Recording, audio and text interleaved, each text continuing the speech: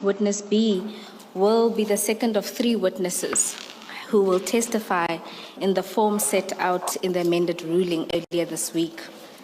Chair, I've confirmed with Witness B she will be taking the oath. Thank you.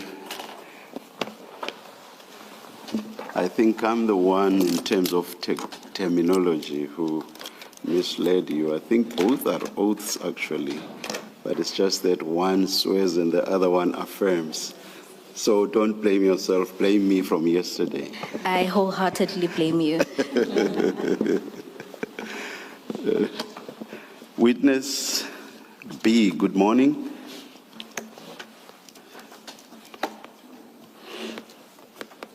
Good morning, Commissioner. Do you swear that the evidence you are going to give is the truth, the whole truth, and nothing but the truth? If so, please raise your right hand and say, "So help me God." So help me God. Thank you. Yes, Ms. Bowie. Chair, Commissioners, to begin with, I'd like to confirm with Witness B the files that she has before her. Witness B, if you can confirm that you have 3 files in front of you, the first file being your statement. That's correct. The second file being the annexures. That's right. And the third file being the exhibit file. This is the Katiso bail bundle, which was marked CJC 4. That's correct. Commissioners, you will have 2 additional files, and that is a set of exhibits. And in terms of the order, these should be marked CJC 5. They're broken into 2 files, CJC 5.1 in one file, and CJC 5.2 and 3 in another.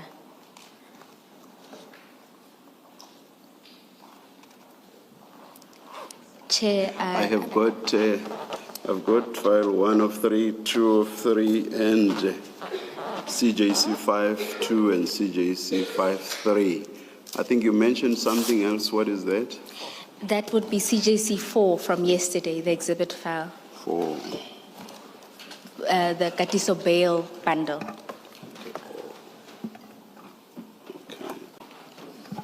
My apologies, Commissioners. But we'll probably get there much later, so...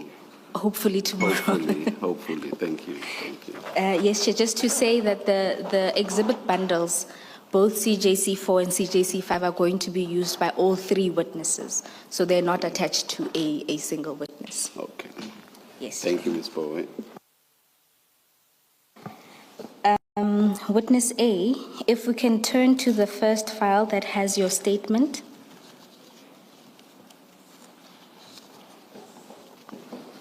It's in front of me. Please confirm that this is a statement you have prepared for purposes of giving your testimony before this commission. I confirm. And if you turn to page 50 of the statement, please confirm that that is your signature at the end of that statement. Yes, indeed it is. Commissioners, having confirmed the statement, we will now proceed to deal with the contents thereof. For anonymity purposes, we don't propose to deal with much of the service history and part of the introduction. We'll focus on those parts that do not reveal Witness B's identity.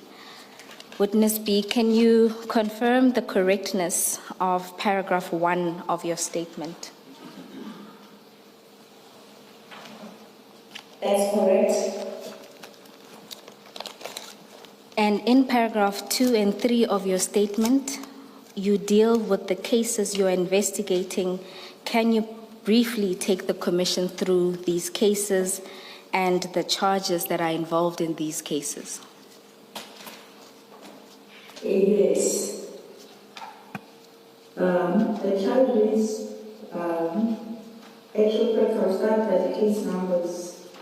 It's case number, paragraph and case number 27544, 2024. As I would say, it has its babies, of which it's Brandy, case number 149 of 4, 2024, also Claire Procure 7704, 2024, and Sunnyside, case number 286 of 1, 2024.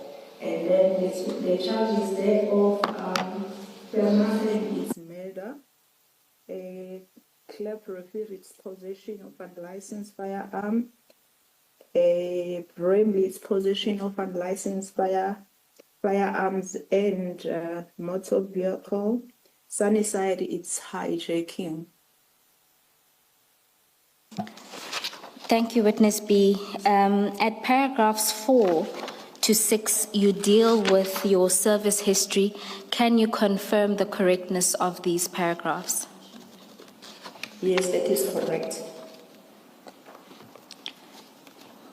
Witness B, at paragraph 7, you deal with the Swart murder. And before you go into the murder investigation itself, you talk about complexities that you faced. Can you take the Commission briefly through these complexities and the unique challenges you faced?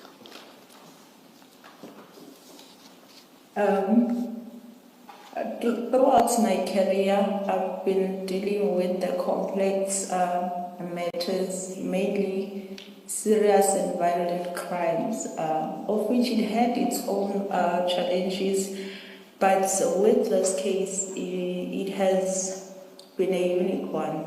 I think it has escalated to the extreme, and it has so many interferences, it has so many threats. Not that I never dealt with threats before, but in this instance, it was so intense. Thank you. Oh, you may continue. Amongst other things that were unique, it was the docket itself. It has there's a lot of people who had an interest in this case, of which it was quite strange, and there was a lot of people who had not the docket itself, maybe if I may put it like that, just the interest in the information, of which it was quite unique. Mainly not because there was an interest in the docket for the good of it, but mostly to the side of the suspect, of which it was quite strange. It was like, I don't know how to put it. There was something so special about the suspects that were involved in this one. Because as I have said, I've been dealing with so many serious crimes that some of them worth to be published even in the newspapers and so on, but I never seen so much interest in those cases. But in this one, there was too much. Can I just ask a question quickly? Witness B, this is Commissioner Khumalo here. When you say there was a lot of interest, was it interest coming from members of the public or from within the service? And at what levels, if it's within the service? Thank you, Commissioner. It was from all spheres, from public to service to all kind of ranks. Thank you, Commissioner Khumalo. Witness B, Witness A spoke to in detail about the scene, but at paragraph 8, you deal with your initial attendance to the scenes on the 17th of April. Can you take the Commission through this? Yes, Commissioners, as Witness A have indicated, yes, indeed, we attended the crime scene on the instruction of Brigadier Khopane. Initially, it was just myself and my colleagues, and then we were joined by 2 other colleagues. Yes, indeed, the scene was consisting of 4 crime scenes, of which we'll break it down by saying mainly we were called to attend the scene at Bramley, whereby the suspects were arrested, and then those scenes, one of that scene, it was divided into two because there's where the suspect, when they come from Vereeniging using a different vehicle, went in, parked that vehicle there with some certain exhibits, and then they drove in a different vehicle to almost 2 streets away from that street where they were apprehended. So, and then the next one, it was at Ancient One-Stop Garage, it's Kleprefir area, and then the other one, it was at Vereeniging. Us being called to the scene where people were apprehended, it worth it for us to be able to coordinate all these 4 scenes in order to get a picture what is happening. Because as much as we were called at Bramley, the murder scene, actually, it was at Vereeniging where everything started. Because that's where Mr. Armand Swart was brutally killed. And then everything started from there when the CCTV footage from the company could identify the vehicles, they were circulated, and then subsequently they were arrested at Bramley. And then what bore Kleprefir 77, or as they were moving from Vereeniging to Joburg, and then one suspect got a puncture, and then he was forced now to stop at Engine Garage at Kleprefir, where he was subsequently arrested. Thank you, Witness B. And at paragraph 10, you deal with the 3 suspects arrested. Can you explain that to the Commission? Oh, yes. As I've said, we first attended the scene at Bramley, where we found 3 people contained at that point, of which we ought to interview each and every one. Subsequently, only 2 were detained. One was never detained, given the explanation and the connection to the crime. It didn't warrant him to be arrested. Therefore, the 3rd person that we talk about in this whole thing is the one that was arrested in Kleprefir, who was part of this crime that happened at Vereeniging. Let me first say what happened at Vereeniging. At Vereeniging, there was 2 cars that were there, of which one is an I-20, white I-20 Hyundai, that had 2 occupants who I would say they were shooters because they were the ones that confronted Mr. Swart and brutally shot at him. And then there was the one that was scouting. But when you look at the video footage, you can see that those both cars, they are together, they're working together, and there's one portion where they signal to each other to show that they're working together.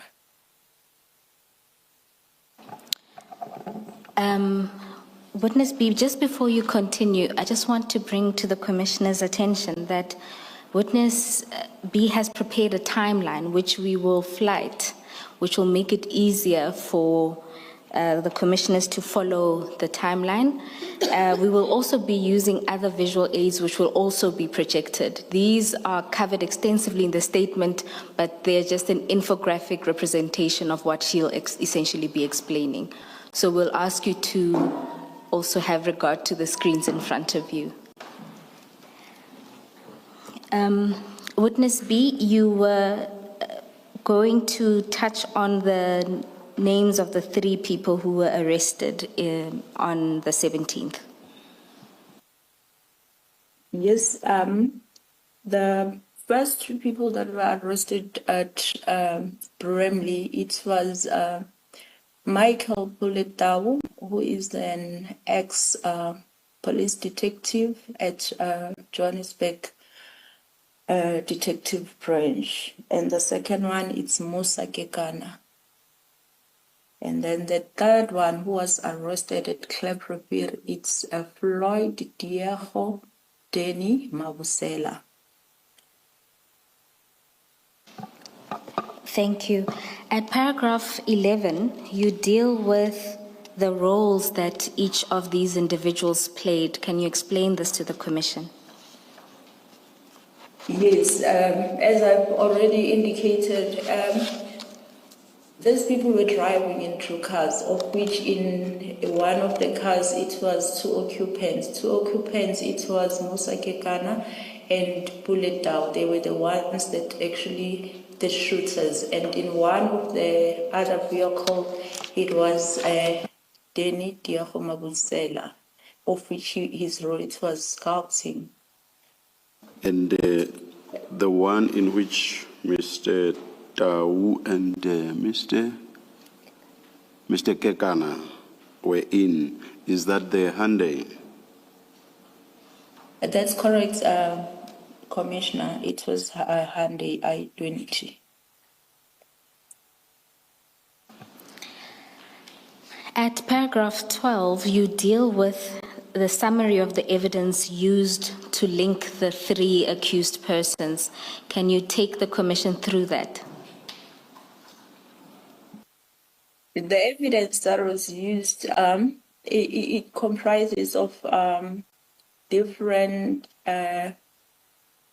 methods, if I put it like that. That will be including a video footage, and I've indicated that at QTech there was a video footage that gives us a glimpse of what happened there, and that actually helped the investigation by leading the police to know which vehicles that subsequently with that information they were arrested at Bramley through the information that was extracted from that video footage.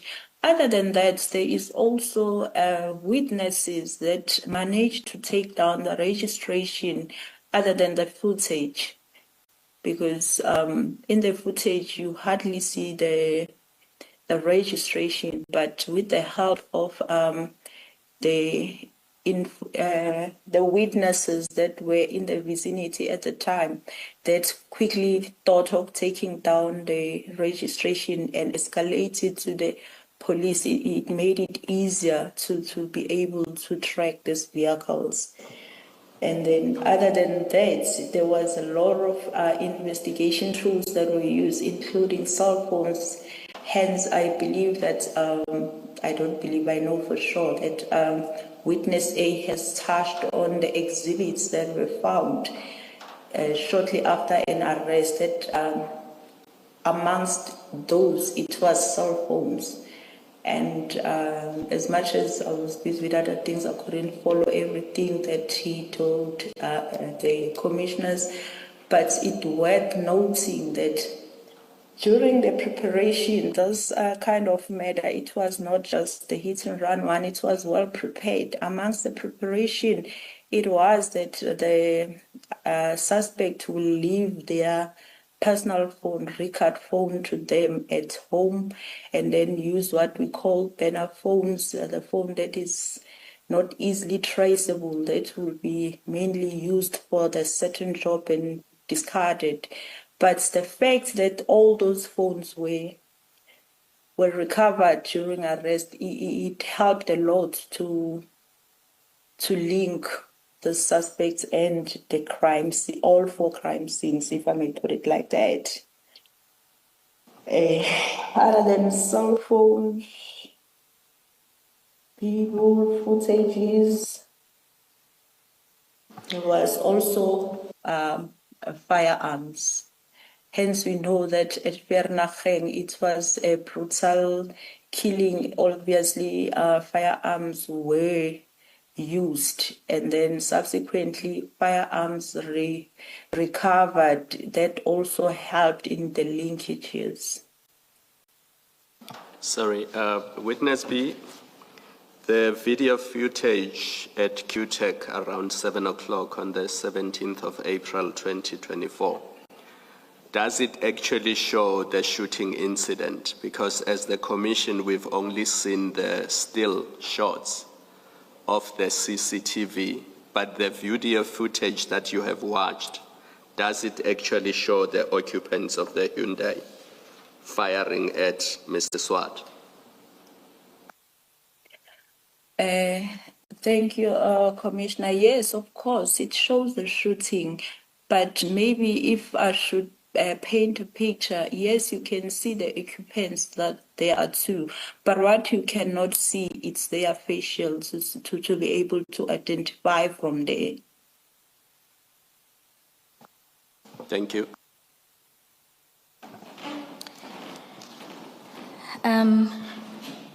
Witness B, you explain with reference to paragraph 13 that the exhibits that were found on the scene were taken for analysis. Can you take the commission briefly through the types of analysis that you engaged with? In terms of the cell phones were taken to cybercrime for downloading, and then there was also section 205 in terms of the data extraction, and then when we get into firearms were also taken to ballistic for analysis. And then when I'm talking about the cell phones, well, with the section 205, looking at the data, it was quite a quicker process, but when it comes to downloading, it took a little bit lengthier because of its dynamics and obtaining of the warrants and then the specifics to the people that are going to extract specific in terms of what the magistrate is looking for.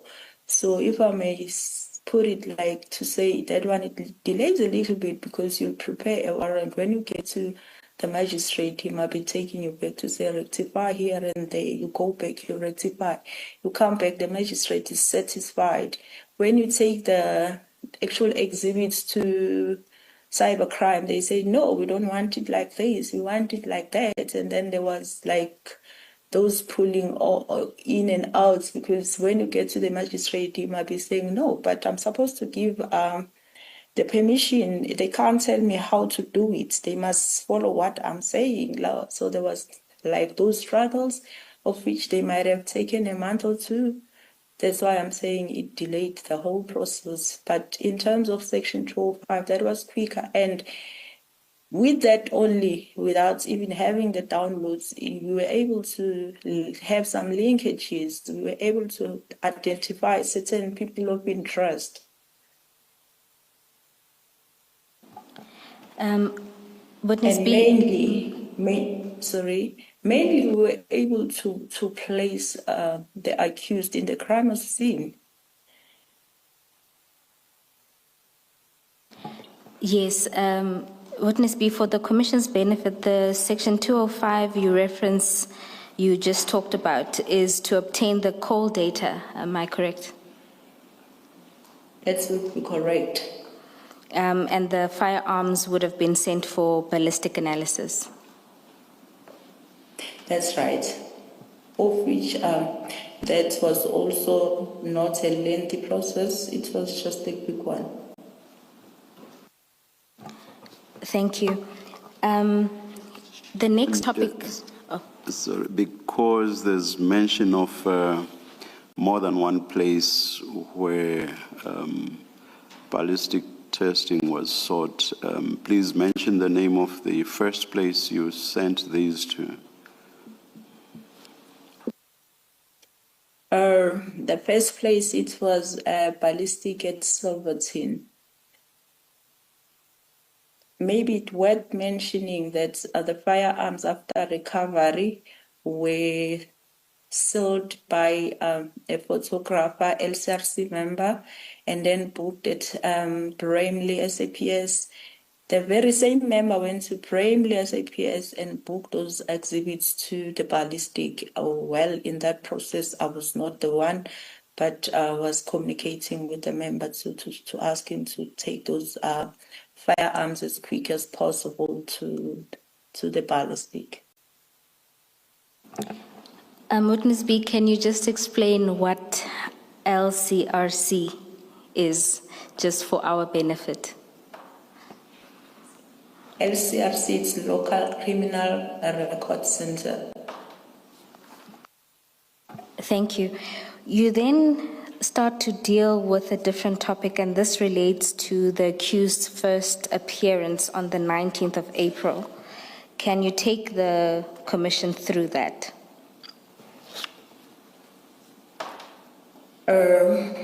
Yes, I will be able to do that. On the 19th, it was the first appearance of the accused at court, and then there was few things that were noted that were unusual. Hence, I've said we've been at court like all our careers, but in this one, there was some unusual things that happened at court.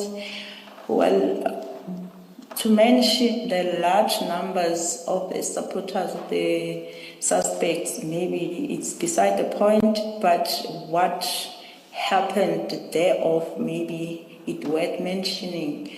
I would say amongst the troops that were there, what we've noted is that the interest more than to be at court, it was on us. As much as we would identify people trying to take a video footage of us, and then some of the things were informed by the security at court because they also noted some strange stuff. Like they came to me, they know me because I've been to that court in the past and other matters. They might be telling me that, hey, these people are trying to take your photo, but we've controlled it and everything. Some of the things that we didn't see, the security informed us about. And there's this one particular utterance that was uttered by a certain lady that I think it's also worth mentioning. She was like saying out loud, like more like bragging, and intentionally so, because we were close by. It's like, you know, when someone is trying to indirectly convey a message to you, but not really saying it to you, but knowing very well that you'll get the message. She said, Katie will make this thing disappear. Like, we didn't understand where does it come from and why is it necessary and why so loud and so bragging, why also next to us. And then after that, after the court, well, all that happened, we noted after the court, when we have to disperse now, I've noted that most of the people that were at court now, we were all out in front of the court, but we were standing like not far from each other, still briefing with each other. I was briefing with my colleagues. They were standing just there looking at us. And I've noted, and I told my colleagues to say, you know what, those people, I feel like they want to see which car are we going to ride in. I don't feel comfortable going to the car because I was supposed to drive my car all alone, and I didn't feel comfortable about that. And then, but anyway, the team felt that we will stand here until when, if they don't move. If eventually they want to see that and they invested to see it, then they won't move until we move, and then we'll wait here until when. And then I asked one of my colleagues to come drive my car because I didn't feel good about it. And then indeed we drove in 3 different cars, and then Witness B being the one at the back, I guess he touched on this, and then he noticed certain things, and then he contacted us about those, and then we stopped at the garage not far in the town there, and then we debriefed, and then we tried to say, let's now you keep driving my, not jumping into that car because I cannot drive alone now. And then let's see if they're still following us. And then indeed, they keep on following us, of which it was noted they even tried to drive us off the road. And then amongst the cars, if I may make mention, at a later stage, we get to know who are they linked to. Not all of them, but one of the cars that were in the convoy that was following us, driving us off road. When we're doing other duties where the suspects are concerned, we find it parked there in that house. So we started to recall to say, oh, but this car is one of those cars.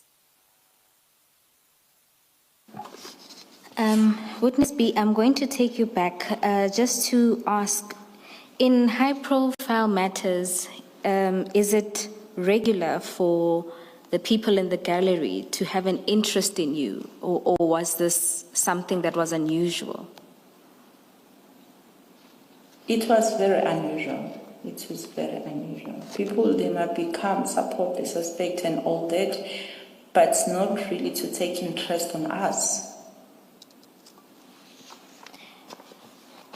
And when you deal with the cars that followed you after the proceedings, you mentioned that one of the cars you spotted while you're doing investigations over there. You said a house over there. Are you at liberty to disclose where you saw some of these cars at a later stage? Okay. Maybe I'm gonna jump the miles now because with everything, the arrest on the 19th, there was bail applications, there was bail on new facts, and subsequently one of the accused got a bail on new facts, and he was given strict instruction to stay at home and whatever. And then I was also tasked to time and again to go and check him, of which I didn't for the longest time. But on that one day when I decided to go and check him in his house, that's where I found the very same car that I'm talking about parking outside his house. And just for clarity, the accused that you're referring to is? It's Mr. Puletau. And what car was this? It was a RAV4.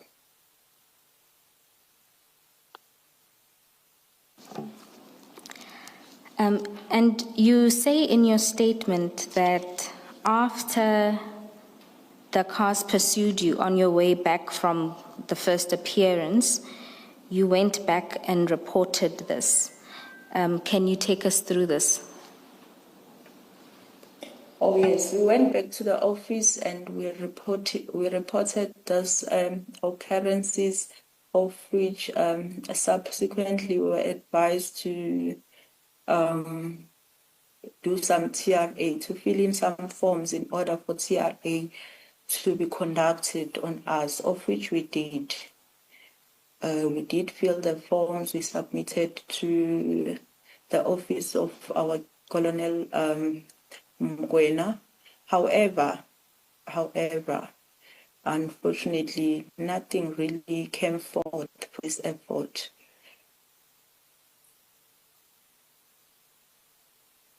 At paragraph 19, you explain that at that stage you didn't fully appreciate the gravity of the case. Can you explain why?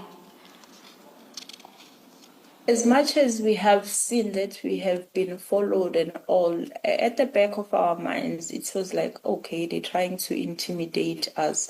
We didn't know how deep it is, because even when we were confronted for the first time by the name KT, who's gonna make this disappear, we didn't really at that point know who's KT, how is he connected to, how is he gonna make this disappear, what powers does he hold to make this disappear. As much as we were aware that this has a potential danger, but the degree we didn't really understand it at the time. And did this inform you not escalating this formally with your commander? I wouldn't say we didn't escalate it formally. The fact that we went back, we went back and reports and the steps. It's not a small step to fill the TRA. It means we were saying, please look at this. There's a potential danger here. It's just that there's nothing that came forth out of it, maybe to look at, maybe we should have known about the dangers right there and there. Thank you, Witness B. In your statement, you move on to the next topic, that is the phone analysis, and you take us through the two processes that are followed in this regard. Can you explain this to the Commission? Oh, yes. We have, as I said, we first got a Section 205 for data. And then after that data that we've applied for came back, then there was another process to analyze it and to, through those analyses, there were linkages that we had out of that process alone, let alone the downloading. And then we have the second part that I said it took a little bit longer, of which now it's an actual downloading of the cell phones, where now we can be able to see the communications, the WhatsApps, the messages. But with the data, mostly we could see that there was phone calls from to, but we won't really see any messages, to be precise, mostly. But when we take to the other process where now we can follow, like even the messages, we can hear what was said to who, that's another process. That's why now I'm saying it's two. And that's why earlier on I said as early as in the process of data analysis, we're able now to link the suspects to the crime scenes. We're able now to link the extended people that I would call in people of interest. Now you can see now that this person has been contacted prior, during, or after the crimes are committed. Then that's why at the time we said it's the person of interest, because it was word pursuing why. Witness B, can you just clarify paragraph 21 of your statement? You say there, after seizing numerous mobile phones found at the scenes, does that include Vereeniging, or are you only referring to Bramley and Q? Oh, thanks, Commissioner. When I'm talking about cell phones, all cell phones, maybe it worth mentioning, all cell phones were, except one, they were recovered at Bramley where the arrest happened. All of them, except the one banner phone that was with Mabusela at Engine One store. And maybe I should make it a little bit more clearer, because maybe it might be confusing. As we've said that mostly they will leave their original cell phone at house. So what happened here is after they came back and they felt it was safe now, they were not arrested, the mission was accomplished. They took their original phones, got into the van with their original phone, including a banner phone. That's where all those phones were confiscated. And then also the one at Engine was also confiscated, but it was booked at Cleprick SAPS. But most of the phones, including Mabusela's original phone, it was also confiscated at Bramley. Thank you. Witness B, you mentioned the person of interest at paragraph 25. Will you share the name with the Commission? Oh, at the time, he was a person of interest because we could see the habits, we could see the trade, we could see that this person was very important into this case, because seemingly the calls were going to him during scouting, and shortly after the murder. So this person later on, we found out that is Mr. Katiso Mlipe, who was subsequently later added in this matter. Yes. Witness B, then at paragraph 26, you deal with how Mr. Molefe was then linked to the Swart murder. Can you take the commission through this process? Oh, yes. Besides what I've already touched on by the cell phone data, and it goes a little further more because even the downloads, they still bring him closer to this case, not even closer. He's part of that. What I can say now, there's a date that I'm gonna mention. But maybe before I go to the date, let me first explain to the commissioners as to why are we here in the first place. This all started when the company at Transnet called SK Group was awarded with a tender. And then in this tender, it has been established that there was a lot of manipulation. First of all, that in the process of awarding that tender, there was two things that were very outstanding. Is to say in competition with this SK Group, there was two also more companies of which it was Mount Gate Trading and Striveforth. And then as investigation progresses, we learned that this Mount Gate and Striveforth, they actually domained companies, meaning there was no competition in the first place for the SK. Witness A, can you just stop for a second?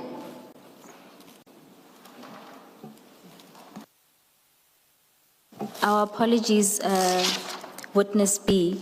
We were just having a technical difficulty. Can you explain the scheme again, the Transnet scheme? Okay.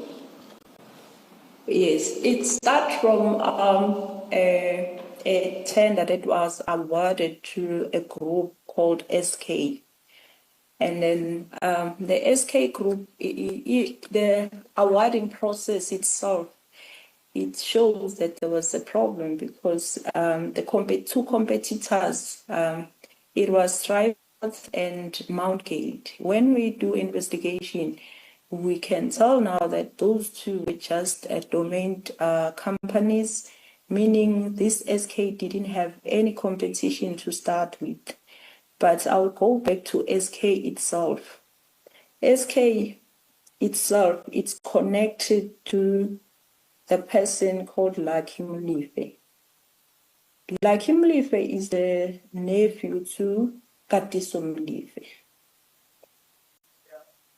This SK group was awarded this tender, and then after it was awarded this tender, all we can tell it was a manipulation because of these two companies. Already Lucky Molefe is the buyer, is the one who was facilitating this process.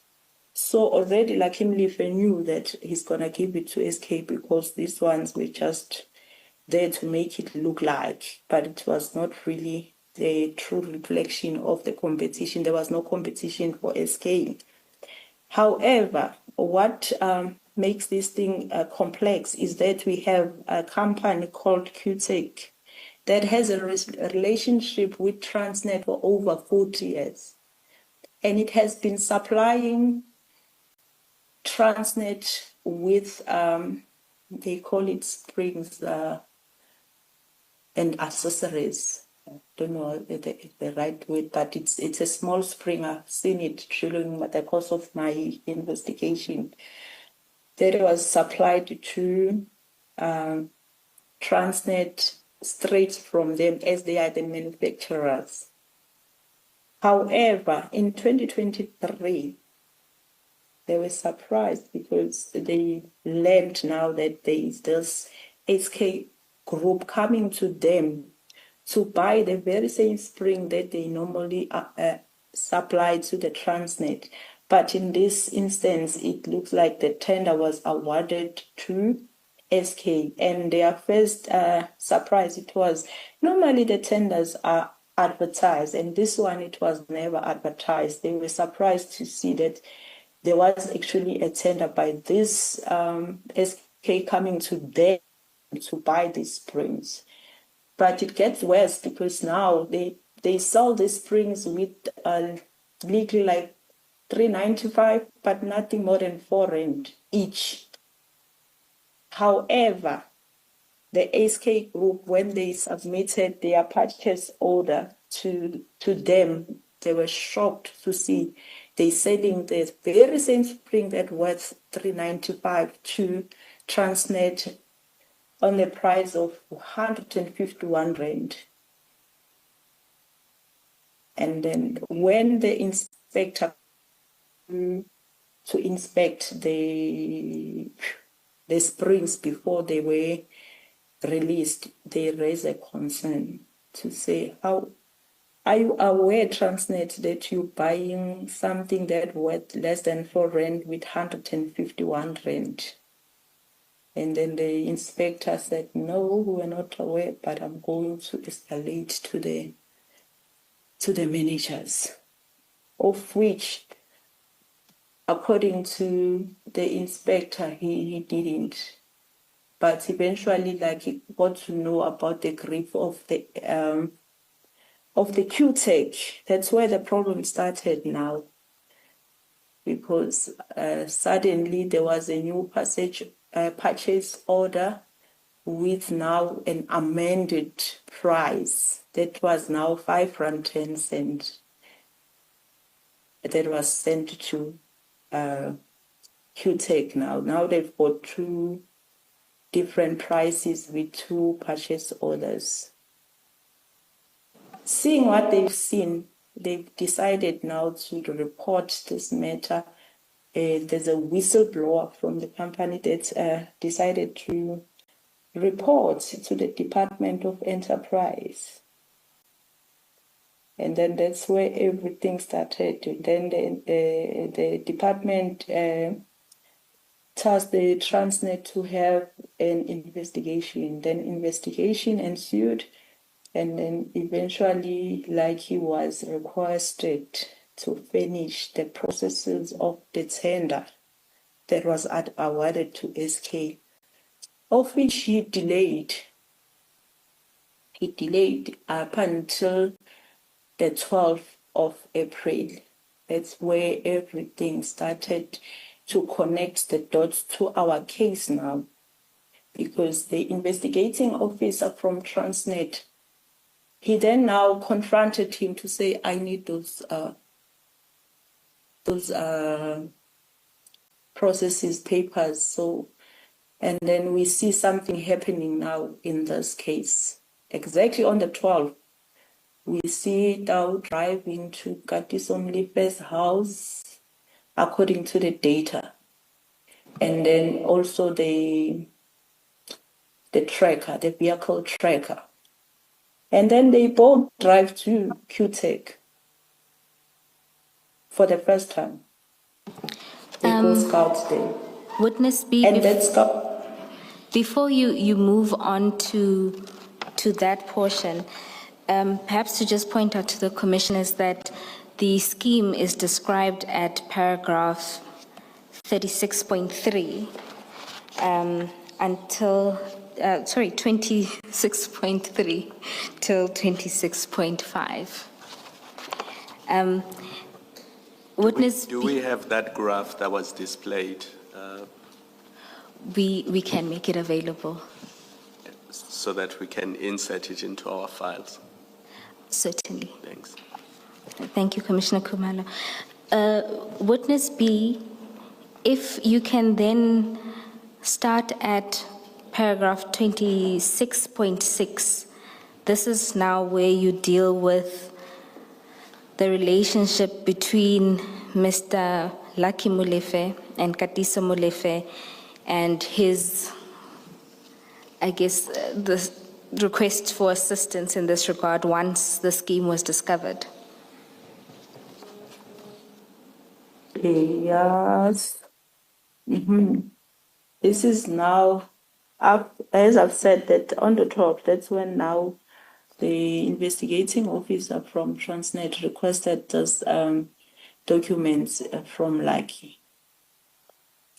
And then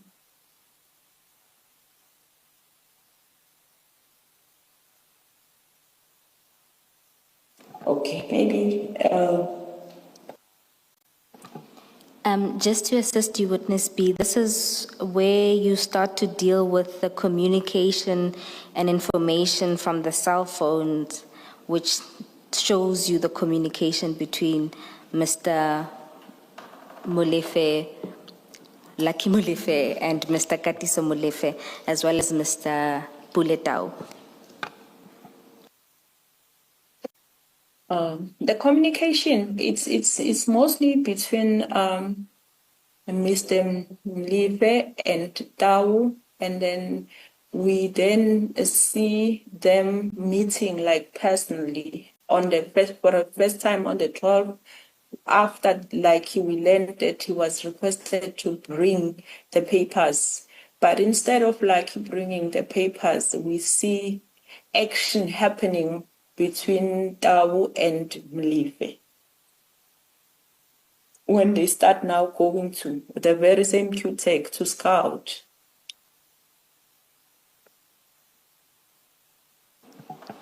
And that you could see that from a data that Dawu drove to Katiso's place, and then they were together picking up at the same tower at Katiso's place. Shortly, they didn't even take some time. Shortly, they both seen driving together to Vereeniging at QTech. And then from there, they go back to Katiso's house. Then Tau goes his way. And does the scouting only happen on the 12th of April? That was the beginning. That was the beginning of it. That's why I'm saying it was triggered by the investigating officer requesting these papers. Now it seemed to be urgent. Something needed to be done urgently. Otherwise, there was going to be problems. Because from the 12th, there was a scouting. The 13th, there was a scouting. The 14th, there was a scouting. The 15th, there was a scouting. The 16th, there was a scouting. Subsequently, Armand was killed on the 17th. But there's things that happened in between. We see Katiso sending a name and a number of the intended, supposedly they thought it was a whistleblower, but let me just say of the employee from the QTech, he sent it to Tau. Tau started sharing this with her girlfriend named Lerato, asking her to search and find who is that person, of which Lerato indeed she searched until she find the intended target with his boss, and she sent it back to them, to Tau, let me not send it to them, send it back to Tau, send it back to Katiso, and they agreed that this should be him. And then the scouting continued, and then we could see there was a testing of vehicles and so forth. And in one of the days, we could see Tau's Viano there up until the knock-off time where everybody will leave QTechs. I think they were trying to identify the target. And what is notable, after the 16th from scouting, they go back to Mlive again.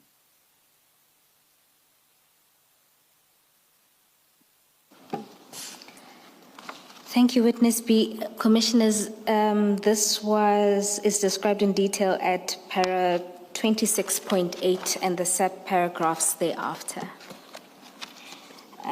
Maybe just before you leave 26.8, Witness B, you say at one point Katiso Molefe sent details of employees of QTech to Mr. Tau. That's correct, Commissioner. That's when now he sent the cell phone number of the person that was intended to be shot, that was believed to be a whistleblower, and the name. I don't know if it's safe to call out the name of the victim. No, witness B, that's not necessary. But it was not Mr. Swart, is that correct? No, it was not Mr. Swart. It may be worth me mentioning that in all of this, unfortunately and sadly, Mr. Swart was never the intended target. It was a mistaken of identity. I don't think we should get to who the actual whistleblower is. Let's leave it there for their own safety. Yes. Yes. Yes. Commissioners, just to cross-reference, this would be the annexures that witness A went through yesterday with all of the stills. So that information is contained there. Can we? Yes, it's what I was going to raise. Witness A gives dates of scouting, and I think she starts at 12, 13, 14, 15, 16. I think it will be helpful that you cross-reference from yesterday's files, that you tell us the 12th is this exhibit that we looked at yesterday, the 13th is this, because to read this without reference to annexures will be very difficult when the witness is not here. Commissioner Bailoy, we will do so. I'll just ask that once I get my file with witness A's annexures, I'll do that exercise and give you the references. I'm happy that you can even start with that tomorrow morning, if you need the rest of today and the evening to do that cross-referencing. Thank you.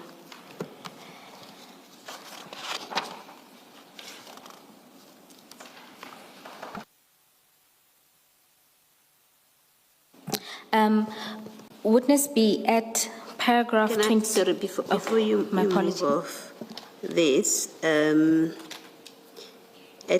paragraph 26.8.4, and perhaps Ms. Bowe, it still falls in the category of what I'm asking, what I've asked that you do for us. The witness says, on 12 April 1st, Mr. Dow is seen driving to Mr. Molefe's place, and then they both drive to the location for scouting. I don't recall, and the witness, you can remind us, I don't recall that we saw evidence that they were both in the vehicle. I do recall the evidence about the vehicles, the vehicle going to Mr. Molefe and then it leaving. Is there evidence that they were both in the vehicle? And perhaps when you do the exercise that I've asked for, you can try and locate that. Commissioner Baloy, I think witness B will be of assistance. She referred to cell towers being used to show that they were both at that location. Maybe let me direct the question to her. Let me do that. Certainly. Yes. Witness B, at 26.8.4, you say on the 12th, first Mr. Dawi is seen driving to Mr. Molefe's place, and then they both drive to the location for scouting. How do you know that they were in that vehicle together to the location for scouting? Commissioner, we know that through the call data.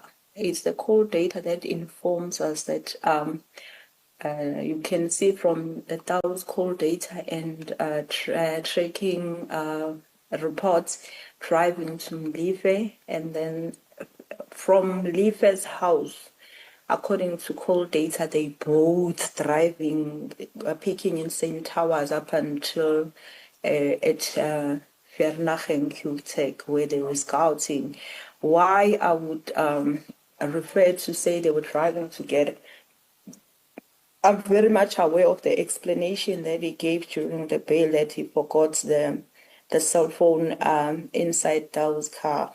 but I'm not convinced, commissioners, because in between he was making calls, let alone receiving calls. Receiving call, I will maybe give him a benefit of the doubt because even doubt can answer. But making calls from your phone, that's extreme. And I know he was using iPhone, and I'm definitely sure that Dow wouldn't be able to access iPhone without him because I know the security is in the iPhone. I'm using an iPhone. Thank you, Witness B. Thank you, Commissioner Paloi. Witness B, you wrap this section up at paragraph 26.9, where you talk to the motive. Can you explain this to the commissioners with reference to paragraph 26.9? Thank you. Yes, the motive, yeah. Hence, I reference to the 12 to say we see something common about the dates, the 12, because the 12 is when now, like, he was pressured to give the documents, and knowing that there was manipulation in this, and that would have costed him his job and everything that he worked for. And then instead he reached out to the uncle, and the uncle called out to the friend, and they both start scouting as immediately as they eat the 12, because the 12 is the genesis of why we are here now. And then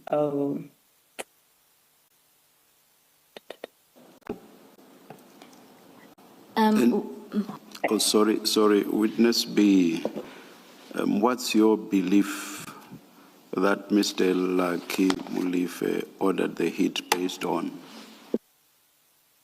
it's based on this SK tender and the whistleblower, because, Commissioner, the actual person that was intended to be killed here is the whistleblower that was blowing the information in this SK tender thing. So unfortunately, we find Mr. Swart being killed, but not the person that was intended to be killed, because now it was creating problems for Lucky at work now that the investigator was busy now needing to have these documents, and the same documents was going to reveal that these two companies that he said they were in competition with SK, they actually non-existent. And the SK itself, it has its own problems, because the investigation has revealed that even there, it was a pawn in Lucky Molefe and Thapelo Molefe, who's the son to Katiso Molefe's pawn, because when the money was paid now, maybe I don't know if I'm going too forward, but when the money was paid now to this SK, what happens? It gets paid to SK account, but the whole amount is transferred to Thapelo Molefe's account, and Thapelo Molefe is the one paying people, including the so-called director of SK. He's getting as little as 30,000 out of 1.2. So now it tells you who are the mastermind of this SK group and this tender, and it gives you a clear picture why Mr. Molefe was interested and had to do something, because he was protecting the interest of his own son and the nephew. I understand about calls or other contact between some of the people alleged to be involved in the murder, that is before the murder, and even the report to Mr. Katiso Molefe after the murder, that I think it said, Abuti, we are fine, something like that. So I would understand the basis for inferring or concluding that Mr. Katiso Molefe could have ordered the hit. I'm not so sure that I get how you get to the conclusion or inference that Mr. Lucky Molefe could have ordered the hit. But I will leave it there. You have made your point. Commissioner, can I add a little something on Mlife? Yes. Mlife, meaning Lucky. Lucky is the person who awarded this tender to SK Group. And Mlife is referred to as the buyer at Transnet. Definitely, Mlife, like it's not the first time he buys these certain springs from for Transnet. And Mlife is at the liberty to look at the history in the system for the people who have been supplying them with the springs, of which at the most, the people that maybe were expensive, they were not above 6 rand mostly. I'm not talking about where he facilitated, where other employees facilitated the process. The least is 6 rand. But in every tender where he was involved, it's 100 plus. So, what I'm trying to put out there is to say, Mlife, it's not only this tender that he awarded in this fashion. So opening an investigation for him, it was crucial because it was gonna expose not only this and others as well. That's why this whistleblower had to be taken care as quickly as possible before everything comes to light. And perhaps Witness B, just to clarify with reference to the infographic, there's a dotted line next to Molefe on the right where you mentioned that further investigations have found other schemes. Can you explain that briefly?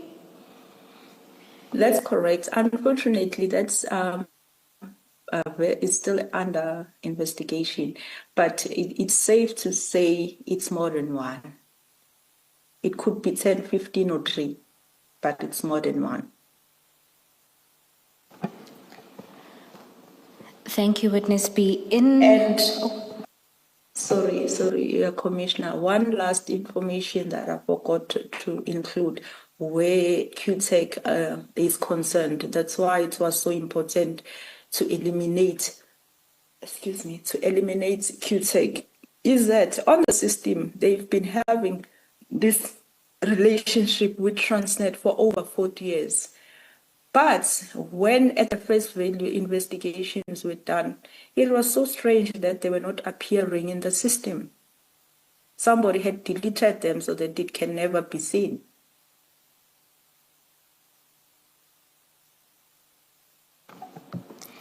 Thank you, Witness B. The next section in your statement, you deal with ongoing signs of intimidation, threat, and interference. You explain at paragraph 28 what kept happening as you went to further appearances. Can you take the Commission through this? Which paragraph am I dealing with now? We are dealing with paragraph 28.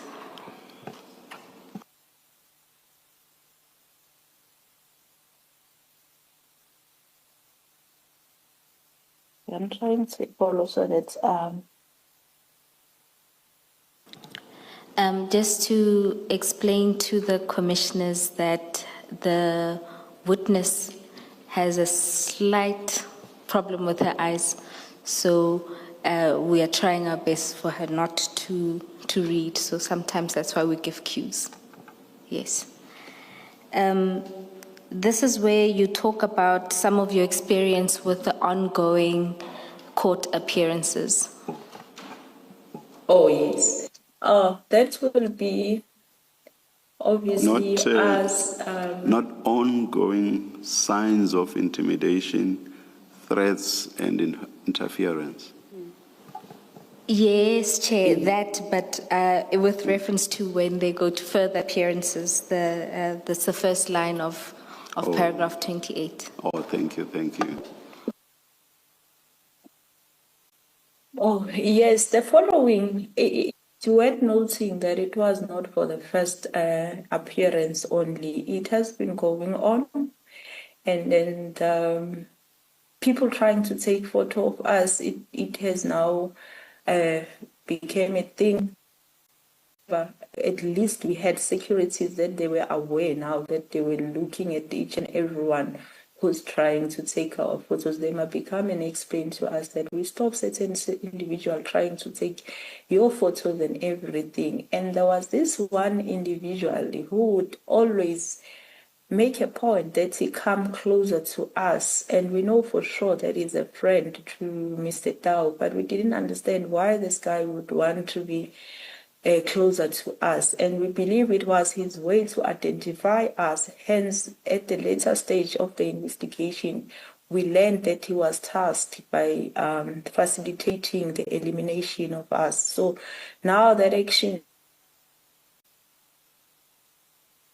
maybe somebody needed to see us and he would say, the ones that I would go closer to them, it's them. I don't know. And at paragraph 29, you deal with some of the intelligence you were receiving. Can you tell the Commission about that? Yes, and then this would be the information that will be deliberately delivered amongst the team to say you have only, you like us investigators, you only have two options. You only have an option to accept the bribe and do what those criminals want, or you'll die. Actually, the second one, it's not even an option. It's like that. It's either you do this or you will die. And then where the suspects were concerned, there was a time where a person was informing one of our members to say, now there's only three options. The suspect will escape, the suspect will kill you, or the suspect will buy his way out.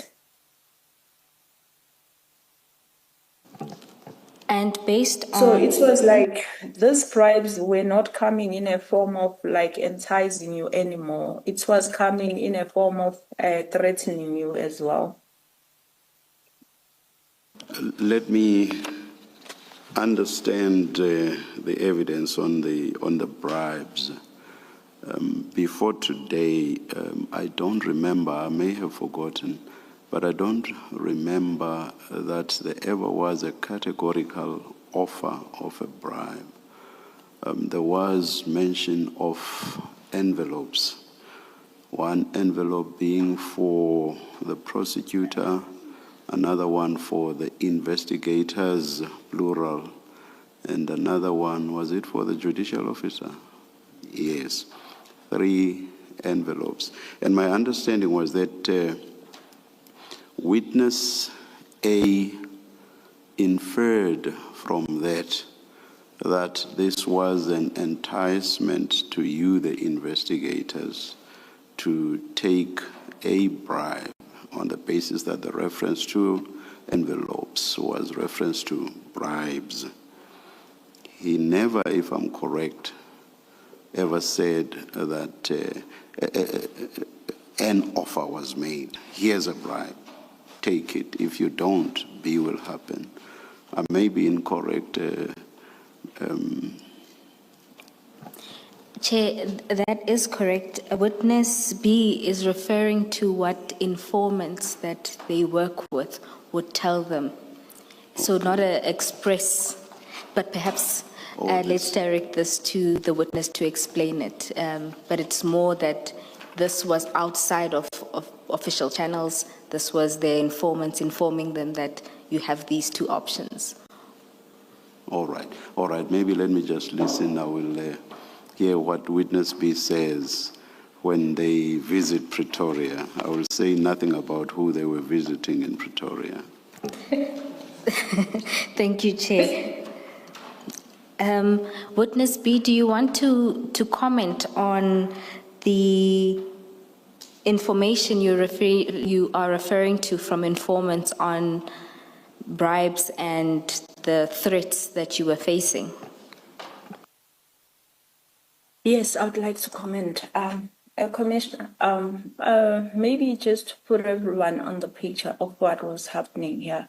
And yes, I understand we say informant, but this kind of informers, actually, let me say the one that was telling us that information, it was not somebody who detached himself from the closeness of the suspects, if I may put it like that. He will put it in a way as if it's a message. It's a message from where the suspects they have interest or whatever, is to say this is what is going to happen. This is what you should be doing, or else this is what is going to happen to you. And it went as far as at some point there was, even though there was never a direct approach to say, here's the bribe, you take it or you die or whatever. But there was the point whereby an amount was mentioned. Witness B, through inform.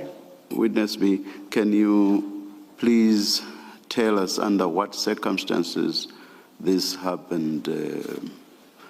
Where were you when this was said to you? Where was the person who told you this? Were you in the presence of each other? Unless you are not willing to tell us who this person was, who was this person? Can I not say who was the person, but I would say this information to me, it gets to me through the colleague, because this informer is directly reporting to the colleague. I was saying at some point, the very same informer told the colleague that the amount that was already paid to the investigators, let me say to me in particular, he said I was paid 1.2 meter. And this information comes shortly after Tau is granted bail. He said, you see, I told you that this person has been paid. Like he's speaking from the point of knowing, even knowing the amounts. And everything that he has warned my colleague about, it's happening. So it's easy to believe such person when he says tomorrow this person is going to get paid and the person gets paid. Now he tells my colleague that I've been paid 1.2. So he was supposed to believe even that. But unfortunately, he knows me better than that. And are you also not willing to tell us who the colleague was? Oh, Commissioner, can't. Chair, I'm going to have to protect the witness from you. Sorry? I'm going to have to protect the witness B from you for a little bit. And I think they will touch on the fact that sometimes referring to colleagues compromises them at the stations they work at. So they aren't able to reveal that information. Well, the witness must tell me that. The witness must tell me that I did not for 1 minute suggest that I was going to press. If for whatever reason the witness says they are not willing to divulge who the colleague is or was. Thank you, Chair. Witness B, can you explain to the Chair why it is you are unwilling to divulge the name of even your colleague? It's gonna expose the identity.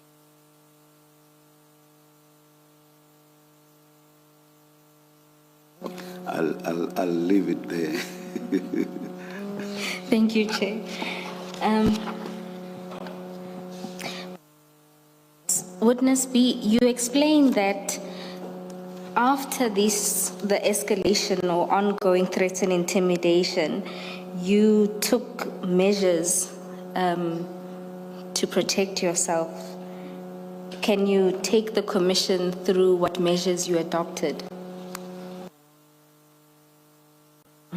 This happens shortly. Most of our drastic decisions were taken by us after the release of Tau, as much as we were in danger before. But now that it was released, we knew that the danger has escalated. Witness And B. Let me help you. We are at paragraph 29 of your statement, so we are not at Mr. Tau's release yet. This was when you stopped driving. Oh, yes. No, what I did there, I was really afraid to drive the vehicle that was assigned to me, a state vehicle, because that vehicle I've been driving it since it was handed to first time it was, I was driving that vehicle. So it was easy to track me on that vehicle. Therefore, I was afraid to drive it. Then I gave it to my colleague to drive it, and then I stopped completely to drive it. And at paragraph 30, you refer to assistance that was given from a private security company. Can you explain this to the commission? Yes, this assistance happened shortly. As I'm saying, maybe I'll be too forward because some of these occurrences happened shortly after the Tau was released. Even me stopping driving the vehicle, that was exactly the time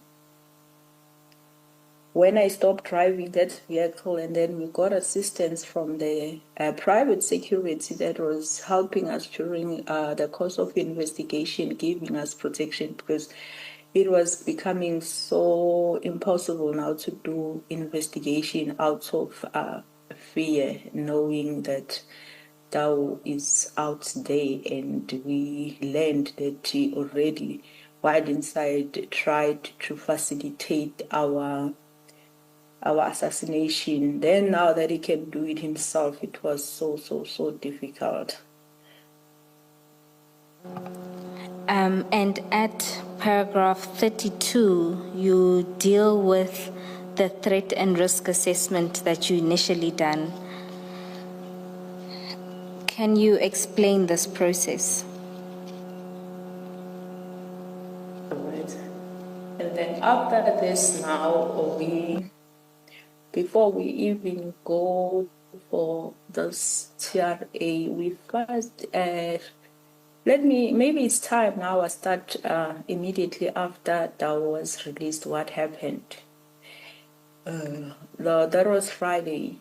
On the following Saturday, we had to regroup, me and my colleagues, to Okay, Witness B. look at how.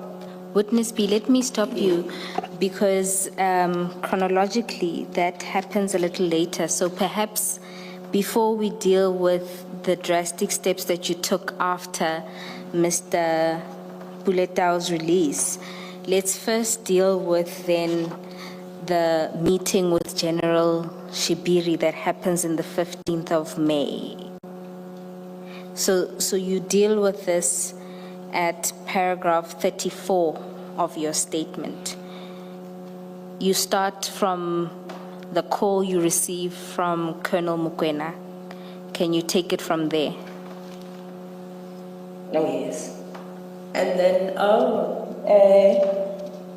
on this day, it was after hours, I was at home already. Then I received a call from Colonel Mukwena. And then he told me that he was with General Shibiri, and he had Witness B? Shibiri through Colonel Mukwena. Witness B? Can we stop for a second? I think the connectivity is is bad. Can you say something just so that we can hear that it's gotten better?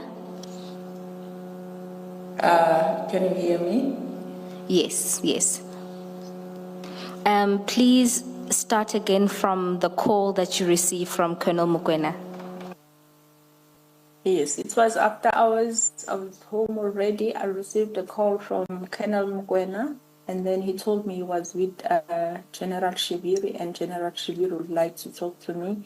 He then handed over the phone, and then I spoke to the general, and the general was basically asking me question, trying to understand the whole case and the linkages and everything. Therefore, unfortunately, I was not in the liberty to do that. I feel so uncomfortable to do that over the phone because after realizing the people we're dealing with that they were too sophisticated, so we were not really discussing any of the cases concerns over the phone. Therefore, I explained that to the general to say, I don't mind giving general the brief case, but I can't do it over the phone for this and that reason, of which he understood. He said, okay, cool, and then you can please come to my office so that you can give me this information on this case. That is, of which it happened. that is the visit to Pretoria that I was referring to earlier. Yes. Witness B, in the reporting line or hierarchy, what is Colonel Mokoena in relation to you? Is he your direct superior? That's he was my direct, and then him reporting to the brigadier reporting to the general. Brigadier being who? The name of the brigadier to which Colonel Mokoena reported? Brigadier Khopane, sorry. And then Brigadier Khopane reported to which general? General Khumalo. Because of many Khumalos, we will say General Mbuso Khumalo. All right, thank you.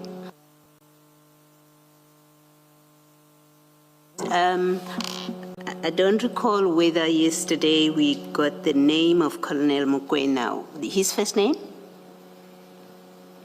I know him as Colonel Mokoena. I don't know his first name. All right, we'll get it. I'm sure Ms. Bowe will help us at some point. Thank you, Witness B. So, Witness B, you are not on first name basis.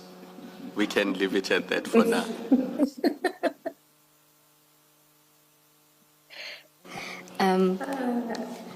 Thank you, Commissioners. We are about to go into the content of the meeting, and I note slightly early, 3 minutes before tea. Perhaps, Chair, this is an opportune time to break. Let's adjourn and resume at 1:15.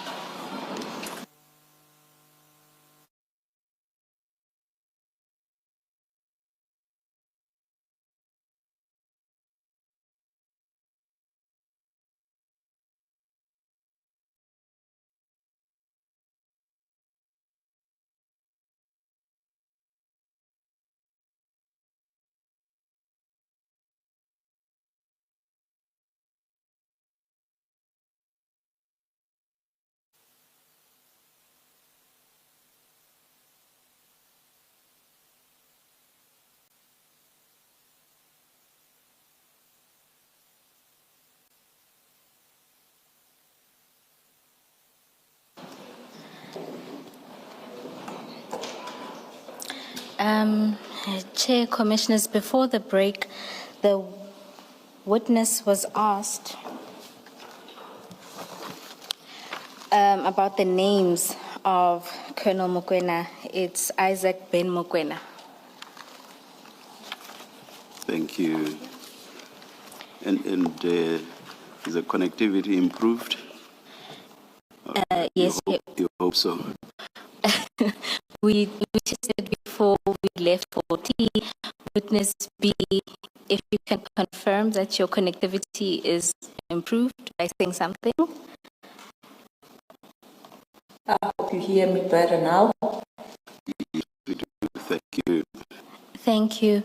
Chair, Commissioners, I'd also like to note, that in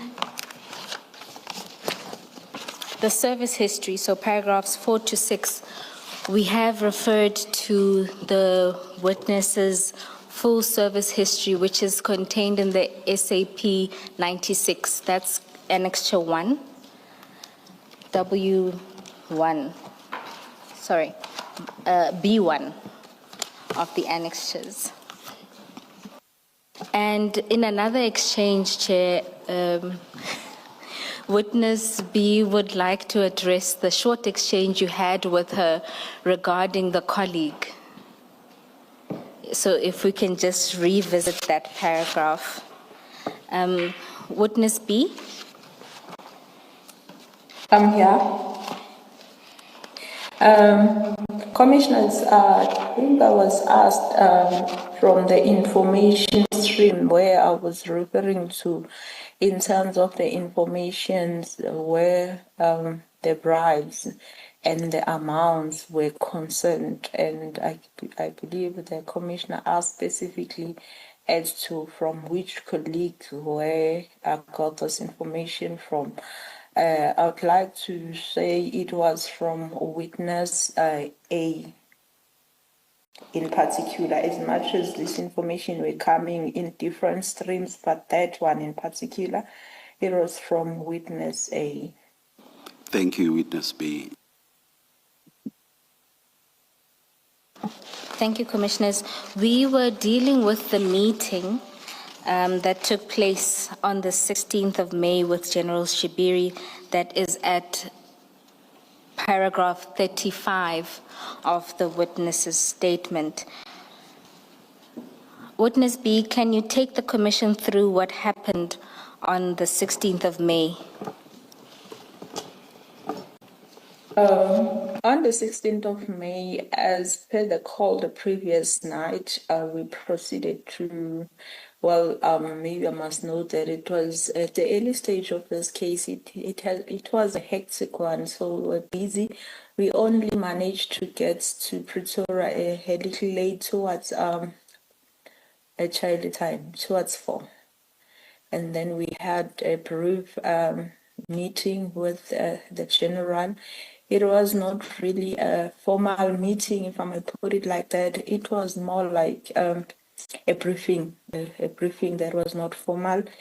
In all essence, what I can say, evaluating from what was said in that meeting, mostly General, at first, he was giving us a layout to say he understands that the case that we're investigating is of a serious nature. He even referred to a case that he once investigated himself and his team of a late General Masangani, of which he also highlighted the challenges himself and the team that encountered, the dangers that they encountered. And then he eventually advised us that we need to look at TRA because that will provide a better security given the circumstances. And then he took us to the process of safe houses, and then like he was giving us a glimpse of what it entails and what it means, and then where it starts. We must first have a TRA, and then those measures may come, because he was speaking from an experience. And then the conversation went on and on and on, and then eventually we were given a chance also to give a brief of the case that we're having. He further gave us also a more insight on this case in particular now, to say, oh, well, this case is of a serious nature and your life may be really in danger because these people are connected to a figure called Mswazi, of which at the time I didn't really know. When one says Mswazi, what does that mean? But that name was dropped, and then he furthermore tell us that those guys are of a great danger because they're not only limited to Mswazis, they also working with some of the police officers from Toms. There was a name there that in particular stood out. It said it was Velani Zungu. Who's working with them. Well, I don't know him. I still don't know him even now. And then there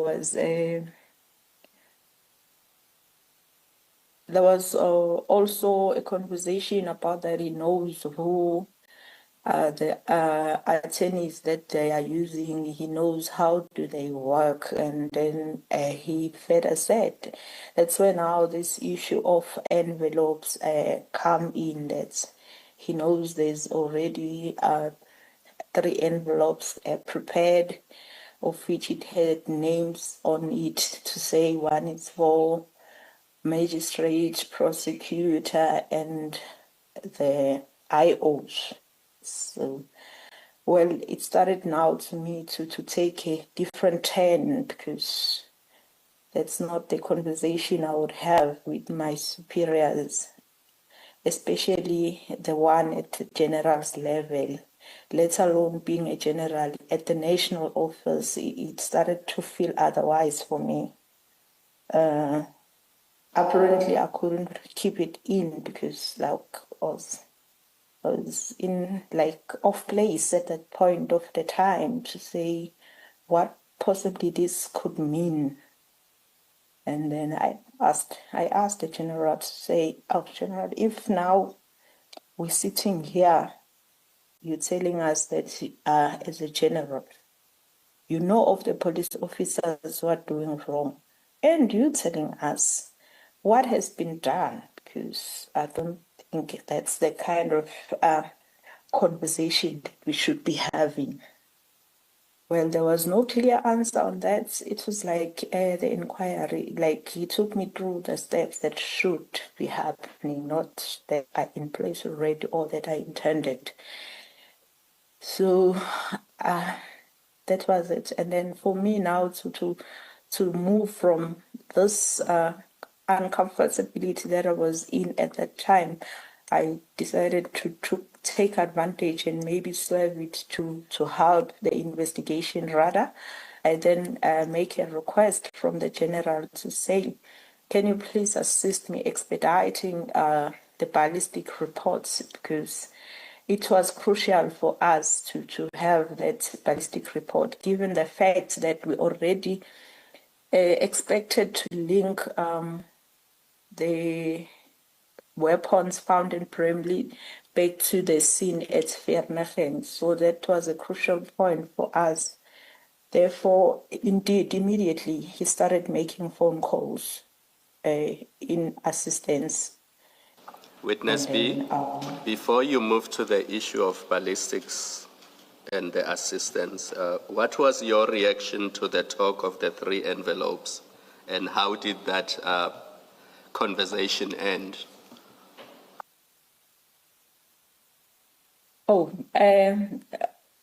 My understanding, hence I've just indicated to the commission that for me it just became uncomfortable because I didn't think me and the general would have such conversation, because according to me it's wrong. Even if maybe the general knows of that, he can't tell me as a junior about it. Yes.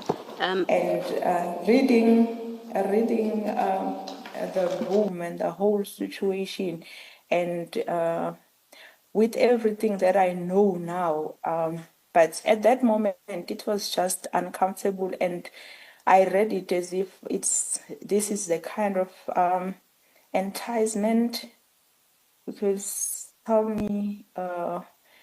if you tell me about the monies that are there in relation to the case that I'm investigating, and amongst the people that are supposed to get the envelope, it's the investigating officers. What are you trying to say? Witness B, The slide that we are looking at says the meeting with General Shibiri was on the 16th of September, and yet your statement says, 16th of May, I beg your pardon, and your statement says the 15th of May. Which is the correct date? Commissioner, The 15th of May, it's when I received the Oh, call, your commissioner. The your visitation, pardon. it was actually on the 16th. All right, my mistake. I beg your pardon. Secondly, the slide speaks of a JMPD officer confirmed to have tested plates for the matter, and sent to KT. What is that all about? It's to summarize to understand. That information comes from a different information. I think me putting it in my statement in that sentence, it will need to be rectified. He never really spoke about that. It's from a different stream of information, but not General Shibiri. So it is a mistake that it is recorded as if it was a discussion with General Shibiri at that meeting. Yes. All right. That and also the one for somebody in Johannesburg Central, those, they don't fit in this meeting. All right, thank you.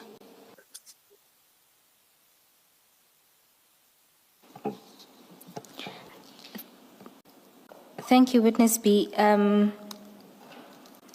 You explained that after the meeting, on reflection, you drew a conclusion about why General Shibiri called you to that meeting. Can you explain to the Commission what that was?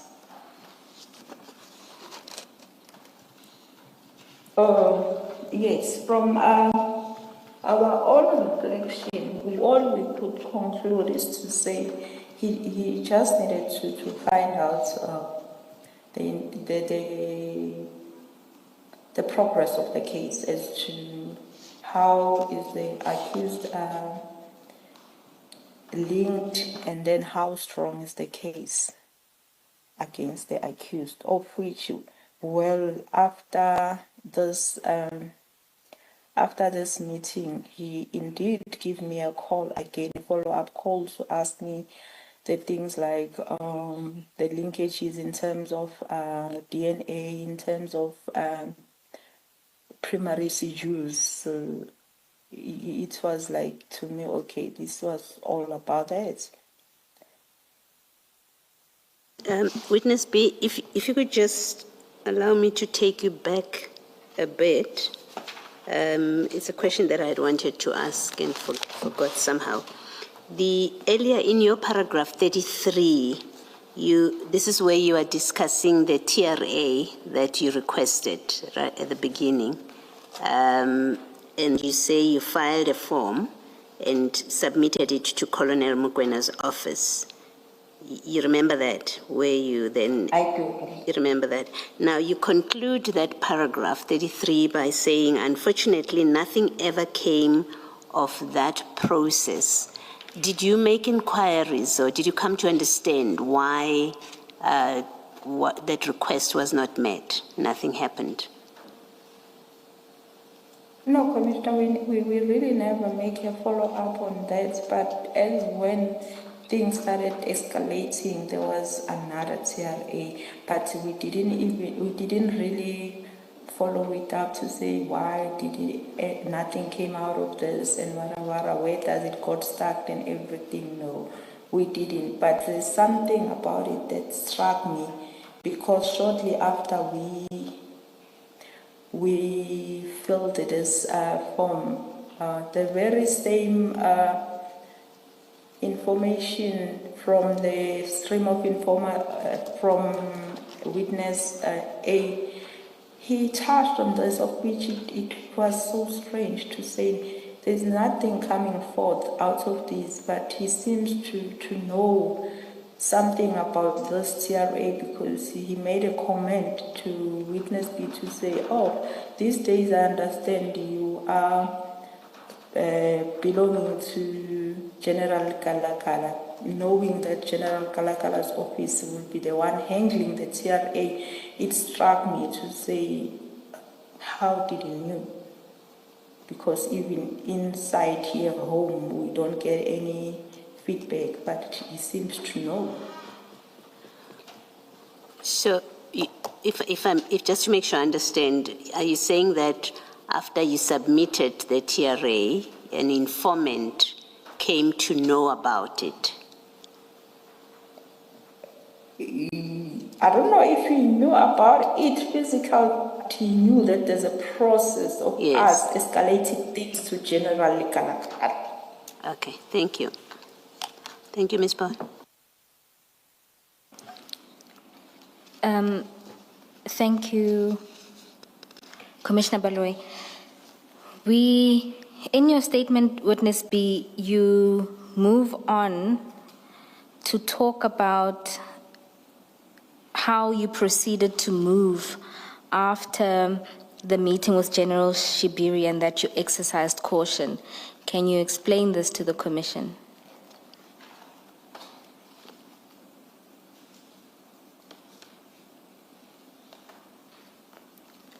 Can you please direct me to the paragraph we need to be on the same page? This is at paragraph 40 of your statement.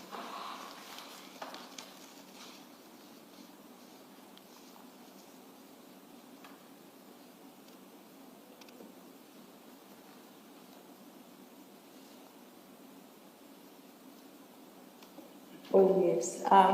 This is where now we took measures about the case itself as to how to treat it, as to who do we communicate with in terms of this case. And besides that, we were also instructed by Brigadier Khupane after she learned that we already had a meeting with the general without her knowledge. Then there was a strict instruction that she gave to us to say, this case is too sensitive.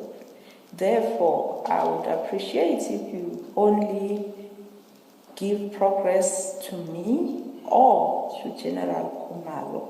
Those were the only two people that were supposed to share any information where this case is concerned. Because even in the group chat, we never really said anything where this case is concerned.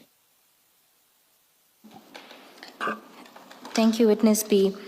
In your statement, you then move on to the ballistics investigation. And at paragraph 41, you begin with the call that you received from Colonel Mukwena telling you about a telephone call from General Shibiri. Can you take the Commission through that call? I don't remember the exact dates, but it was between May and July and June, actually, early June. I received a call again from my Colonel Mukwena. He informed me that General Shibiri has called. He said that the report is ready, I can collect. And then I went to ballistic together with other colleagues. I didn't go alone. And then we went there. On our arrival, we went to the office where the report is supposed to be handed, because there's a specific office. When we got there, we were told that we should wait. Witness B, did you move away a little bit from the computer? Your voice is fading, Witness B. Can I try again? Try again and just a little louder. Okay. Between end of May and Witness B, can you hold on 1 second? Did you make any movements to where you were sitting? No. Oh, no, it sounds better now. If you can proceed to your arrival and going to the collection office at the ballistic section. Yes. I received a call again from my Colonel Mkwena, telling me that the general has called, telling me that the report is ready. I can go and collect. Indeed, I proceeded to the ballistic together with my two other colleagues.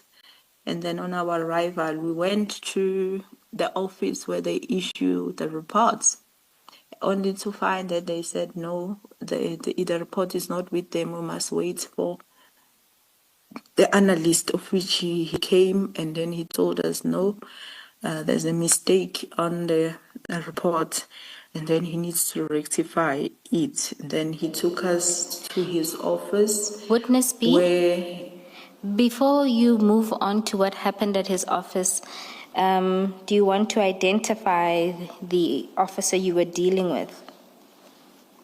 yes, at the time that was Warrant Officer Mahotlo, but currently it's Captain. Thank you. And what happened when he took you to How his do you office? spell that for the transcript? Can you please spell that for the transcript? It's M-A,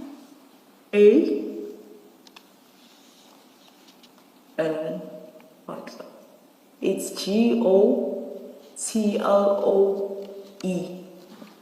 It appears here. That's it- KG. Yes.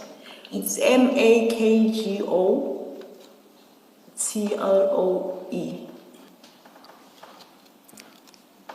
Thank you, Witness B. So you proceeded to his office?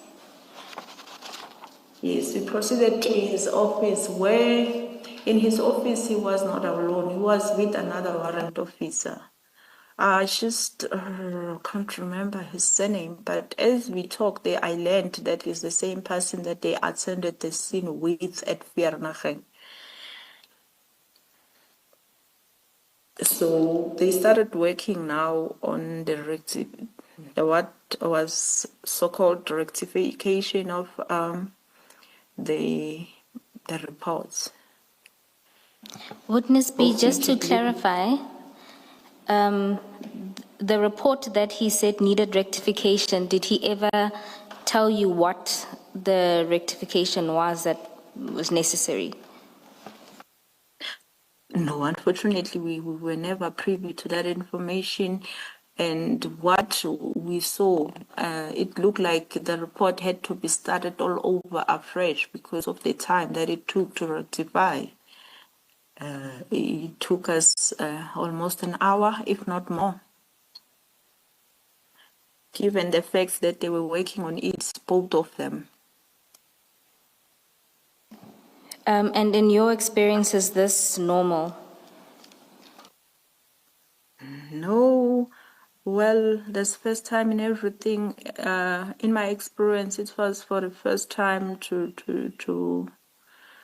have that, because sometimes we'll be the one identifying maybe mistakes and we go back and it's a matter of a minute or 20 minutes, and then they rectify just that and then we good.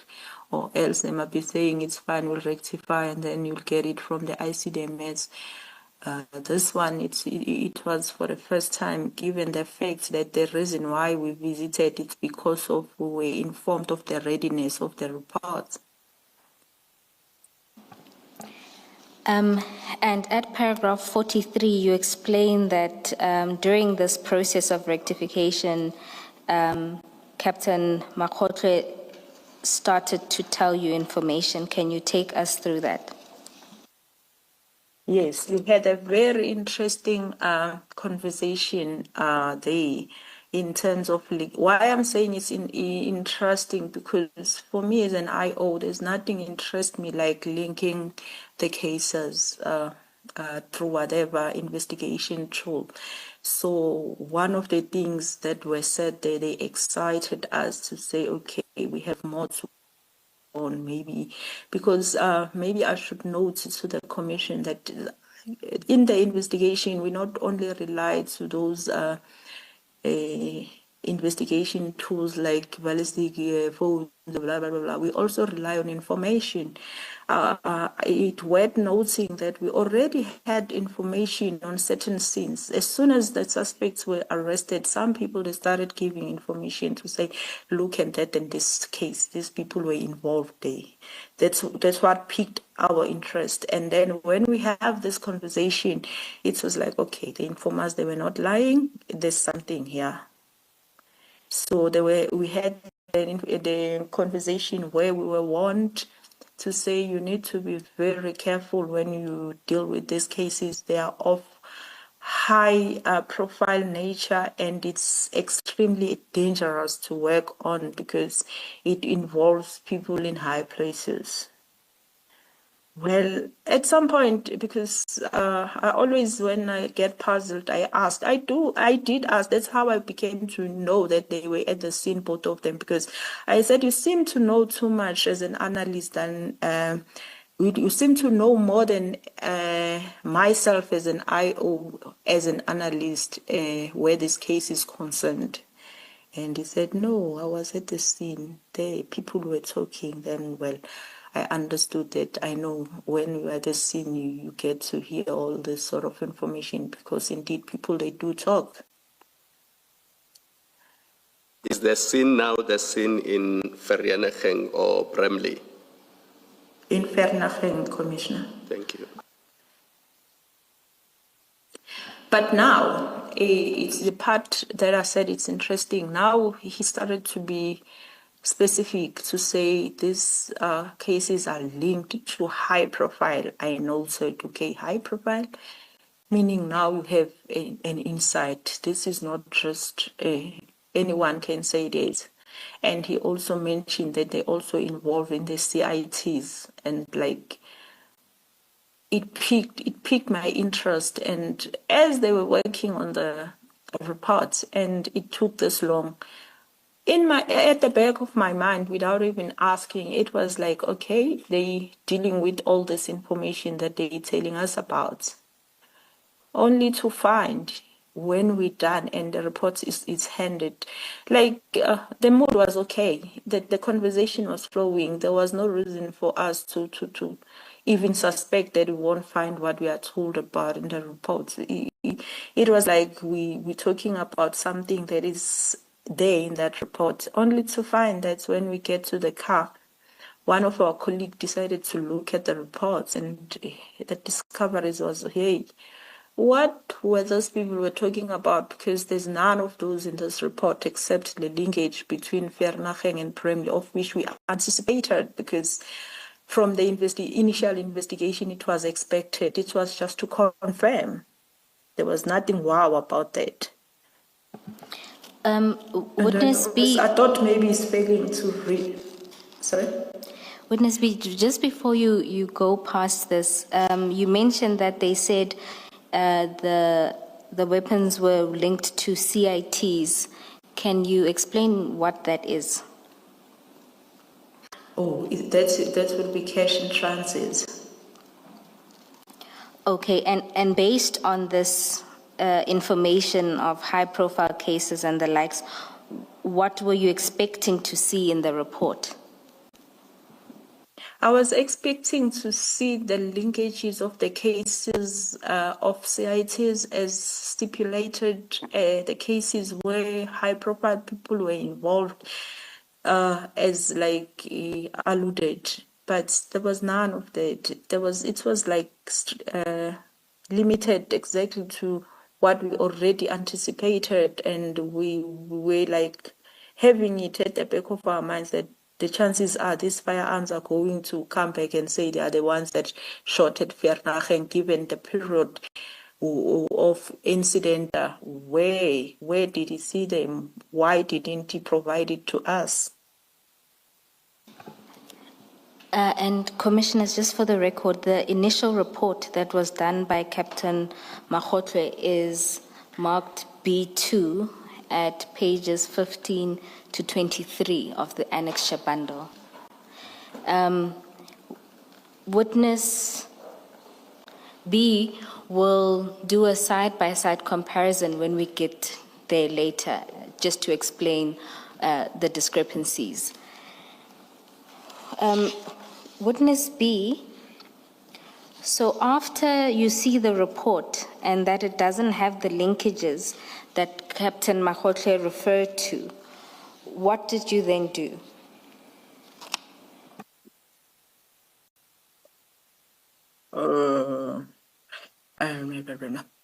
I think those linkages not being there, we went and then we decided to consult further with our commanders to say we have this information, but we don't have this report.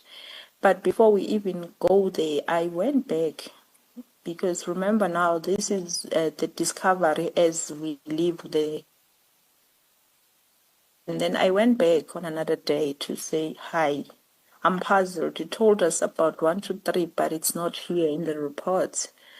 And to my surprise, when I come to make a follow-up, now I find the captain, he wants to pretend as if he doesn't know what am I talking about. He never have this conversation with me. It's like as if I have some sort of amnesia or so. And I was puzzled by that action. And then I went further to say, you can't do that to me, because I was not the only one here. It was 3 of us. You were also not alone. There was a second person in the room when this conversation was heard. And then he now said, no, I can only remember 1 or 2. But the impression that he gave us, it's more. It's more. From that point, in my mind, I could see 10 plus. But now he says to me, I can remember 1 or 2. Even that, it's not ready. I must speak to the IBs and stuff like that. And it was like more dismissing than me getting answers. That's what now prompted me to go to my commanders to explain this whole behavior and my frustration out of it. And then given the fact that I was information that I was sharing with my commanders that, look, we already have information of 1, 2, 3, 4, 5. It's crucial for us to get the confirmation from the ballistic of this information. And now things are hinted to us, but we don't get any joy in terms of the report. Therefore, the brigadier said we must speak to the General Kumalo, and then General made a decision to say, okay, now that you're saying this, take these firearms to Amanzim Dodi for second opinion. That's what was it in actual fact, to see if what you were told about, they're going to tell you the same thing they. And just for completeness, Witness B, when you say General Kumalo, who are you speaking about? I'm still speaking about General Kumalo Mbuso. And his position? Let me say he's a provincial commissioner for the detectives. Okay. And so you then had to take the weapons to Amanzim Dodi for further analysis. So when does this take place? This happens on, it's sometimes in September. I'm trying to look on my paper when exactly the date. Yes. It was on the 12th. On the 12th. Yes, and can you take the commission through this? Yes, we went to KZN taking these weapons for the second opinion. And then when we got we already have the report that I'm talking about. It doesn't include those linkages that I'm talking about. Just to show them what is the reason, I had to bring that report along. And then I was having an opportunity to speak to an analyst. And the analyst looked at my reports and he just browsed and he just picked up a problem already.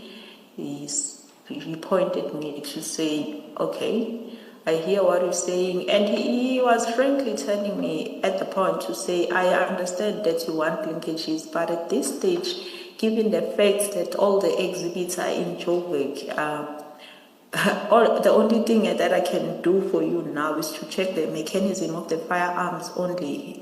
What you want here, I won't be able until maybe I'm instructed to go and get those exhibits and compare myself. Other than that, I can't give you any linkages except the mechanism. But however, when he looks at the reports, he was able to point out to me to say, but in this report, there's some sort of omission because I see you have, in your exhibit, you have this exhibit in particular that was 15 cartridges, but in your results as to after examination, are they linking or not? It's not accounted anyway.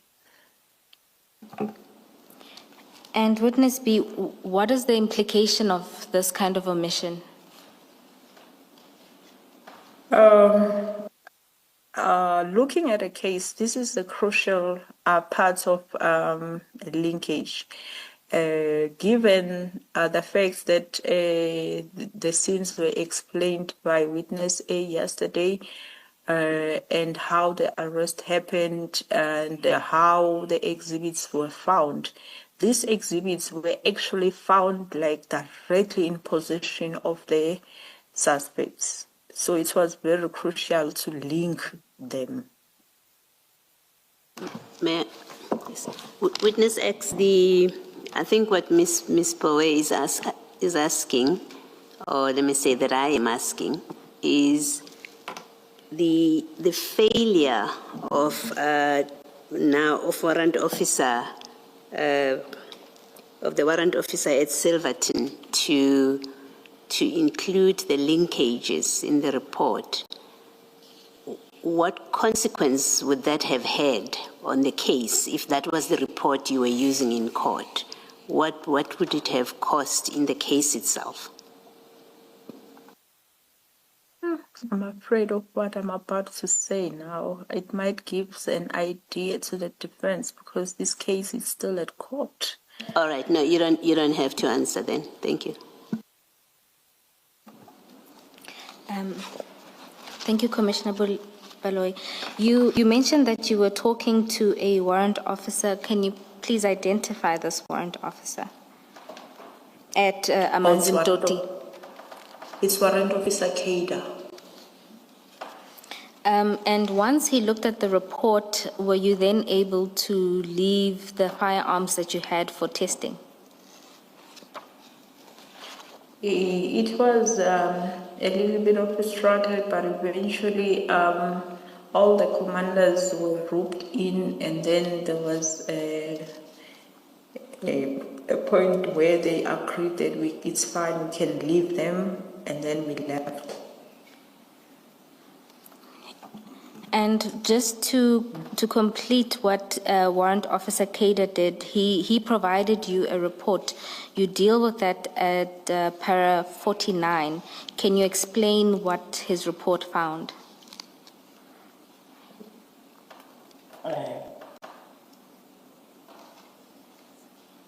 Just to be 49.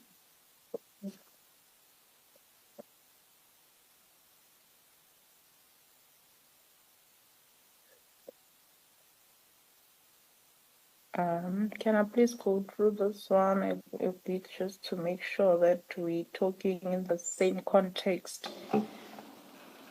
Yes, this is the report that Warrant Officer Kader gives much later, but because of the limitations in his analysis, you dealt with the report here.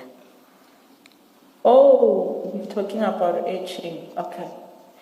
Yes. Maybe the phrasing in my statement is not exactly correct, but I'll be able to explain what I meant by saying that after I got the report from, that is in a later stage, after I got the report from Warrant Officer Keda, what I discovered is that with Warrant Officer Mahoto, he said he did the aging on the firearms, but he did, right? But when I take the firearms to KZN, in one of the firearms, Warrant Officer Keda managed to do the aging and he was able to reveal the serial number of the firearm. Maybe I should go further to say what is etching, even though I'm not an expert there. What I understand about etching, it's what I don't know what they do to the firearm, but whatever that process they do is to recover the firearm that has been fired off. And then they manage to give us that serial number so that we can do further investigations. Well, I don't know if it's the same process or not, but in one lab it was impossible to discover the serial number, but on the second lab they were able to do so. So is your evidence that at Silverton they were not able to recover the serial number, but at Amanzimtoti they were able to do so? Yes, that's my evidence. Is it witness B, is it a case of they were not able to or they did not? There's a difference. No, they were not able to, because when I read the report, it says aging was done, but we couldn't. Thank It you. doesn't say it was not done. Thank you. Commissioners, the report by Warrant Officer Keda, although I heard Ms. Sichels Nube pronounces as Kader, so I'm not sure about the pronunciation, but his report is at B3 at page 24 to 29. Sorry, if I can just clarify something. Witness B, on that, the last question that I asked, whether they were not able to or they just did not do it, in your statement at paragraph 49, you say the initial report did not attend to etching or checking for serial number. And that's where my question came from. If it's a case of it was done and or they were unable to do it, then that statement is not correct. Yes, Commissioner. At the beginning of my opening statement, I said the phrasing in my statement is not right. Okay.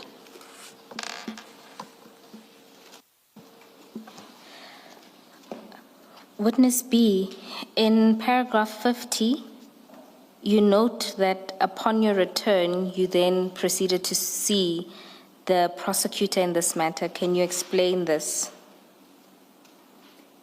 Yes, given the fact that now I explained that how was the relationship when I keep on following up on the linkages, it felt even to me that now I become unwanted here, so I didn't want to push the limits, maybe to make the relationship sour also by keep coming with questions or queries or something like that. So I decided to go a different route time around. I just went to the prosecutor, senior prosecutor who was working on this matter.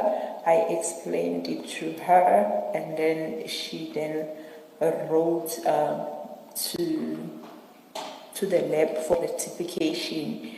And maybe before we go any further, it's worth noting that as much as at that point there was this omission noted, at that point of investigation, it was like we didn't take it as if maybe there's something more than just a human error in it at that point. That's why I said, no, let me take it to a senior prosecutor so that she can help me resolve this amicable without any, how can I put it, strained relationship. So that's how it happened. And she indeed wrote to the lab, and then that was rectified indeed. And she gave me a copy, and then investigation proceeded until we get to the disclosure of the docket, where now we needed now to have the original report. Witness B, before we deal with the events of getting the original for disclosure, just to note for the commissioners that the emails sent by the prosecutor are attached as annexes B4 and B5 at pages 30 to 33 of the annexes bundle.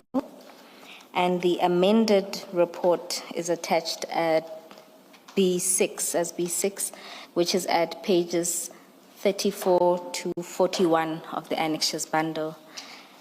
Commissioners, I propose for the witness to take you through the discrepancy that was found by showing you the two reports alongside each other. So you'll have to look at your screens. Don't know if you can see clearly. Witness B, I'm going to ask that we, do you have the side-by-side comparison of the initial report and the rectified report before you? Yes, I do. Commissioners, just 1 second. I just need to find my own.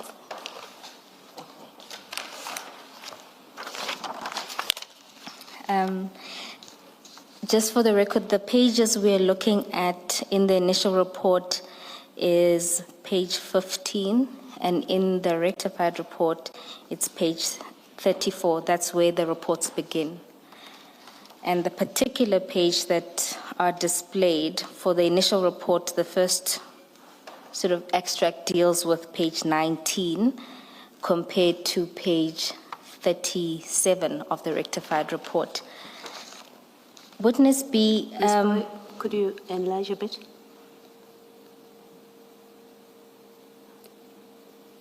Okay, you happy with that? It doesn't distort your pages. yes, that's fine. Witness B, can you explain what would ordinarily be found in that paragraph 4.9 or paragraph 4 of the ballistics report? On 4.9, it's exhibits of which it's 15 cartridges, 7.62 times 39mm caliber fired cartridge cases, and mark them, and there is a mark there. Maybe I should read it. Should I? No, I don't believe that the mark will make much of a difference for our understanding. What I would like you to explain is that in the actual report, paragraph 4 lists the exhibits that would have been provided to the lab. Is that correct? Yes. Where is this 4 on the screen? I see 4.8 and 4.9, for example. 4.9. Commissioners, if you can open your annexes bundle, in particular Annex B2 at page 18. 218.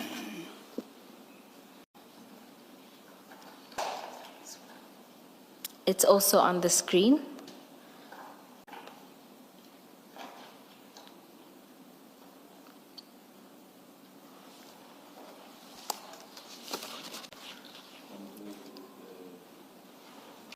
Did you say compared with B6 at 34?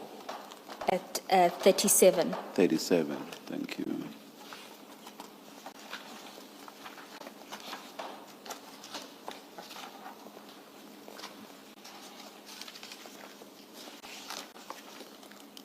So the point there, Commissioners, is that the 15 cartridges were noted as part of the exhibits given to the lab for examination.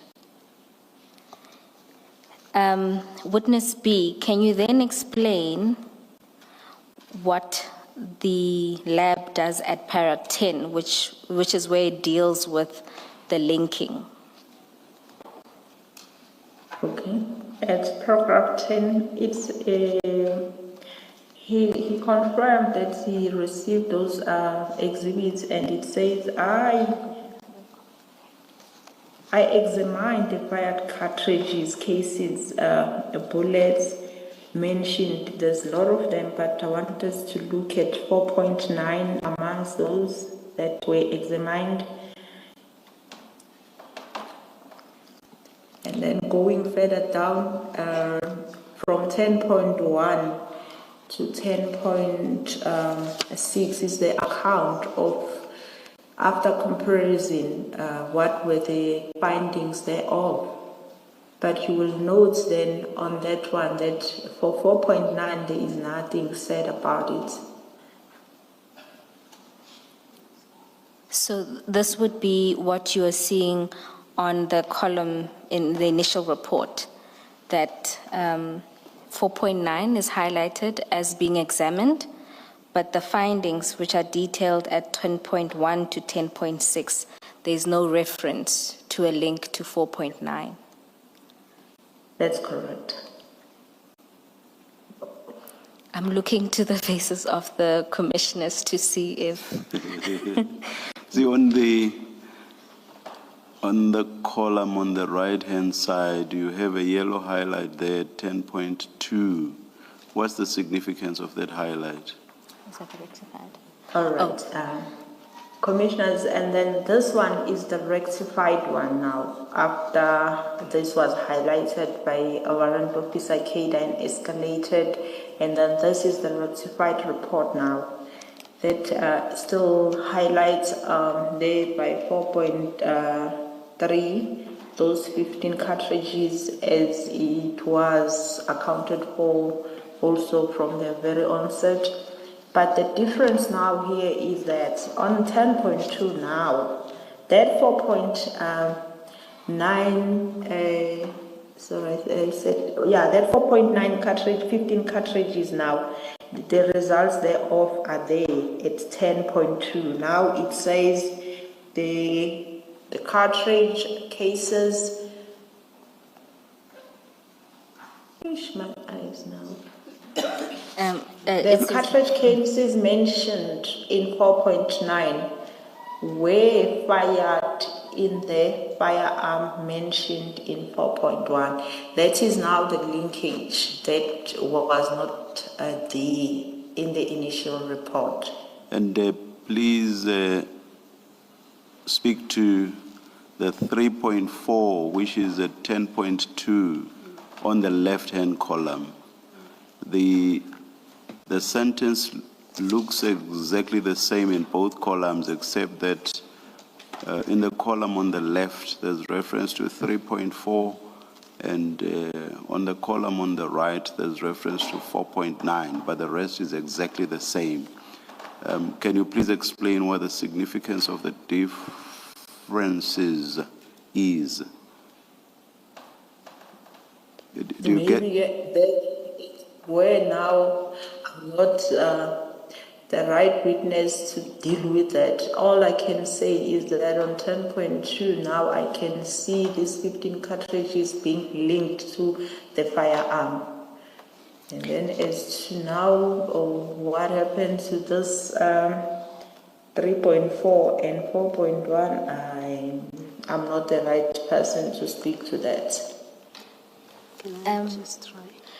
Chair, if you have regard to the initial report at 3.4, which is on page 18, yeah, it describes the item itself that was checked, and you'll see there it's a 7.62 caliber fired bullet scores and marked with them with a particular reference number. And you see 4.1 being an assault rifle. So what 10.2 did was to link the assault rifle with 3.4 being the 2 caliber fired bullet in the initial report, that is. Yeah. Maybe also just to try and see if I Witness B, go ahead. Maybe to get the clarity from the commissioner, if I understand the question well, I think he was, I stand to be corrected, I understood as why do we have on 10.2 now different entry of 4.9 linked to the firearm. What happened to the linkage that was at 10.2 from the initial report? That was the question. 10.2 in both columns looks or reads the same, except for the fact that in 10.2 on the left, there's reference to 3.4. And in 10.2 on the right, there's reference to 4.9. I wanted to understand the significance of that difference. Can I, to try and get an answer to this question, Ms. Booth, is the simple point you're seeking to make that if you look at the report on the left, which you say is the incomplete report, right? In that very first line where it says, I examined the fire cartridge cases and bullets mentioned, and then you have those paragraph numbers. That includes for paragraph 4.9. Yes. The bullets in paragraph 4.9. That's in the incomplete report. And then in the revised report, and then you say, in the body of that incomplete report, nothing is said about the cartridges in 4.9. Yes. Is that the point you're making? Yes. And then in the new report, in the very first line, that report says, I examined the cartridges in all of those paragraphs, including 4.9. And now in paragraph 10.2 of that revised report, we now see findings about the paragraph 4.9. Yes. Is that the simple point you're making? Yes, and that it's only at this stage that the 15 cartridges are now linked to the firearms. Okay. Yes. Can you confirm Thank that you. witness I B? get what my co-commissioner says, but I still do not follow why there's 3.4 on the left column. That's all I'm trying to establish. And I thought the witness will be able to speak to that. Commissioners, the answer is at 10.6. You'll note there in both reports that the findings related to 3.4, those bullets, was that it was not suitable for microscopic comparison due to the damage. There will be a stage where the witness explains whether she believes this was an omission or otherwise, but that was the rectification that was sought from the lab. Okay, thank you. Isn't the other point that 3.4 has nothing to do with the cartridge cases? So if you just go Yes. to 3.4 on page 18, it refers to fired bullet cores, and that's what you find in 10.6. Yes, that's So- the case. There was an omission in 10.2 of the 15 cartridges that had been found in Bramley, I believe. Yes. Yes. Witness I B, guess can that's you? a simple explanation I wanted from the witness because this is not my area of expertise. My apologies, Chair. I will say that we also had to take a crash course in ballistics to be able to read and understand the nature of the omission. Thank you. Witness B, then we can return to your statement where you now deal with the fact that after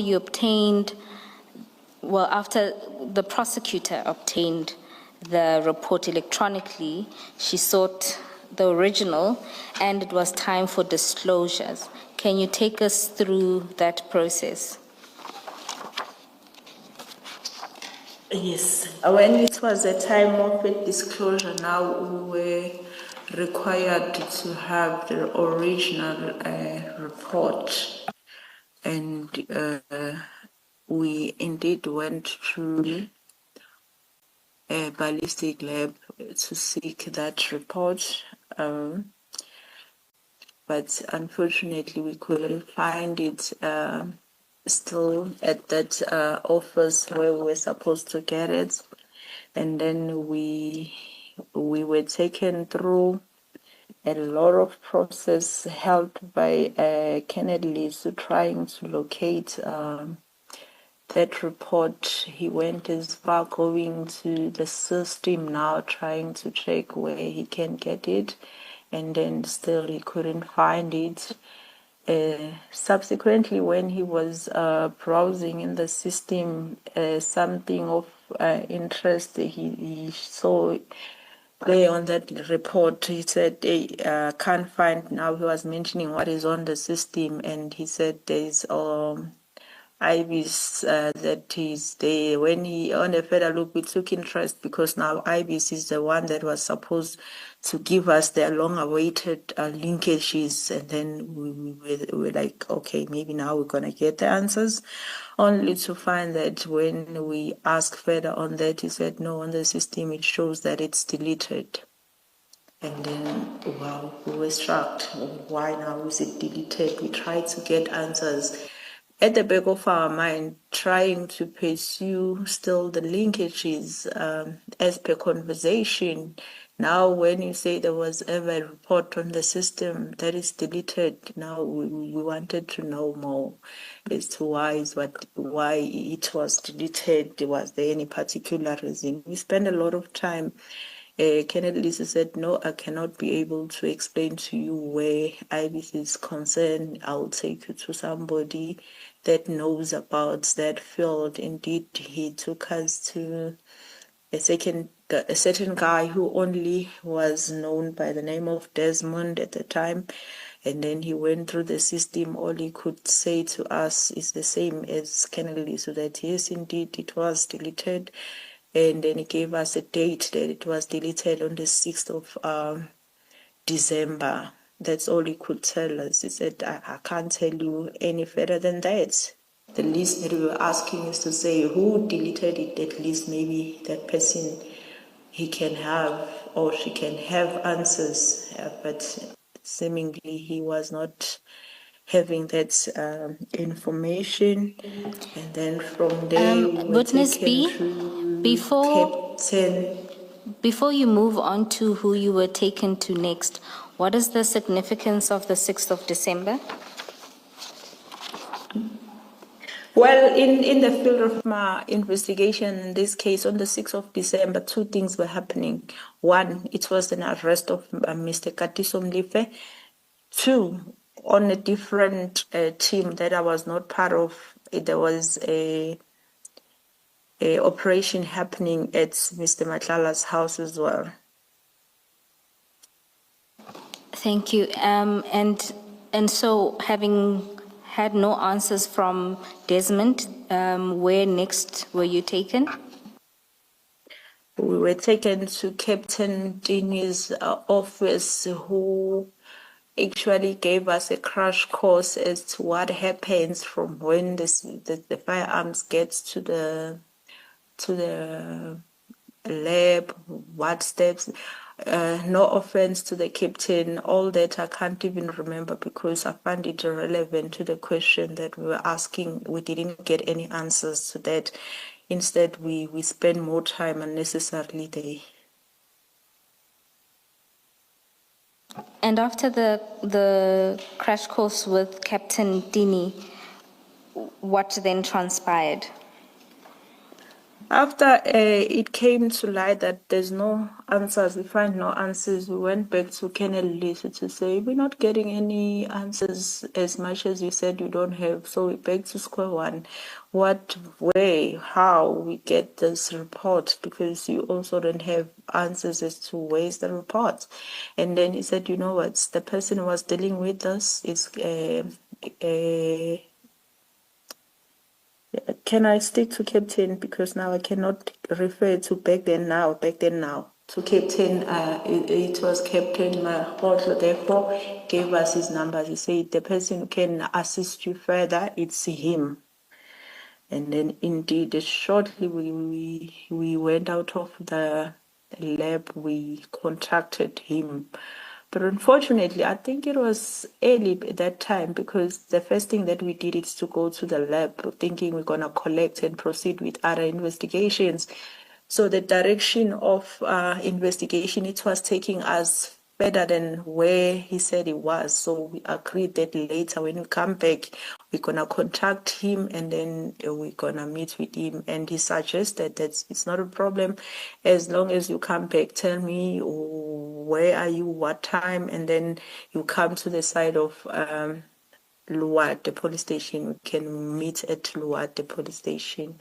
Indeed, we proceeded with the day's investigations, and then later, I think it was around 5, we proceeded to Luat, where we met with Captain Mahotlo. And then we requested the room for us to have a chat with him, explaining our reason for visit and everything. Indeed, they were given a room just not far from the CSC, where we had a chat explaining all this process that we had in the lab earlier on, and then why do we urgently need this report, because we were supposed to disclose to the defense, and the original one was of the importance that we get and disclose. And when you explained to Captain Mahotla the urgency of having to obtain the original, what was his response? No, he at that time he said, no, I will need to have my file, I'll need to have my workstation so that I can be able to assist you, of which eventually we agreed on us going to his office. But prior to that, there was some arrangements made, because it was late by then. Remember, we got to him at around 6. And then we sat there, we chat, and then by the time we start the process of engaging the superiors in order to obtain the permission to go to the lab, where he said he can be able to assist us there should we get there. He then himself, using his cell phone, called the Brigadier Mkabela. He first called the very same Kennedy so that we saw that earlier that day, and then they spoke, and he even tell him, because he was on loudspeaker, that yes, we were there in the lab and he couldn't find the reports. And then he told him that he needs his file because he wants to assist us. And then, oh, no. At first, they didn't speak to Colonel Lisu because Colonel Lisu didn't answer.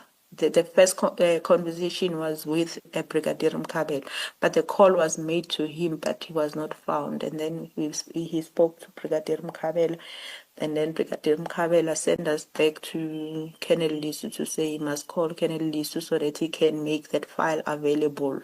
And then he said it's okay, you can go to the lab, and he is going to contact the General Mlauds. Then that was it. And then he called no, he didn't call this time. Colonel Lisu is the one who came back, and then they spoke, and then he told him all the things, all the brigadier comment, and what did the brigadier have said, and I don't know if I should be saying this now, like what he said. But he said, hey, I can't come there, I'm drunk. And then shortly he called again back and he said, no, that file, I remember now, it's not there, it's at KZN. And then Captain Makgotlo said, no, if I can't get hold of the file, I think all my work is on my desktop. I think I'll be able to help you on my desktop. That's when now we moved to the lab. So witness B, it was Captain Makgotlo who suggested that you proceed to the lab. Yes, because he first said we can go to the lab and then, but we prior need to make arrangement. That's why all these calls to the brigadier, to Kennelly's were made. And then with an understanding that we're going there. That's why he made those arrangements for us to go there. You were now moving to the lab from Luwate. Yes, he further said, okay, it's good because he has his keys in his car. He went to his car, he took the office keys, and then he jumped into the vehicle with us. We all drove to. I was actually going to ask if he had come to Luwate in his own car, so you've answered that. What's the explanation for him getting into one of your cars or getting into your car instead of driving to the lab in his own car? My understanding that it's because he was on leave using his petrol. It was easier to use the state petrol rather than using his own car because he was on leave. He was using private car. Oh, thank you. I'm sure you know why I'm asking. It's because there's the allegation of kidnapping. I understand, Commissioner, but it was not anybody forced, and he didn't even suggest to say, okay, let me drive my own car. It was like we never even said jump into. It was a common understanding to say you can't ask somebody to assist you while on leave and expect the person to further use his own petrol. Thank you, Chair. Witness B, then you proceeded to the lab, and this was quite late at night. What transpired at the lab? Okay, firstly, when we get to the gates, none of us alighted from the vehicle. He's the one who alighted, spoke to the security, telling them that all is well, it's just him, we just need to accept certain things in the office, and then they opened the gates, we all went in.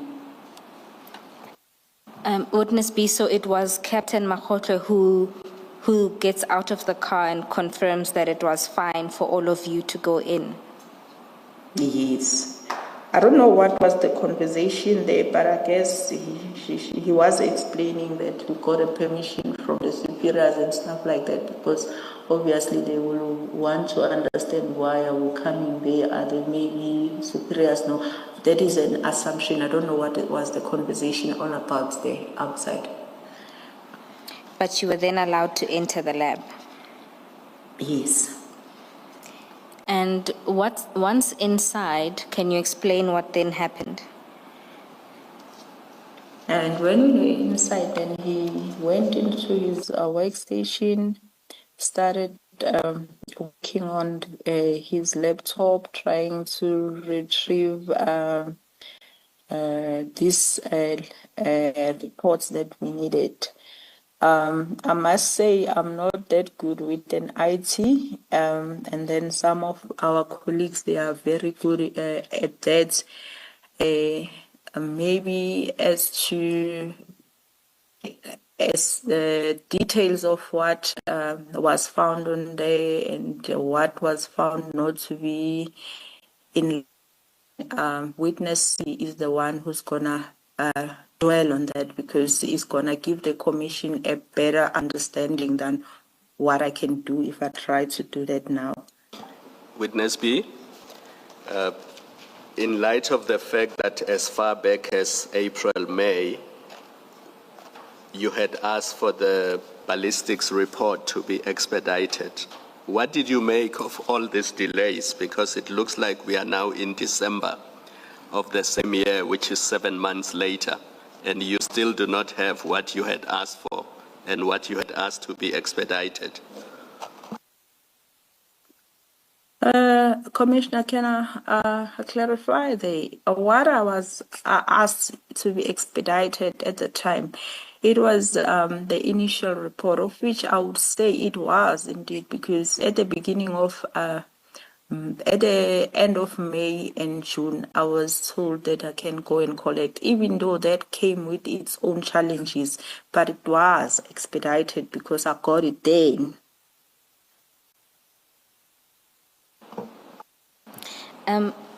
Perhaps Witness B, if you can explain the initial report you obtained in May, and you had been asking for rectification of the report without success, and the prosecutor had to intervene. And even after that intervention, you only now physically have to go and get the report in January. And so I think Commissioner Khumalo is asking what you made of that delay.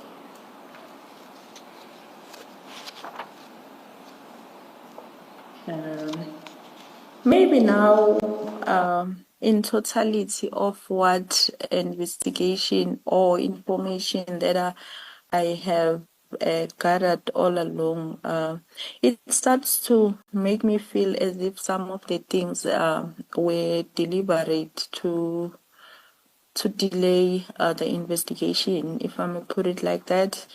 Maybe I want to go a little bit further where the linkages are concerned, because maybe I should mention that around December, eventually we had to ask certain cases to be compared manually, and eventually we got certain linkages that I believe it's amongst the ones that were alluded then, of which at the latest, much later stage, I think this year, 5 August, it's only when now the very same Captain Makgotle gave us a link, what is this, a report that is having most of what he alluded then.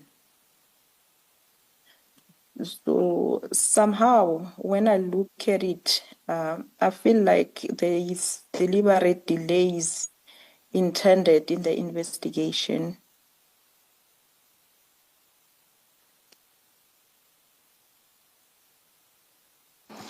Witness B, you've now explained that Witness C will take the commission through what was found on his computer. However, you note in paragraph 62 that multiple versions of the reports were found on his computer, and you took steps after that. Can you take the commission through that? Oh, yes. After that, then the decision was taken to say we have now to confiscate that workstation in order to take it to the cyber for the integrity now, because it was quite concerning, given the fact that we still have the report that was wrong, that we don't know what was wrong about it. And then in relation to Captain Makgotle, did you, and this is in reference to what you say at paragraph 64. So you've already spoken about seizing his workstation. Was there anything else? Yes. No, and then at that point, my colleague needed to take a statement now in respect of what now is discovered, the different reports, what was going on. At least he must give the account and explain what was happening there. And then while he was obtaining that statement, to our surprise now, there was Colonel Shole and other colleagues of us who came there and informed us that there was a kidnapping. We were all shocked about the kidnapping. Who's kidnapping now? Witness B, before you talk in detail about the kidnapping, during the time that you were engaging with Captain Makgotle, and that's from the moment you enter his office at about 9:30 to 11 o'clock, when you inform him that his workstation would be seized and he needed to make a statement. During that time, before that, the statement taking and the seizure of the workstation, what was Captain Makgotle doing, and what was the general interaction between you all in the room? He was mostly on his phone. He was mostly on his phone, and then there was calls coming in. He was keep telling people, I guess they were checking on him. He was keep telling people, no, he's fine, and then he's coming back soon and stuff like that. There was nothing in particular that I can point out that he was doing. And so now you'd say to him he needs to do a statement and that his workstation would be seized to preserve the evidence. Before the police officers come in alleging that there is a kidnapping, at paragraph 65, you deal with the calls that were received by some members of your team. Oh, yes. There was a member that were outside the vehicles, and then we learned that Captain Amasilo received a call as well, checking on him where he was, because he was needed by his office to say there was a hostage situation at the lab, and he was shocked. He said, no, I know nothing of that, and I'm at the lab.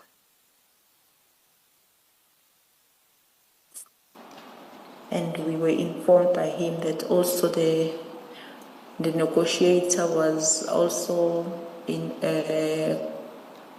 called him asking if he knows anything about this kidnapping, and then he explained, and then they said, oh, it was a false alarm. Okay. And after these calls, you then explain that a group of officers came in, and that's at paragraph 67. Can you take us through what happened then?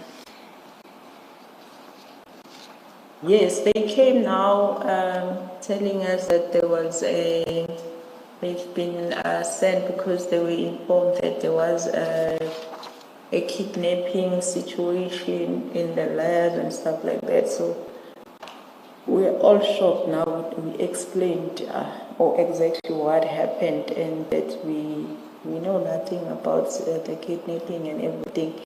And also Captain Makgotle was also there. I never heard him say, hey, I am the one who's been kidnapped or something like that. We were like all shocked at that point. And then there was a phone call that the Colonel Shole, who was leading those colleagues of ours, he made a call to the general to explain now the situation he found rather than what he was sent as kidnapping. He was explaining now the situation as to what is actually happening, and then we were given the phones on the loudspeaker. Not we, all of us were listening, but the actual person who spoke to the general, it was the other colleague of ours, I don't know if I should be mentioning his name. No, that's fine. Oh, please don't mention his name. Yes, and then that thing, he spoke to the general, and the general understood, and general said, because now there's a whole lot of this thing, he's requesting us just to leave everything that we're doing and come back in the morning, including leaving that workstation. Or maybe I omitted to say the workstation was already sold in the sold bag. It was already packaged. Witness B? So there is all this activity, all because you wanted a rectified ballistics report. That's right, Commissioner. And you have all these police officers coming to the forensic science laboratory to now deal with an alleged kidnapping instead of attending to the preparation of a forensics report, ballistics report rather. That's correct, Commissioner.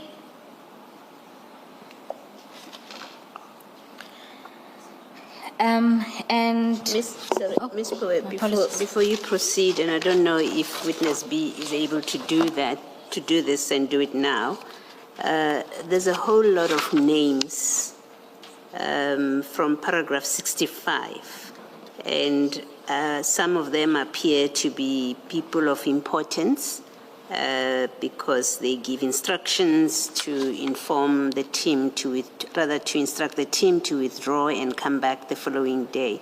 Are we going to get evidence about who are these people?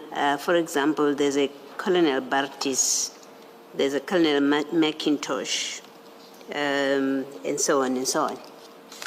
So that's the one question, and there's a General Mulaudzi and others who seems to be of seniority that he gave instructions, but why is he able to give this instruction, and what's the significance of him being the one that gives the instruction? That's the one. The second is just to clarify with witness B. Witness B, in paragraph 65, you speak about that false alarm, that there is a hostage situation by people in a black Vito, and this is the first time a black Vito is mentioned. Is that a vehicle that you were driving in and your team, you were all driving in one car? That's correct, Commissioner. That will be the car that we were driving in, and that was the only car that we were driving in on that day. Yes. So, Ms. Poe, if you, I don't mean to burden you and the witness unnecessarily, but there are many names, and one I'm not sure about their significance for purpose of this evidence, but in the course of the terms of reference that we are required to comment on. Commissioner Paloi, perhaps we can bookmark the end of paragraph 67, just to turn back to paragraph 59, because that's where the names begin. The first name that appears in this instance is Brigadier Mkabela.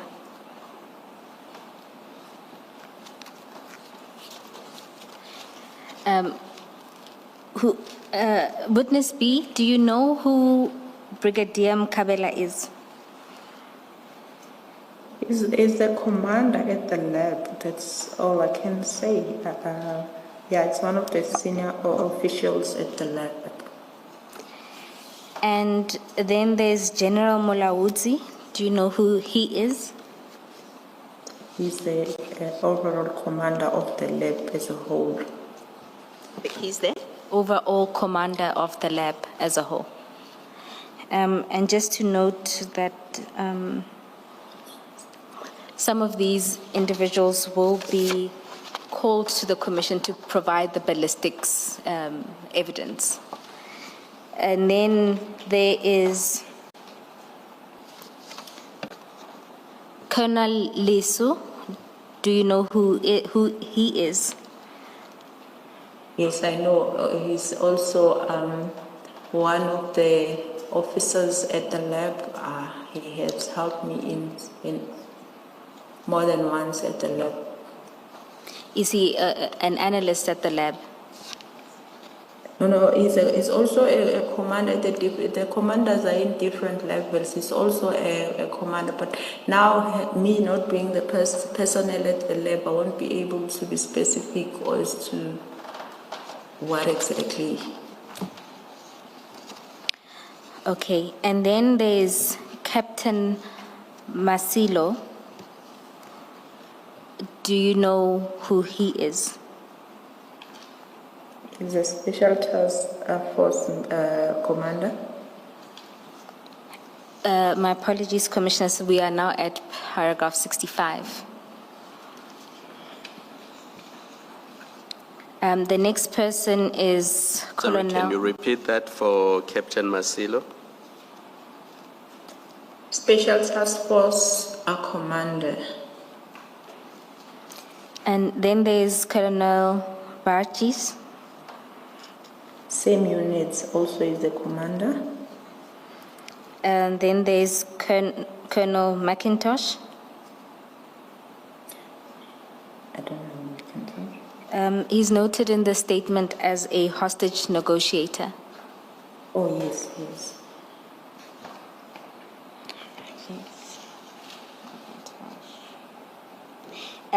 The next is at paragraph 67, that's Colonel Shole.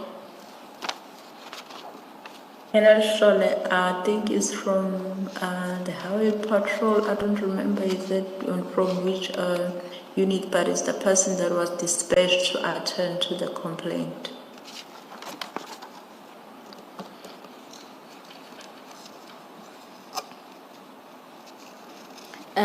The next person is Warrant Officer Ndumiso. He's a member from LCRC. Yes. The next is Colonel Shaku.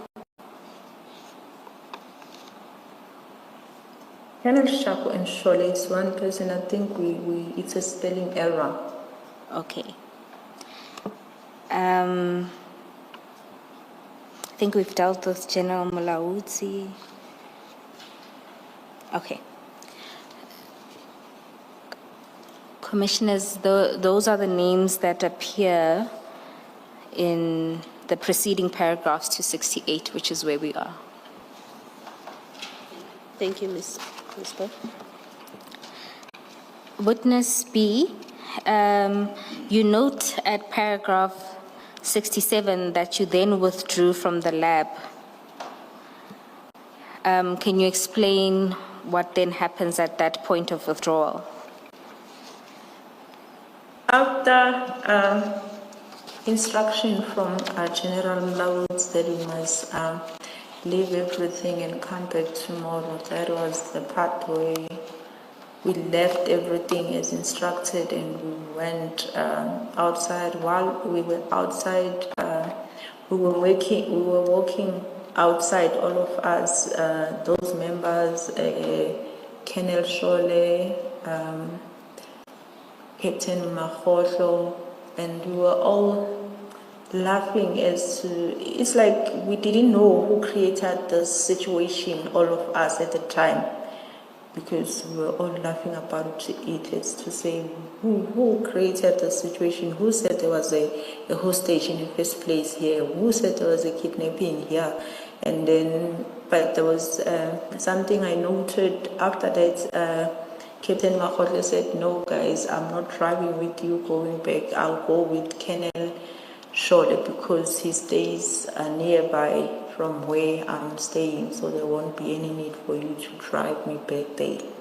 And then that's what it's. Then we all go to our different directions. Sorry, is that spelling error then Shole, not Shaku? Yes, Commissioner. So in paragraph 68 and 67, we must replace Shaku with Shole. That's correct. And at the point that Captain Mahotle tells you that he'll no longer drive with you, what was his mood or attitude towards you? Or the Hence, I'm team? saying we were there in the front door of the lab, and hence I'm saying we were all laughing.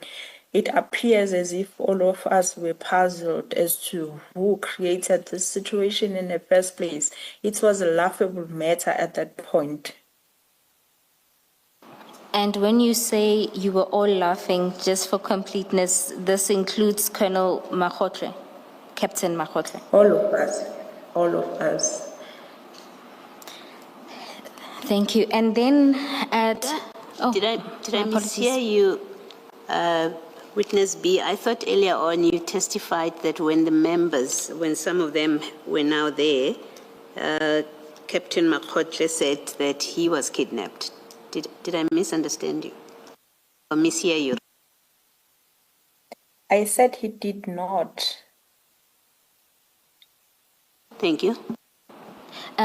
Just to clarify that, Witness B, you're saying when Captain Shole and Colonel Shole entered with his people, Captain Mahotle did not say that he was the victim or the complainant in this kidnapping situation? No. Or did he express anything at that point? No. In actual fact, Colonel Sholo spoke to us rather than Captain Mahotlo. That's when he was asking questions. That what took us to the point where he informed the general, because it was like he was not understanding why he was sent there in the first place, because the explanation is different now, and there was nothing that came from the captain to say maybe, hey, Captain, Colonel, these people, they kidnapped me, this and that and that. I never had any of such. Thank you, Witness B. Have you had sight of the contents of the kidnapping docket CAS 118/01/2025?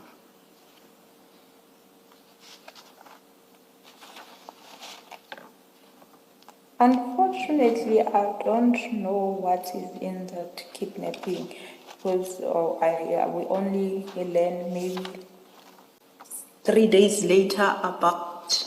We were not aware that there's kidnapping and stuff, so we never had the liberty to see what is in there. All right. You may take the witness back to where she was, Ms. Powen. Thank you, Chair. Witness B, we were now at paragraph 69, where you detail what happens the following day, as General Mulaudzi had instructed that you leave everything and return the following day. So this is now the 8th of January. Can you take us The through? following day, we went back, and we were taken to Brigadier Mkhabela's office, and then he said we must explain what happened last night. So we took him through everything that happened, and then we explained why did we needed to have that report that urgently in the first place. We showed him the reports that we were having and the reports that we were requiring. And then after the explanation and showing the brigadier the reports that we were having and the omissions there, or not the omission at this time, it was a big date of a commission. And then he eventually understood, and he said to us he can see now where the problem is, and he said indeed you must take those workstation, and when you get the report, you must share with us because we need to institute our internal what did it say? It's internal proceedings in terms of what we pointed out, because he even took the phone and called the general and put him on the loudspeaker and explained what exactly is going on. And the only thing that he said, the general, he said, I told these people not to do this, and Makgotlo is guilty as charged. And then he was happy now that the brigadier to say we can take this workstation, but he said we mustn't take it too long because they're using it. And then he said, but mostly we must share the outcomes therefore with them. And he further told us that they were not understanding what was happening. And then according to what they were briefed on, I don't know who briefed them, it's not exactly what we're telling them. Therefore, they advised the captain to open the case, and he said that therefore they will tell him not to proceed because there's no reason for him to open the case. The reason why they advised him is because they were not understanding at the time. And then we thought then everything is resolved. Maybe it's worth mentioning that for the first time visiting in a police office, and then you may find the brigadier buying you some food and cold drinks. We enjoyed ourselves there, and then we left. But in the process of taking the workstation, there was a female colonel, I just forgot her name, that was part of the process instructed by the brigadier. Did you eventually get a statement from Captain Makgotlo as to why there were multiple reports in his workstation? Unfortunately, we haven't, because from that day on, when we go to the lab, we're not even allowed to enter the gates. We needed to be, there was a certain way of handling us when we go to the lab, up to when witness C, I think, is gonna dwell on that, when now he was instructed or tasked to go and obtain the statements of the events as I'm narrating as happened. Then now the generals, they didn't want to give those statements. The brigadier, they didn't want to give the statements. Even the colonel, they didn't want to give the statement of all the happenings as they happened from when we were in a quest to find this final report. Let us adjourn and resume at 2 o'clock.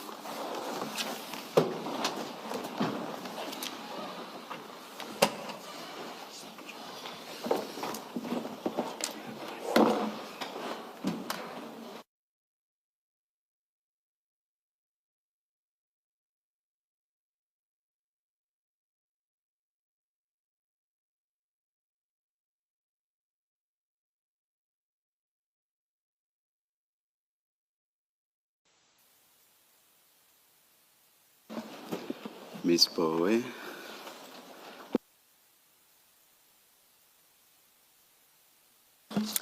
Thank you, Chair. We were at paragraph 70, just concluding the meetings, trying to obtain the original amended ballistics report. Witness B, if I can take you to paragraph 70, there you deal with the collection after the collection of the workstation and processing that it was returned. Yes. Can you explain what happened there to the Commission?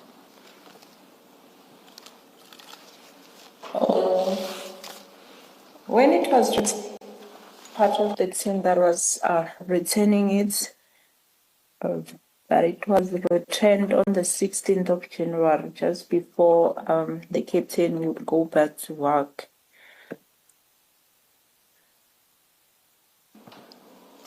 And then you deal with the efforts of Witness C to try and obtain a statement from General Mulaudzi. Can you explain why the statement was sought and what efforts was taken to obtain the statement? After now, we learned now that there was a case opened, and also we were seeking to have the statements because all the steps that were followed and all the permissions that were granted, we needed now the general and the brigadier to put it in writing now, because it became relevant to have such statements given the fact now that the so-called case that the captain was advised.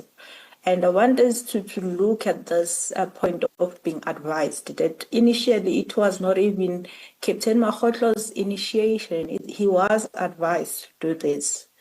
So we had to have such statements at disposal because we followed certain procedures. We seek certain permissions that were granted. There's nothing that, of our knowledge, we did forcefully or any other way.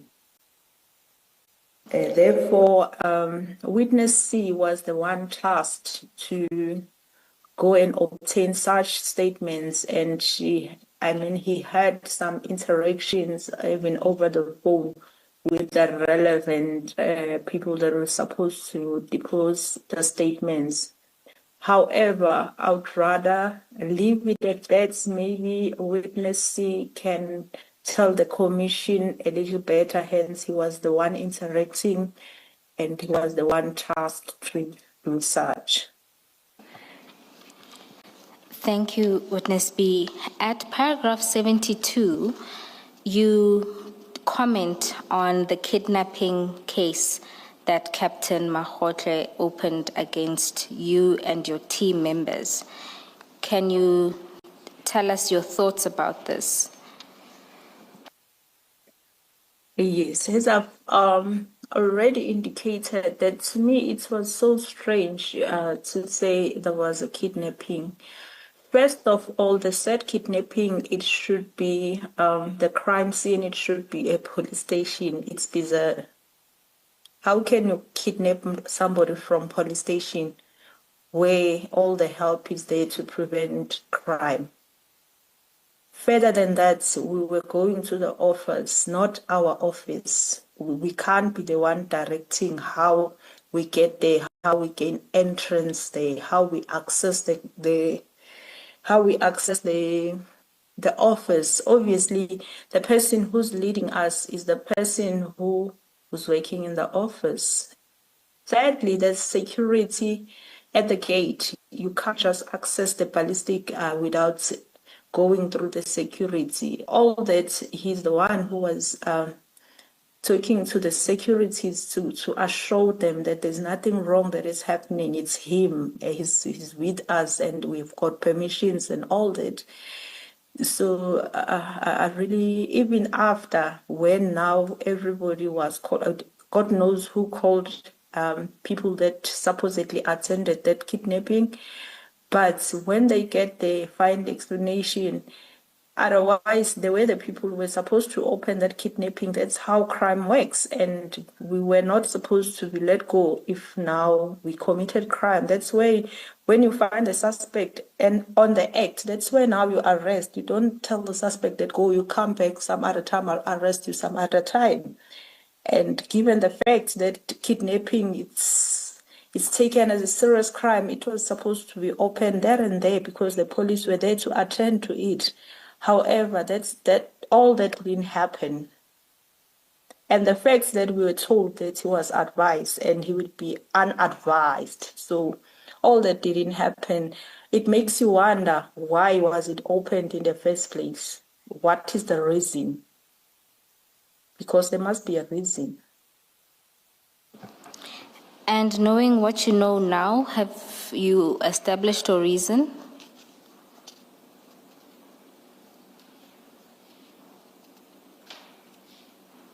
All I can say now is just that there are things that I would rather speak to it maybe to the commission only because of the integrity of the investigation, because to be mindful that this case is still at court, it's not yet finalized, and there's sensitive information that I wouldn't want to speak on this platform, maybe to add on my comment.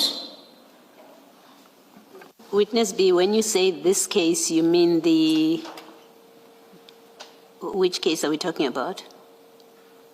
I'm talking about the Bernakeng case 275 because all these reports that we're referring to, most of them, they're from that case. Okay, thank you. Witness B, we are at the end of that section. Commissioners, Witness B wants to go back to the section where we were dealing with the General Shibiri meeting. Before you do that, then maybe let me ask questions on this last part. Witness B, in your paragraph 71, that's where you discuss contact with General Mulaudzi to interview him and take a statement. And you explain that he didn't make himself available. So should we take it that as matters stand now, there is no statement from General Mulaudzi? That's correct. And you say General Mulaudzi is the head, the overall head of the laboratory? That's correct, Commission. And do you know what is happening with that case that is now, you say, sitting with IPID? Have they interviewed you? Is anything happening there? All I know that we submitted our warning statements to the IP. As to how far, we never had any other report as to what is happening. We don't know. Okay. Thank you. Thank you, Ms. Bell. Thank you, Commissioner Baloyi. If we can...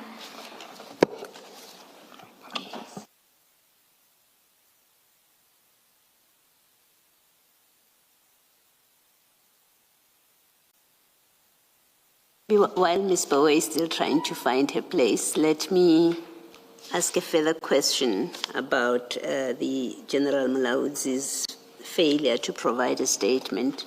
Has any one of your team, or you specifically, reported this to your superiors? This problem of getting an interview and statement with General Mulaudzi? Yes, we did. And who in particular have you reported it to? We reported it to our immediate commander, where we are reporting currently. That will be Colonel Kumalo. Okay. And you don't know whether he has done anything about it or what he has done about it? No, I don't know. Okay. Thank you. Thank you, Ms. Bell. Thank you, Commissioner Baloyi. If we could go back to page 15 of the witness's statement. This is where we end, where witness B ends talking about the meeting with General Shibiri. Witness B, you mentioned that you would want to make some observations based on what you know now. in relation to your meeting with General Shibir?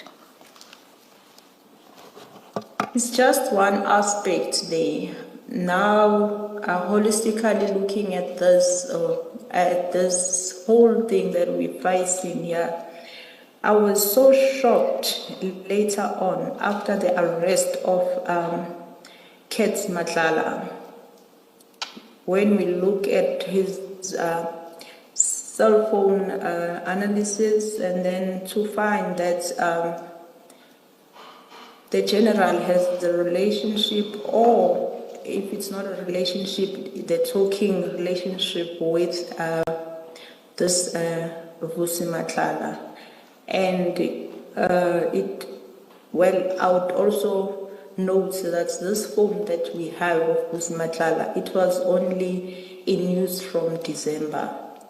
And indeed, what I can say in my comment on this is to say, I noticed that the very same general was in communication with Vusi Matlala using a WhatsApp,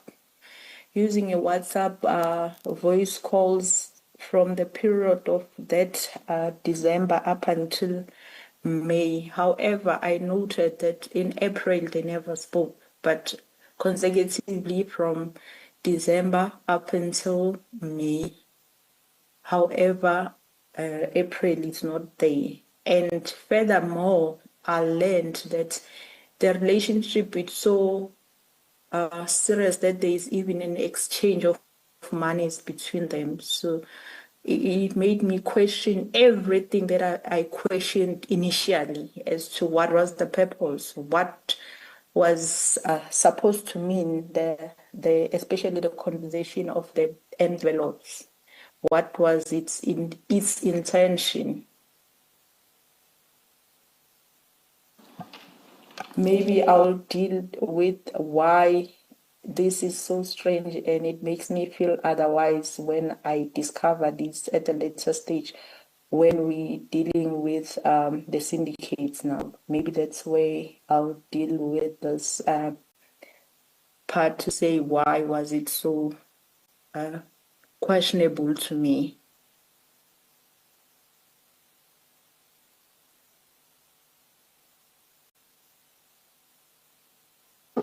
Commissioners, without the AV people displaying my screen, just to say that the conversations that the witness is referring to is displayed. I know that it is part of the record. I'm just not sure which part of the record. This evidence has been presented to the Commission. So that those are the conversations that the witness is referring to.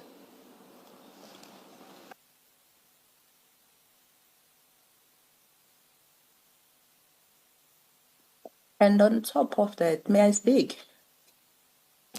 Yes, you can. Yeah, on top of that, hence we've said now, since we've started with this investigation, we're getting a lot of streams of information.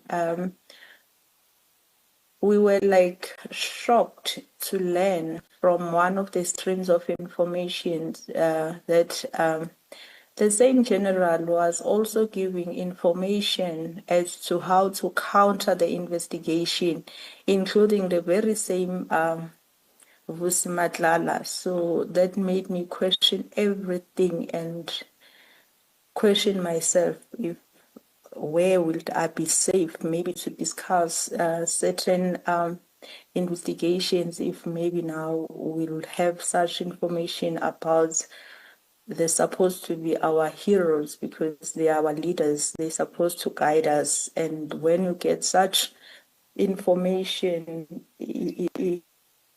because when we were called in that meeting, to be honest with the Commission, I was so proud to say we're doing something that is noticeable by the national office, not even knowing that it's not even the purpose. Ms. Bowe, speaking amongst the three of us, our recollection is that perhaps these were touched on during the testimony of witness X. We may be wrong. But whatever the position, you may perhaps just prepare a schedule. You don't need to go through it with this witness, in which you indicate where what is with regard to what this witness has said. Is that fine? We will do so.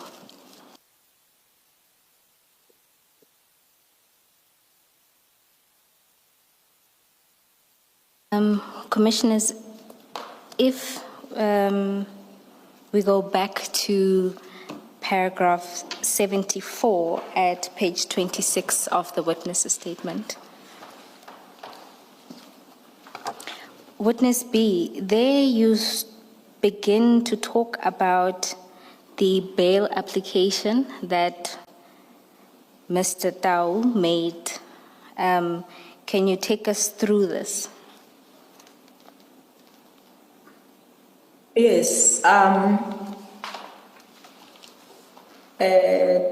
bail was scheduled to the 2nd of August. And then, Perhaps before you go to when it was scheduled, can you explain to the Commission what happened to his prior bail applications? okay, the initial bail application where all three accused have applied, that bail was denied by the magistrate at Vereeniging. And then later on, Tau brought a new bail application on new facts, of which on those new facts, he alluded that he was sick and his sickness was worsening since he was in prison. And according to him, the doctor recommended that he needed to go to a certain clinic that is the only clinic can assist to control his disease. And then apparently he was granted a bail on those bases. However, I would like to put on record that prior he was granted this bail, he was at the prison since the 17th after the arrest.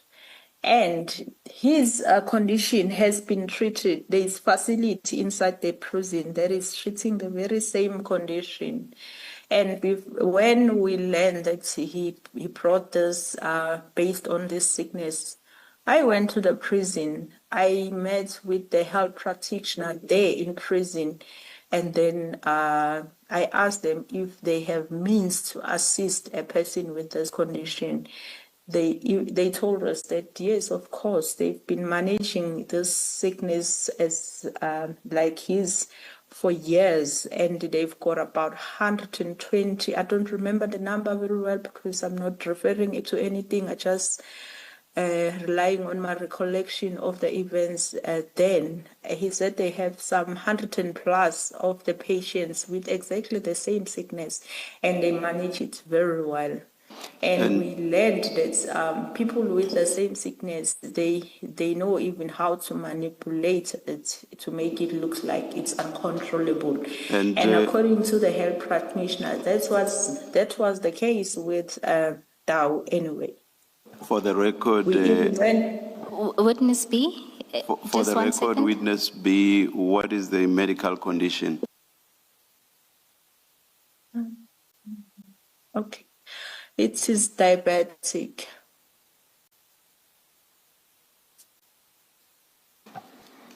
Yes, Witness B, you can continue.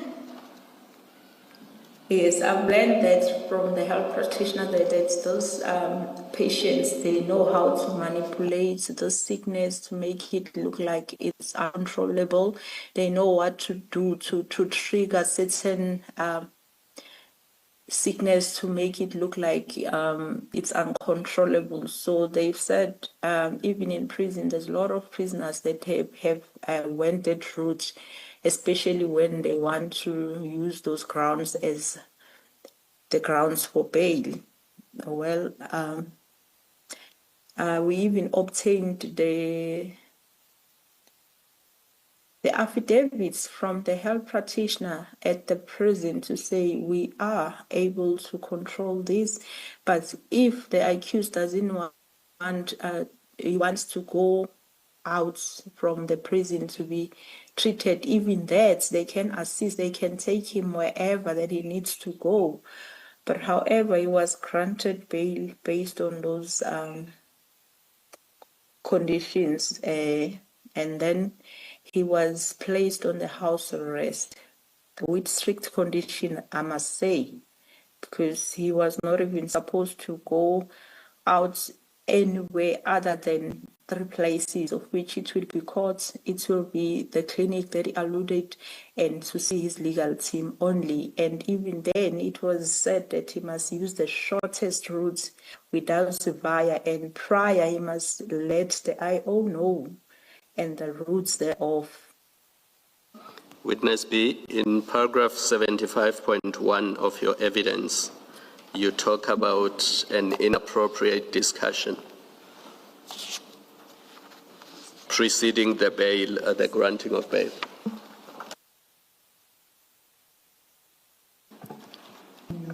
Can I just... Commissioner Kumalo, before we go there, just to complete this,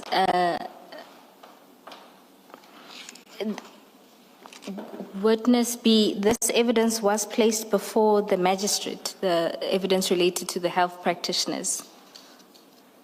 Yes, it was. And after he was out on bail and he violated his bail condition, I went to the clinic that he alluded that is the only clinic that can help him to control his sickness. To my surprise, the doctor never saw him since 2021, if I'm not mistaken. He never treated him for this sickness as he alluded, and the doctor even deposited the statement to say he doesn't even need to see him. He can treat this via emails. He can consult via emails. So he basically lied to court. Thank you, Witness B. Commissioner Kumalo was taking you to paragraph 75, where you deal with the alarming circumstances or concerning events around the bail application itself. So if we can go there, and then you can start with the first event. As we're preparing for a bail on new facts, it was on the second, I think, between the last, I don't remember the dates, but towards the second, let me put it like that, July towards the second. On Tuesdays at our office, we always have a meeting where we discuss crime, we discuss everything that concerns investigations and everything there. So it was one of these meetings when I was approached by my colleague, Sergeant Chukudu, and he told me that he was sent to me by Brigadier Nkwashu to plead with me not to oppose the bail for Tau.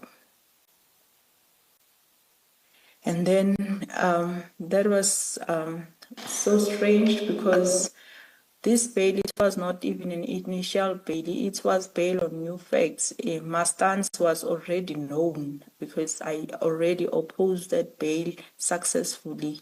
So there was nothing that was going to change with this one, because whatever facts that were there then, they were still there even now, except that now he alluded at court that now his sickness is worsening because he's in prison, he might die. Then the magistrate, he said, no, you can't die on my account.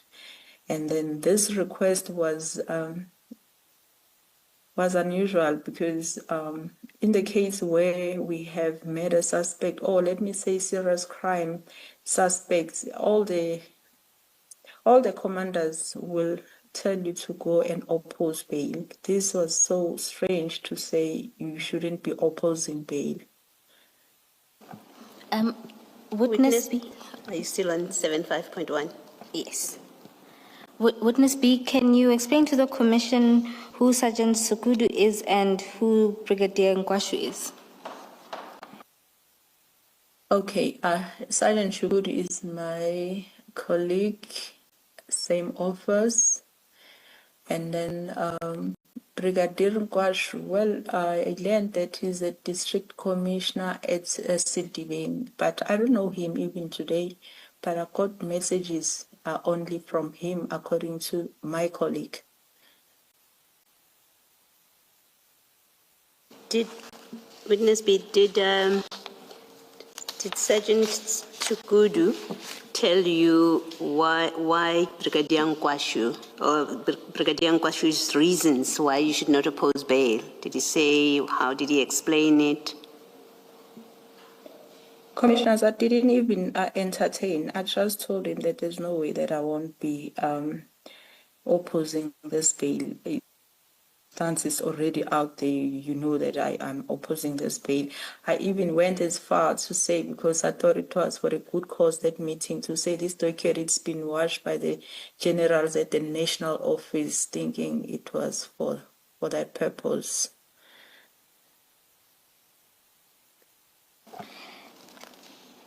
Then at paragraph 75.2, you deal with a call that witness A received.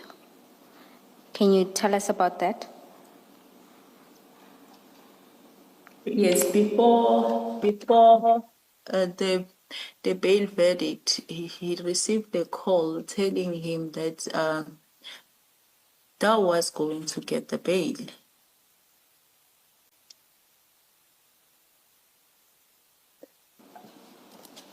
That was a call to witness A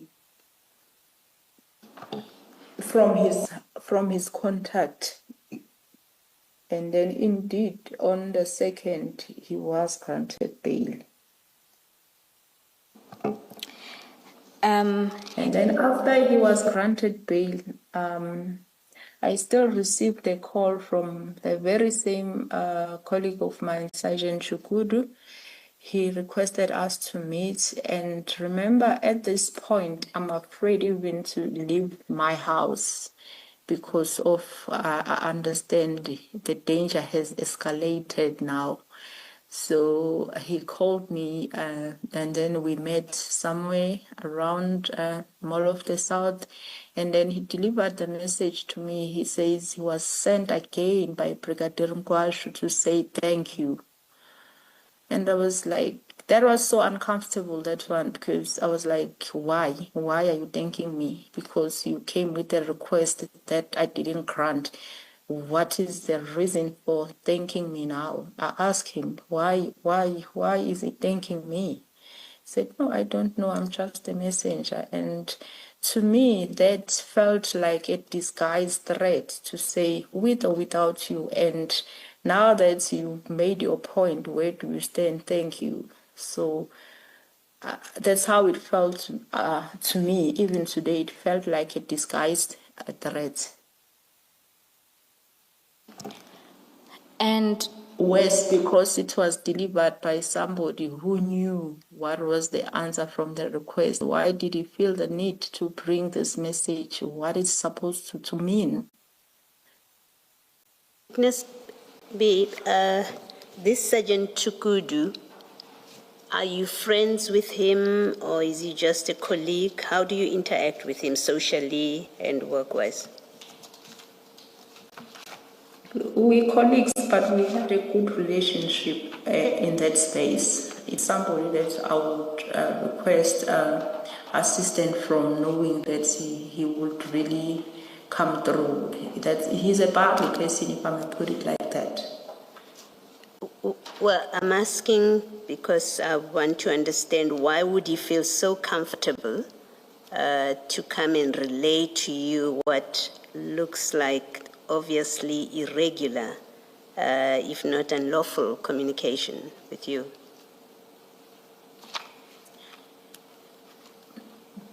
That part, that's why I said it was an uncomfortable one, because hence I'm saying the guy is a very bubbly person. He's a to-go person sometimes when we get stuck, because he's open, but we never had such conversation in the past.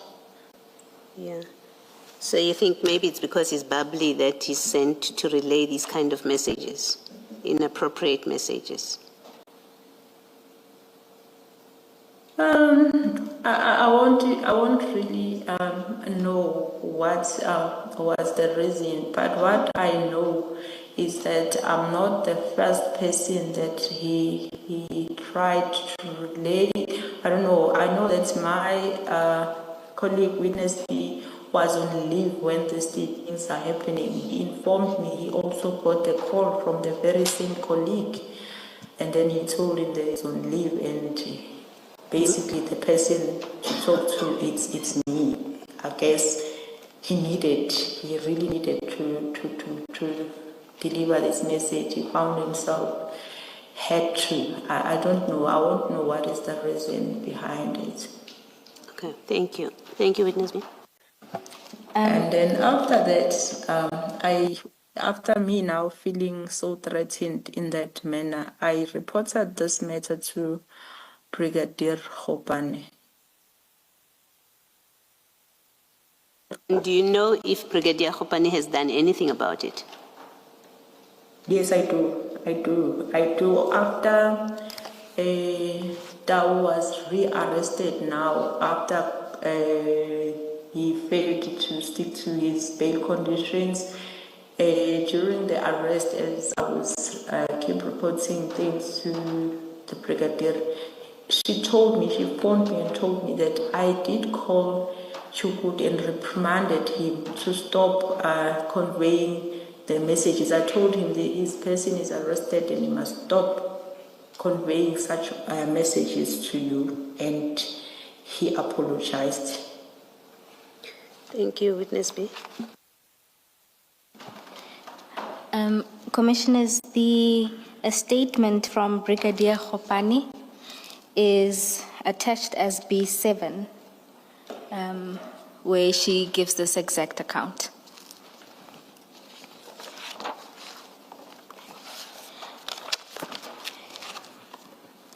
Witness B, at paragraph 76, you deal with yet another encounter, this time directly with Brigadier Nkwashu. Can you explain to the Commission what happened there?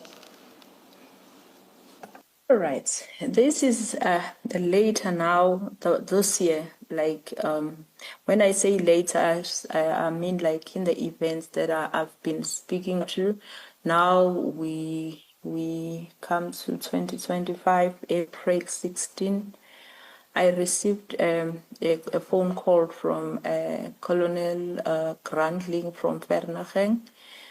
He was telling me that he got the call from district commissioner. He wants the docket. He wants certain dockets, let me put it like that, including the one that I was investigating. And then there was timelines there. And it was like he was getting pressure. That's why he called me and he said, you know what? I told him that I don't have a docket. It's at DPP. He said, okay, fine, because this is, I was pressurized to give this docket. Please speak. He gave me the cell phone numbers of the brigadier. And then he said, please call him and explain what you're explaining to me, because he doesn't want any explanations from me once the docket. So you are in the better position to give account to the docket, because I don't have a docket. I just know you are investigating the docket. Of which indeed I called the brigadier, I explained, I introduced myself, I explained my situation where the docket is concerned. And then he said it's okay.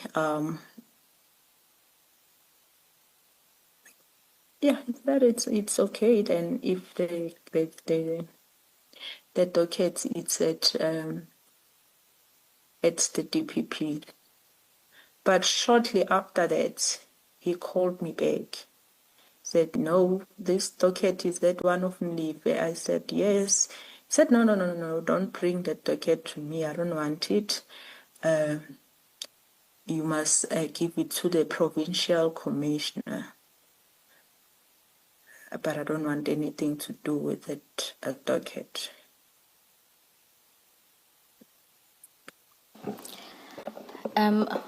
Witness B, Oh, he better said, oh, there's something that he said. He said he is a suspect on that docket.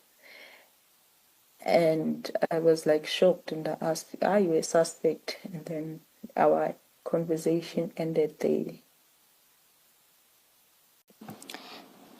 thank you, Witness B. Commissioners, Witness B has provided us with the recordings of these calls. And so we would like to play these two recordings. The call that Witness B makes to, my apologies, just 1 second. I'd like to confer with my colleague.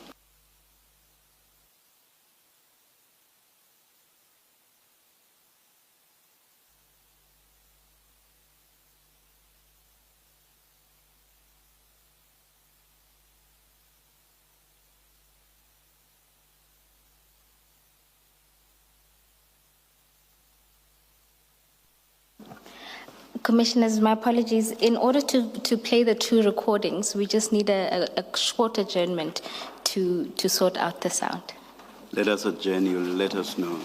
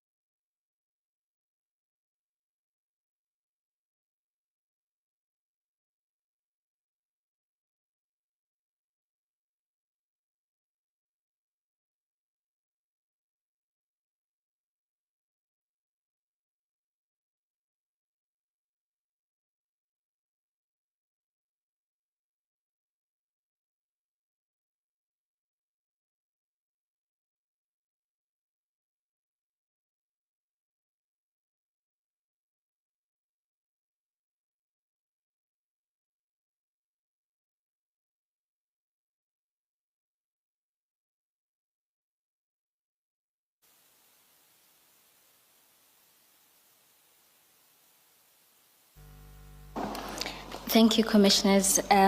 We will first start with the call that witness B makes to Brigadier Nkwashu. Just to note that we will be playing the call from 20 seconds in because she starts by introducing herself. But we will provide the full clip to the Commissioners.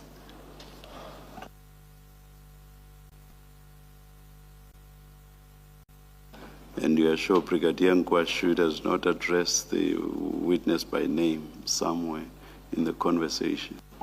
We have listened to both to make sure. All right, thank you.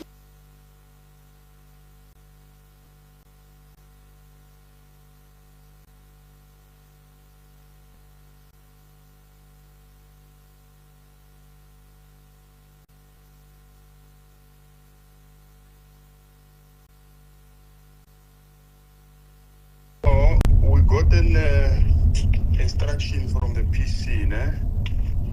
And to collect all those dockets, including that docket of yours, and go give it to him. And the instruction were given to us as district commissioners. And if we are not handing in those dockets to him, we're gonna be facing the disciplinary steps.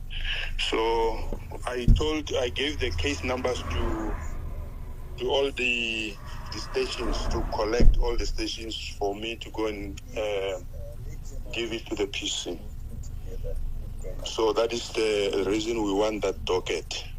Oh, Rick, for now, Yeah. mina ngizoba a problem because I don't have the docket with me. It's a DPP. Okay. No, it's not a problem. You can just write me a report that the docket is at the DPP, and you send me that report on email. And my email is nkwashuam2@subs.gov.za, or you can send it to the district commissioner email at Citibank. Then we will, as we hand the other dockets, we will tell him that that one is at the DPP. It's not a problem. All right, Rick, I'll do so. Okay, thank you so much. Thank you, Mayor. Bye.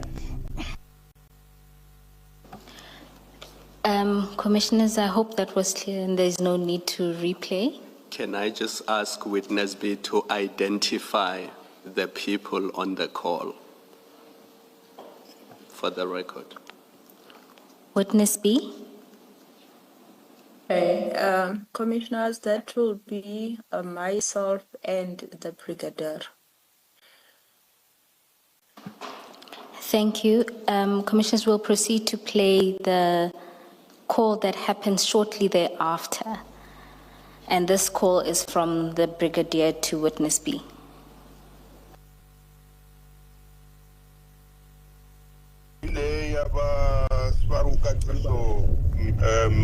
That's correct. Suspect kuleyo case mos. We suspect. Yeah, so I won't let it mean, ne? Na no mu itolile. Is a direct go PC, ne? All right. No, my way go DPP. Won't let it give my angle. Okay. Ungai nigga direct to PC. All right. Yes, brigadier. All right, size thanks, ne? Bye. Bye.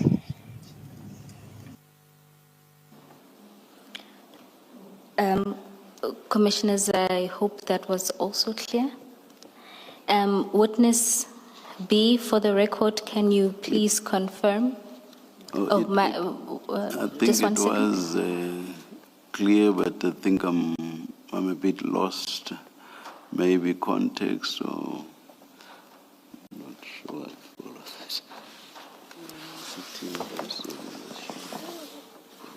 Yeah.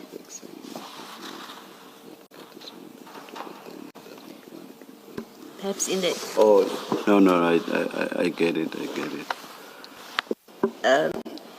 Ms. Power, the recording is in Zulu. For the record, I think you do need the witness to explain what that conversation was. Commissioner Baloyi, this is specifically in reference to the second. It's the second call, yes. Witness B, the second call is in isiZulu. Can you translate that call to the commissioners? I'll try. Basically, the brigadier called me back to ask me in particular if that case was for Katiso Mlipe, and I said yes, and he said no. On that case, he is the suspect, therefore I shouldn't bring the docket to him. I must take it straight to the provincial commissioner. He doesn't want it. And for the record, who was the provincial commissioner at that time? It's General Msombe. Thank you. Witness B, did General Ntombeni's office or even the Sidibeng District Commissioner's office ever communicate this request formally to you or your commanders? No. That was the last time we had such conversation about the docket. Witness B, you say in your statement that as investigating, he is a suspect. Do you now know, as you testify, whether he is a suspect? Up to today, I'm not so sure what the brigadier was talking about, because as far as I understand in this docket, the suspects are arrested. There's only one outstanding with the J50, so I have no idea. And at any point before this the two telephone conversations, had General Nkwashu been involved at all to do with your docket, the Vereeniging docket? No, except when he was making requests through my colleague. That's the only thing I had to know this name from. But other than that, no. Thank you. Could he possibly have been a reference to Mr. Katiso Mlipe? Oh, beg your pardon, Commissioner, didn't get it. I'm saying, could the he is a suspect, could that possibly have been a reference to Mr. Katiso Mlipe? I actually not so certain, but there's one thing that I can note while we're there. Maybe it might bring a picture to the commissioners. On the 9th, shortly after Mlipe appeared at court, I learned from the prison head that there was a request from Brigadier Nkwashu to go to prison to see Katiso after hours. And the reason why he wanted to go there, according to the reasons given to the prison head, is that he was apprehended that morning at airport, so he needed to bring him some clothing and some food, and it was quite after hours for visitation at the prison. And indeed, according to the prison head, he went there, but they also noted certain things that they made mention to me to say he came driving in the BMW without registrations. Witness B. Of which it was. Witness B, just 1 second. Yes, the ambiguity with regard to the pronoun does not arise if we listen to isiZulu. My co-commissioner says the brigadier said ngi, Ngi suspect. So the Ngi refers to the brigadier himself. It only arises when we read it in English. So you can't be sure whether the he refers to the brigadier or refers to Katiso Molefe. So my co-commissioner says, he said Ngi, which would mean that it's the brigadier who is the suspect. Yes, Chair. That's correct. And we will be providing objective transcripts of that recording. Thank you. My apologies, Witness B, you were also providing that confirmation? Yes, he indeed said he suspect, meaning he was referring to himself to say, I am the suspect. Witness B, you were explaining, and I think some of it got lost, or at least I lost it along the way.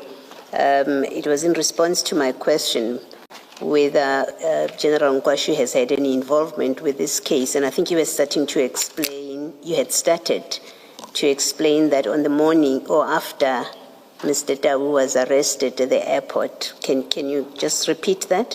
What happened?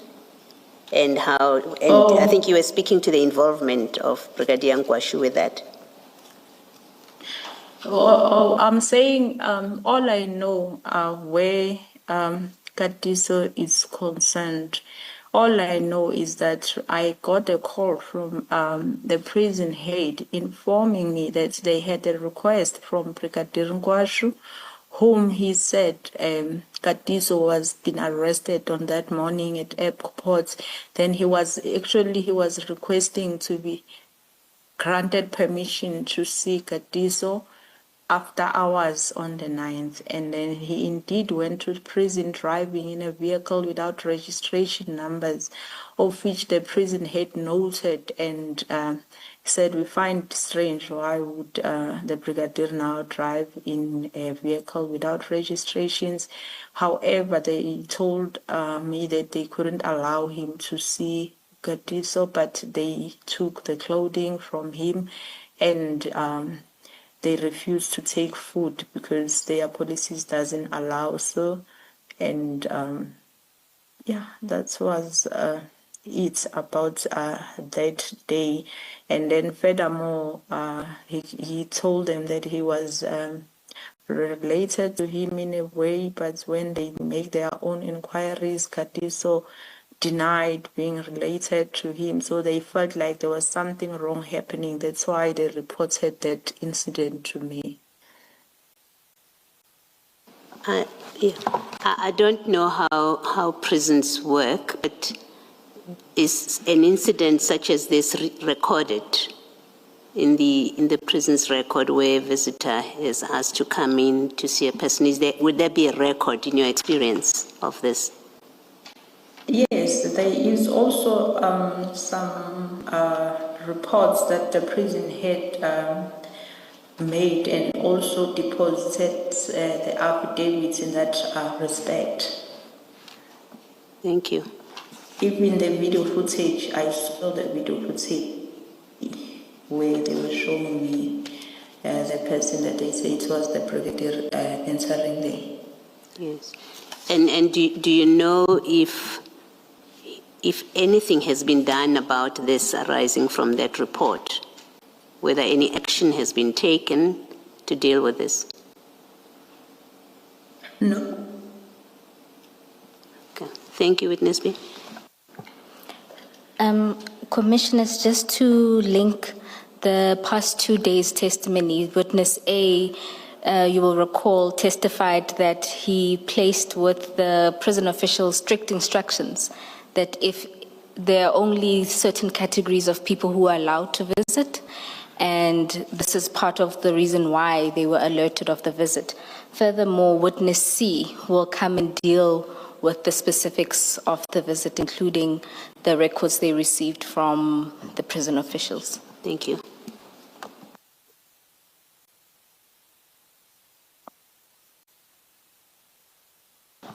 Witness B, We can then look at paragraph 77, and this is where you discuss your meeting with witness A to discuss all of the concerns that you now had, especially given Mr.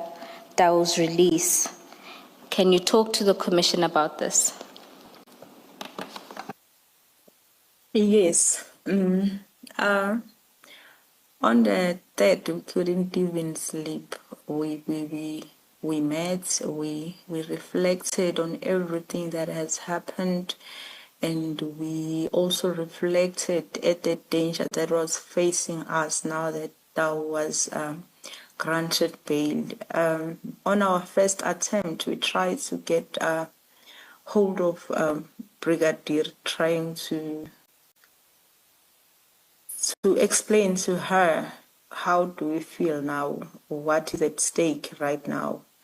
And then we couldn't find the Brigadier. She was not in the province. She was having something out of the province, and then failing to get hold of her, we then tried now to think, what else can we do? Given the fact that already we had an instruction to say, you speak to me or the general, now we try to think, how can we reach the general? At that point, we didn't have a direct line with the general.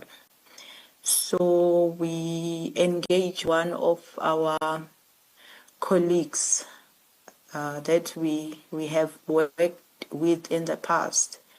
The one who's not even in our office, and then that will be Sergeant Matendra, who was, we knew that she's got an easy access to the general.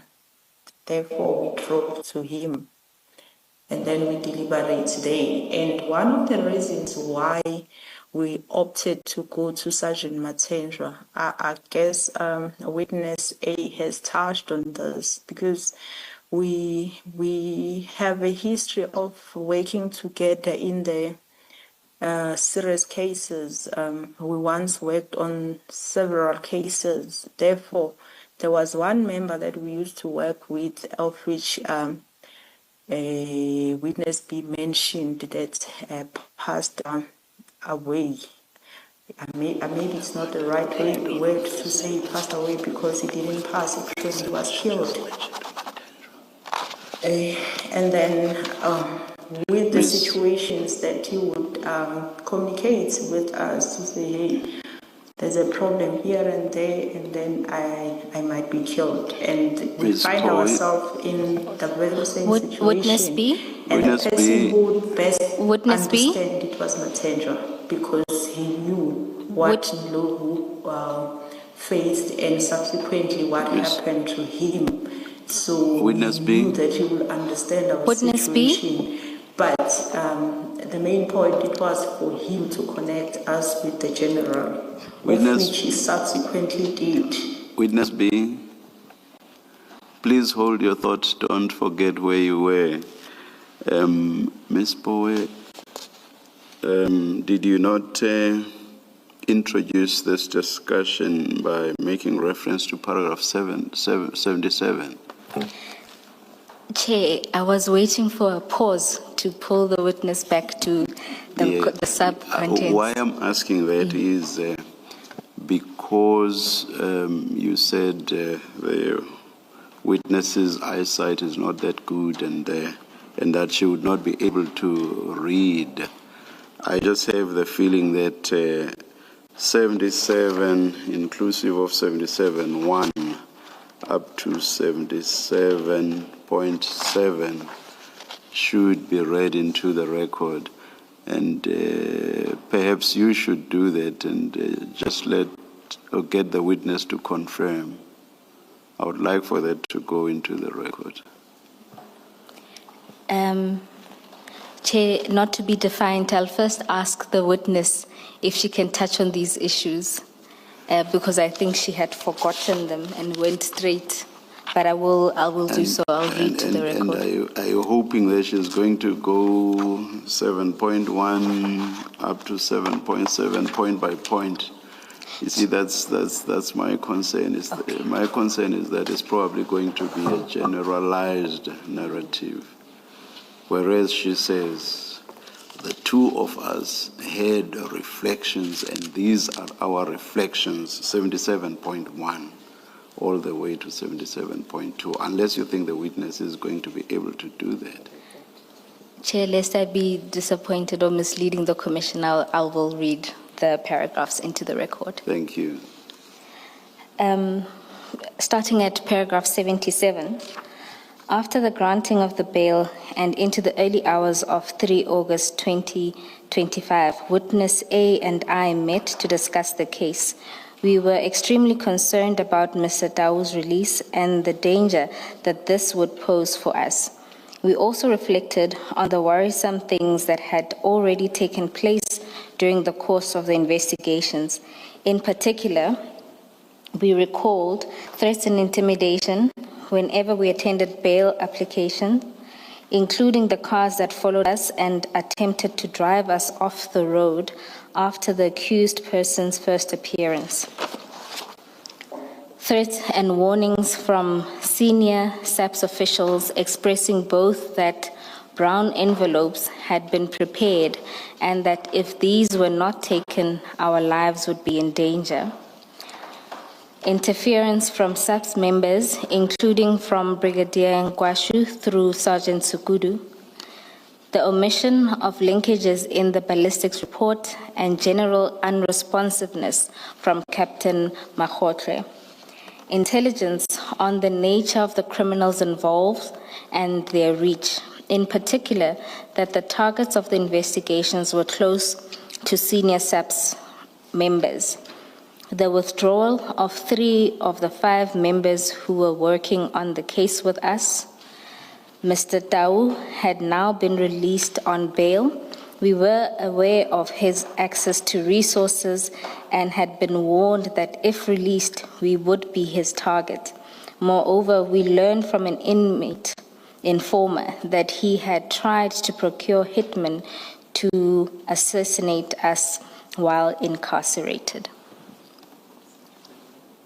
Witness B, can you confirm the contents of these paragraphs? I confirm. Thank you. Before you move on, witness B, in that paragraph 77.4, where you speak about the unresponsiveness from Captain Makhotle, from what you have described regarding General Mulaudzi, would it be wrong to include him, or is there a reason that you don't include him in that complaint about unresponsiveness?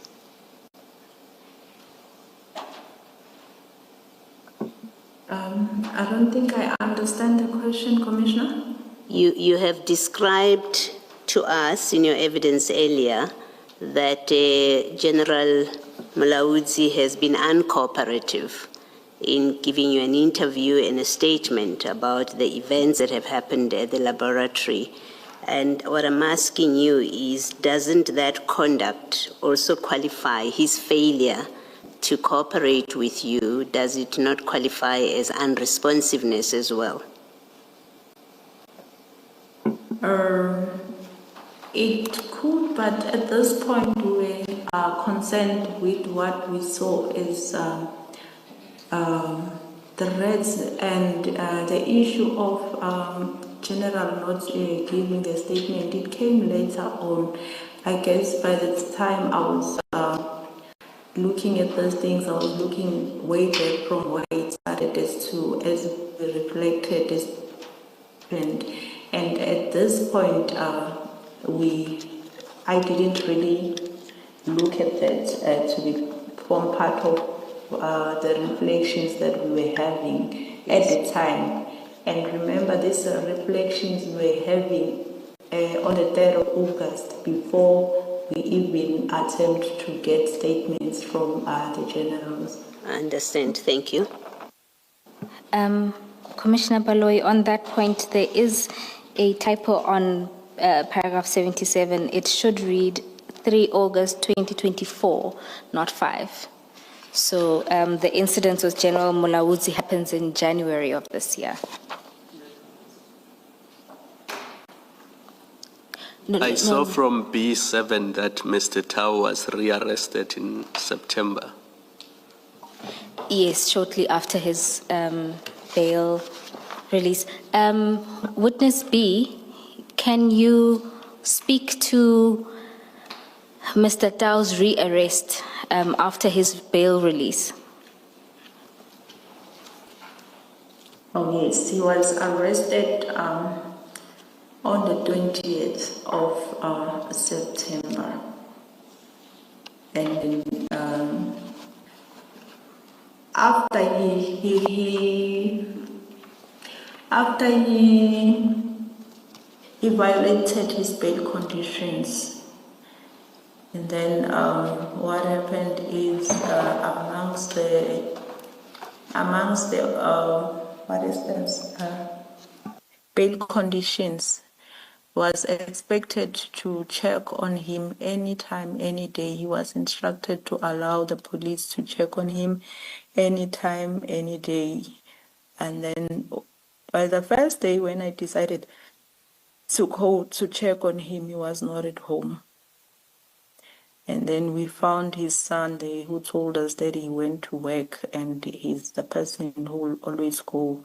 Then I just knew there and there that we have a problem now. We applied for search and seizure for his DVR because we learned that he had some cameras to monitor now what was happening all along.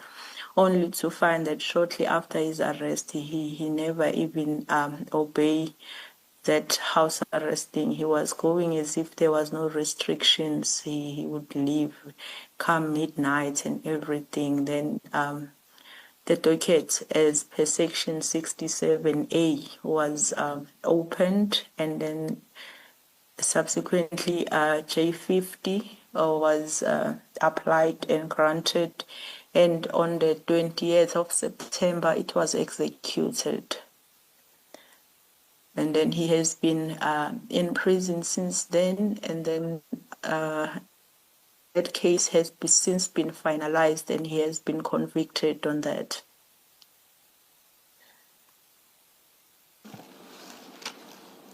Thank you, Witness B. You were at paragraph 78 and just explained your approach to Sergeant Matendra.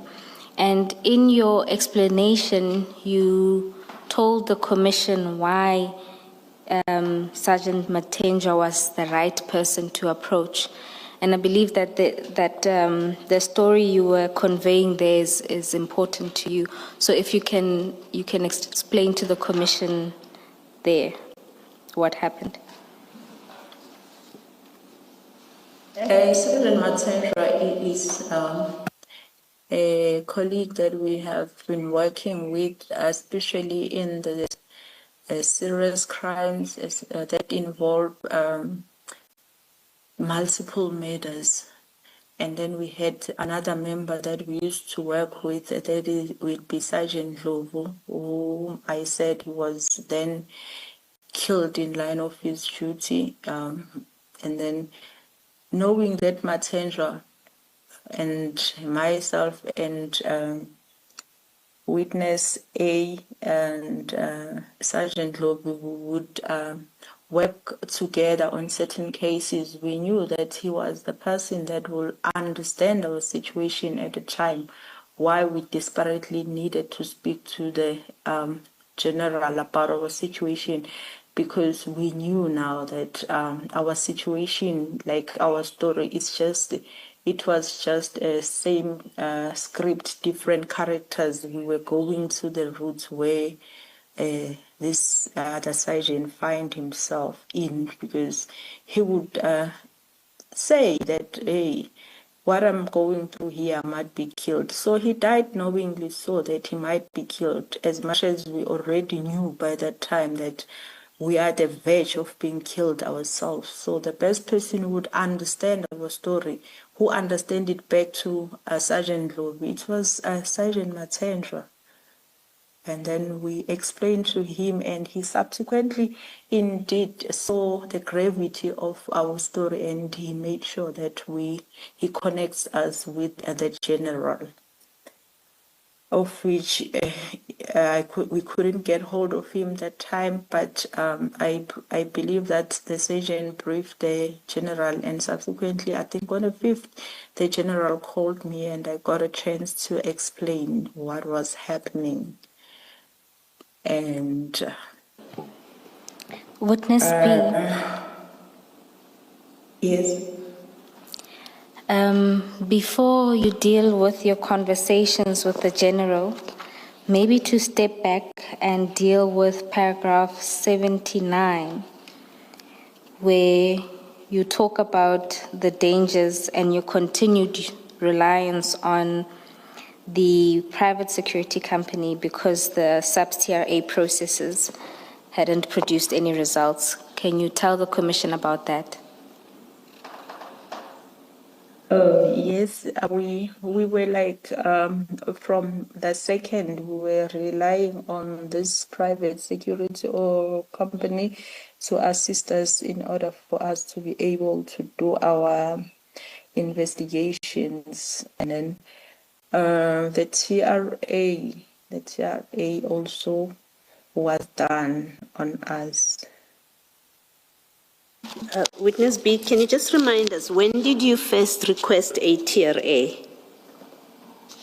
It was shortly after the first appearance. I'm not so certain any longer because I don't have the copy of it, but I believe it was sometime in May.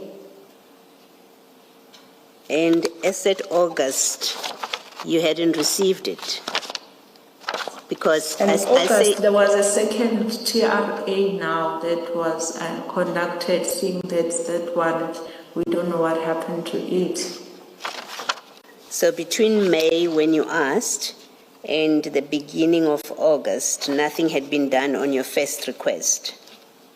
No, Commissioner. Do you know ordinarily how long or what is the response time when there's been a request for a TRA? Ordinarily, what would be the response time? It was the first time myself dealing with that. I don't know, but what I see on the second TRA, we spoke with the general, I think on the 5th, and then it's either on the 7th or on the 8th already. We got response because the officers from the office conducting the TRA, they came to our office. I had an interview with them. So it was that quick on the second one. The second one, just to confirm, the second one was after you had now involved General Mbuso Khumalo for assistance. That's right. Thank you.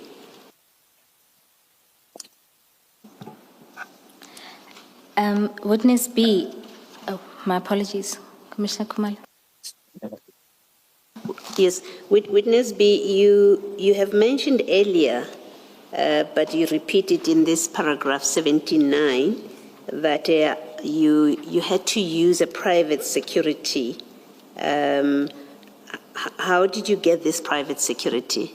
Is that your private arrangement? Was it an SAPS arranged protection? No, it wasn't SAPS arranged. I would say it was private, given the fact of the relationship that I had with them since 2020. I first met them 2020 dealing with another case of murder somewhere else. All right. Thank you, Witness B. Witness B, at paragraph 80, you refer to talking to the prosecutor after Dow's release, and that she also took some steps of her own accord. Can you tell the Commission about this? Yes, this prosecutor has been the person that we've been working closely to on this matter since day one. Therefore, we needed even not to explain anything to her. She understood everything and the dangers surrounding this investigation. So she was very, very concerned. So she wrote to our office, like I think she copied more than one office with her concerns where our safety is concerned. So she was requesting that the SAPS must do something in order to protect us and the doghead.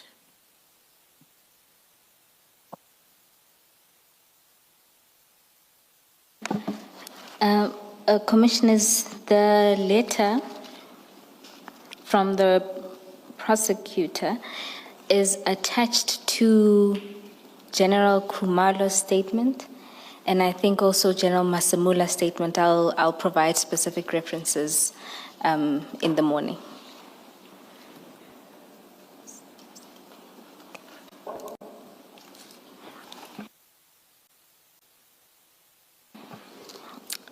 Witness B, you then deal with now when General Mbuso Khumalo calls you back after being briefed by Sergeant Matenja. Can you explain what happens there? Yes. And then the general called me. I explained everything that we were facing, and then I summarized and all the threats against the investigation team, and then and our consent since the accused was released.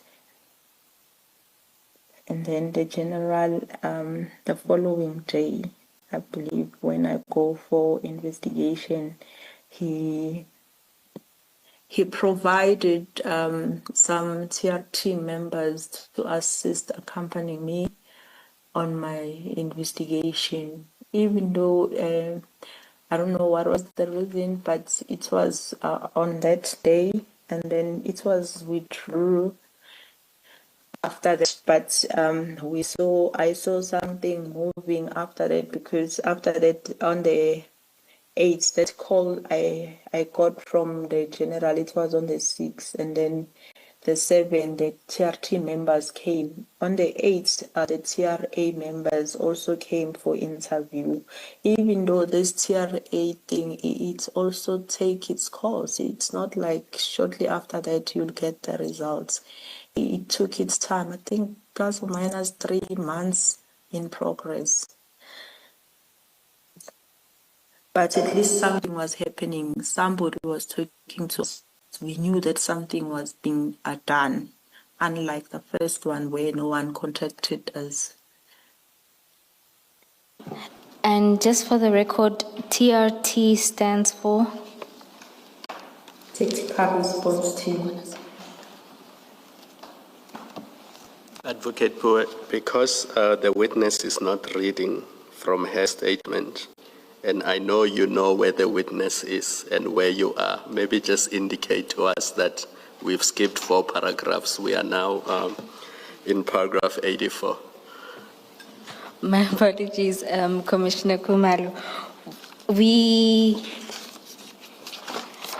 The witness dealt with the prosecutor's letter, which is covered from paragraphs 80 to 82, and then 83 deals with the call that she receives from General Khumalo, and then we are now at paragraph 84, where she was provided with support from TRT and the interview with an officer from the TRA.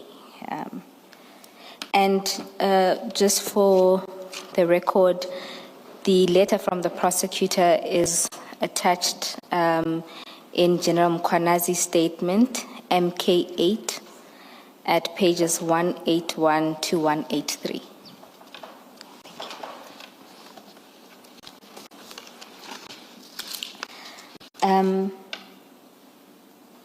Witness B At paragraph 84, you deal with the interview with the TRA officer.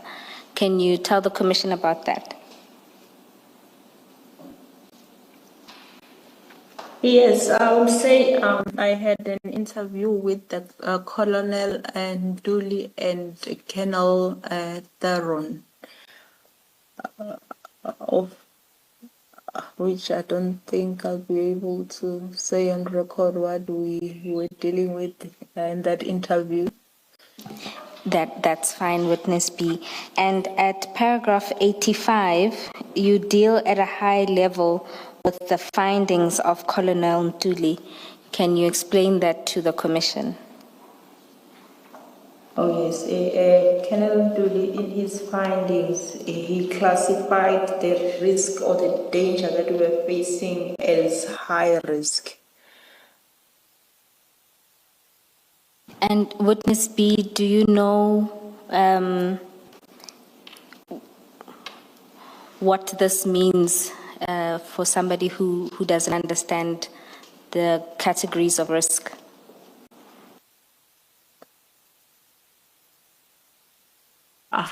In the lack of better words to describe, I would say it meant now we're at grave risk.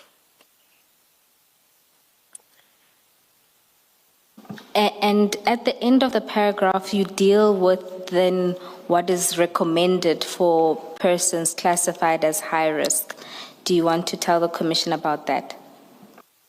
Yes, in his recommendation, he recommended a 24-hour security where we concerned. So, meaning now that was a start of us losing our lives. More like going to prison. Thank you, witness B. At paragraph 86, you talk about an event that happens during the week of the 12th of August with members of the cold case unit. Can you tell the Commission about that? Oh yes, on the 12th of August, we, for some reason, I believe we were at the office for something, and then two gentlemen came in, and then they said they were from cold case, of which one introduced himself as Dion Mlaudzi.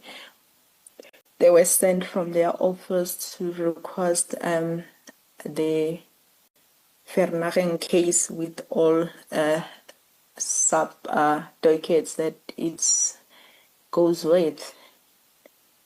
And then, fortunately enough, that we were in the office, I was able to jump in to say, no, those dockets are at DPP. In actual fact, they were not even at DPP because we were shocked in a manner. Why? The first thing that came to our mind, why cold case is interested in this case that it's so hot.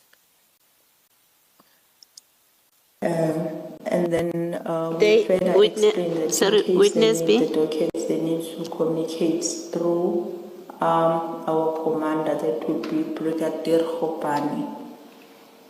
Yes. Okay, Witness. fine. That was it. Then they left.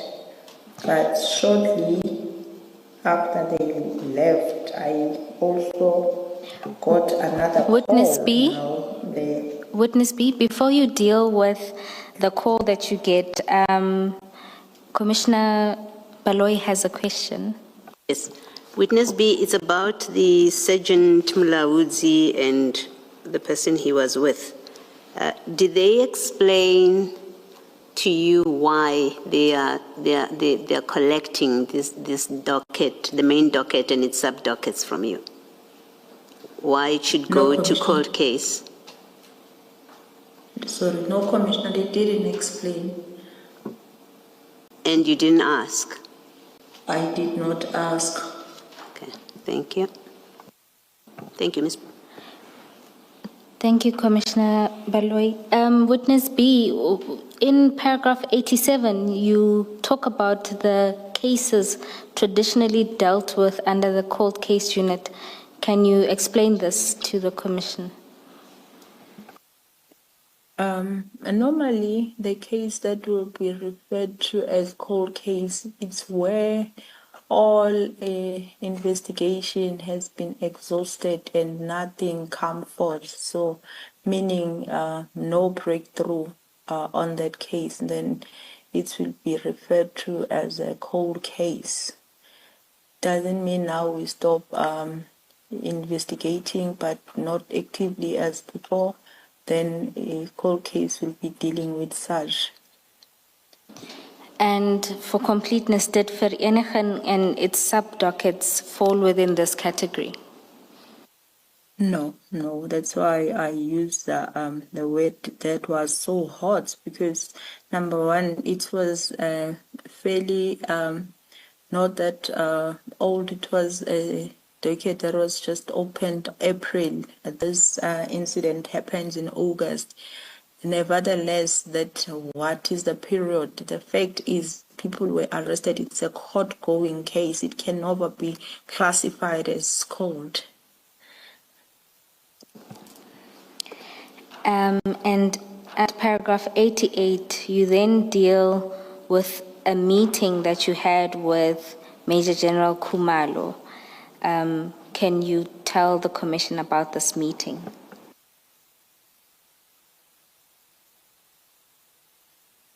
I think on this meeting, it was the first meeting that we had with the general after witness A came back from leave, and then we went and see the general. And then we spoke about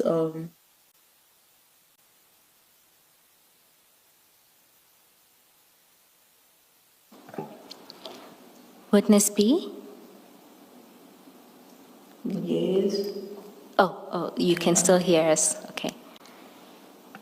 Yes, we spoke about the progress of the investigation from then on. Then we were directed that from then on we'll be reporting to him for the guidance on the docket and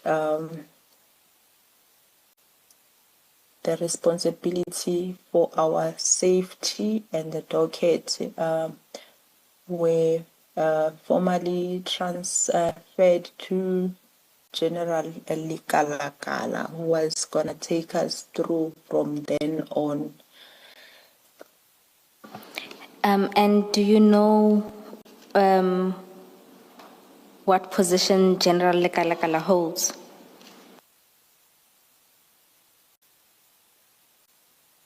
Oh, he's at Gauteng Counterintelligence. Thank you.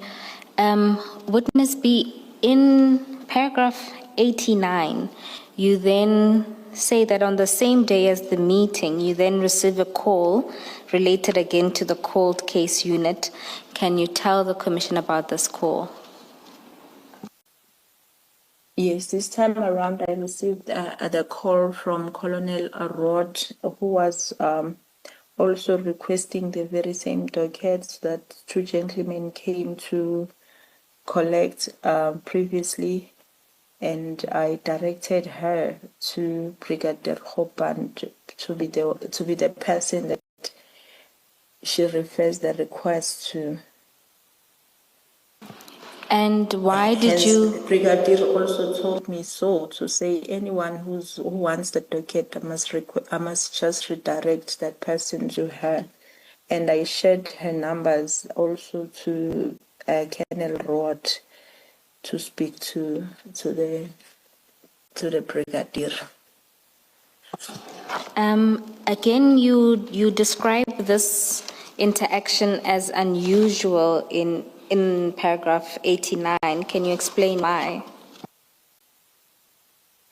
For the very same reason because now already the two gentlemen came to the office. I explained that the brigadier needs to be contacted.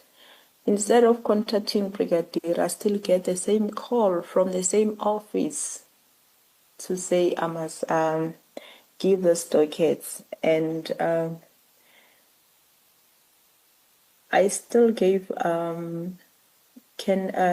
Brigadier Khopane's numbers still, but I also went back to the brigadier to alert her to say, I got this call again, however, I gave you numbers. Most probably they will contact you, of which it was strange because when I get the briefing from the brigadier, nobody ever called her. And that message from Colonel Root asking for the brigadier's number, you deal with that at paragraph 90. Yes. Yes. Witness B, in that paragraph, you explain that you later approached Colonel Root for a statement. Can you explain to the Commission why you approached her for a statement and what the outcome of that was? Okay. Later on, during the course of our investigation, I was instructed by the commander here to say we must get the statement talking to the because he wanted to understand the reason why, in the first place, the docket was requested, and then we first spoke over the phone, and she said it's okay. I can come see her. I went to her office under the impression that I will get this the statement. However, when I got there, she said no, she was acting on the instruction from her superior, being Brigadier Gininda. Therefore, she needs to check with him first, and then he said she will call me. But then when I make a follow up, then she sent me a message to say I shouldn't be asking a statement from her. I must revert back to the general, to my general, and this matter will be handled at that level. And Brigadier Gininda, do you know the brigadier's title? Pardon? What is Brigadier Gininda's position? Oh, she's a commander. It's called case unit. He is, sorry to say, he is the commander. And when you say that Lieutenant Colonel Root said that it should be handled at the rank of the generals, what did you understand by this? It's what we always encounter during the course of our investigation. At times you get undermined because of the rank. It was more like Sergeant Beckhoff, this is not in your pay grade, therefore it will be handled at that level.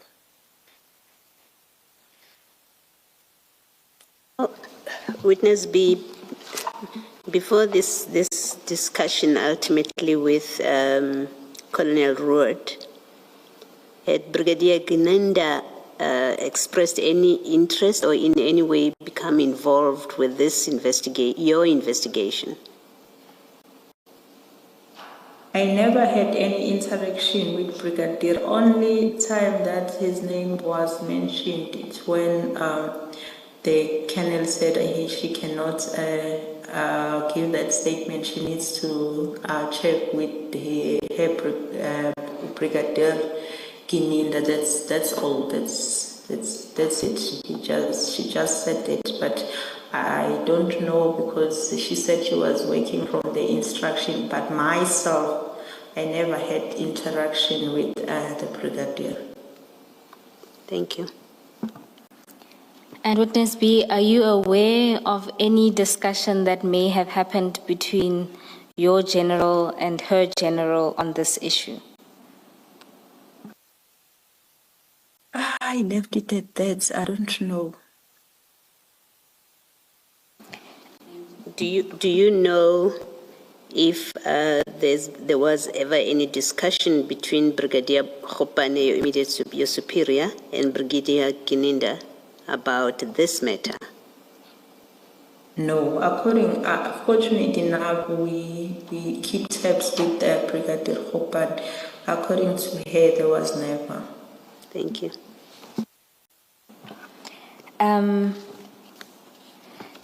Witness B, at paragraph 91, you make a note on the insistence from the cold case unit to obtain the docket. Do you want to talk to that? All I can say is that up to today, I really don't know why they needed to have this docket. Maybe there is a reason that will be at the level of the generals, as I was informed, but myself, I don't know. I don't have any explanation. Maybe let me ask a question. Do you know who would be Brigadier Gininda's general? I don't know. Okay. Thank you. Witness A, are you authorized in your position? Sorry, Witness B. Are you authorized in your position to simply hand over dockets you are working on to other units? No, not at all. Without the blessings of my commander, I can't do that. You would have to obtain permission from your commander. That's correct.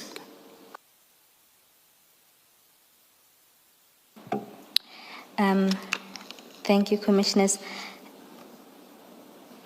Then And ordinarily, under what circumstances would the dockets be moved from one unit to another? Normally, when we have interlinking cases, maybe, and then you'll find one unit obtaining the docket from one to another, but normally the one that will seek dockets from another is the one that is having an active investigation that is at court. Maybe when you find linkages, then you'll go obtain from other units in order to place them at the court roll, because they will be there like more like cold, because it won't be a court going. But when you investigate, like let me say, for instance, in this one, this docket has demanded us to have more dockets through linkages, in terms of you may find that the other docket is also implicating the same accused that you already arrested. But it can never be that you take the active one to the one that is not yet at court. Where was the I-20 Hyundai hijack from? Was it Sunnyside? That's correct, Commissioner. And so ordinarily that hijacking would be investigated by the police station under which Sunnyside falls, whatever that police station is. That's correct. Yeah, and that docket, is it not with you now or not? It is. Oh It yeah, is. so It so is the yeah, so connection. that's one example. All right, thank you. I think I get the picture. Thank you. Let me just follow up on that. Witness B, who makes the decision, and who, as in title, not name, who makes the decision that a docket must now go to cold case unit? Good question, Commissioner. Honestly, I don't want to answer on something that I don't know of. I don't know. But while you at that, I don't know when the docket is declared it's going to the court case. I want to make mention of one of the cases that subsequently are at court. There's one case that was in socials. It was declared cold. But when now the linkage is emerged, I didn't find it at cold cases. I find it at the still with an IO. So I don't know when is that decisions are made and when. I have no idea of that process. Is it possible, from your knowledge and experience, that the cold case unit can declare a docket to be called and then come and ask for it in the way that they've done with you? No, Commissioner. I mean, like an active court docket, it can never be at any stage declared as cold. Cold means there's no linkages, there's no court going, nothing is happening, there's no leads. All the investigation has been exhausted. Maybe let me just try to clarify my question. My question is, does the cold case unit declare dockets to be called and then come and get them from wherever they are kept otherwise? It will be difficult for me to You don't know? to talk on what happens in court case because I have no idea. All right.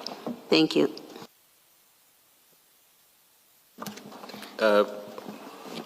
Witness B, this request from the cold case unit, did they only ask for the Vereniging Meda docket or did they ask for other dockets that you are in possession of? It was Vereniging and all its babies. Sorry, say that again. All its? I said it's babies. I meant to say sub dockets.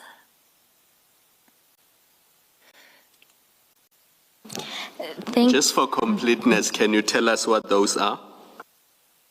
Oh, it was Vereniging 275 of 4 2024, Kleprefur 77 of 4 2024, Bramley 149 of 4 2024, and Sunnyside 286 of 1 2024.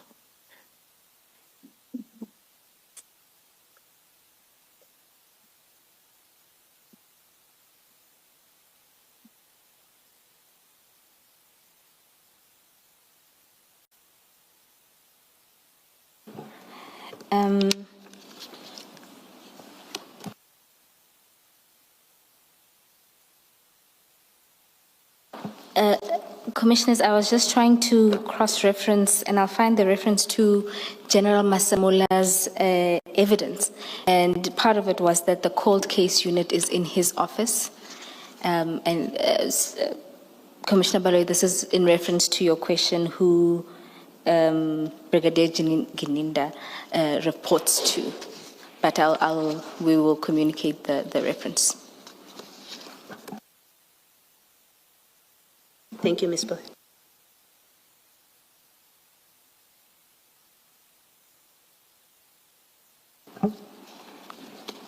And then at paragraph 92, witness B, you deal with the unexpected events of the 5th of September while you were at your residence. Can you tell the commissioners about that? On the 5th of September, it was late, around 8. I was already sleeping.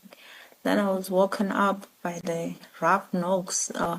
When I check, I see police officers, plus or minus 6 or 8. I don't remember because that like frightened me. Like I was really scared because I didn't understand what was going on because there was no prior alerts to say maybe people they will come and everything. And when they got there, they also didn't know what they're looking for. Asking me, they telling me they're looking for but they were looking for a male person that they mentioned by surname, and I was like, no, I don't know that person, only to find that they were referring to me. They just didn't know. And given the insight of what was happening, even my colleagues I couldn't trust, because nobody alerted me that they will come. So that thing shake me. If I was having some sort of heart disease, I think that was gonna be the day I die.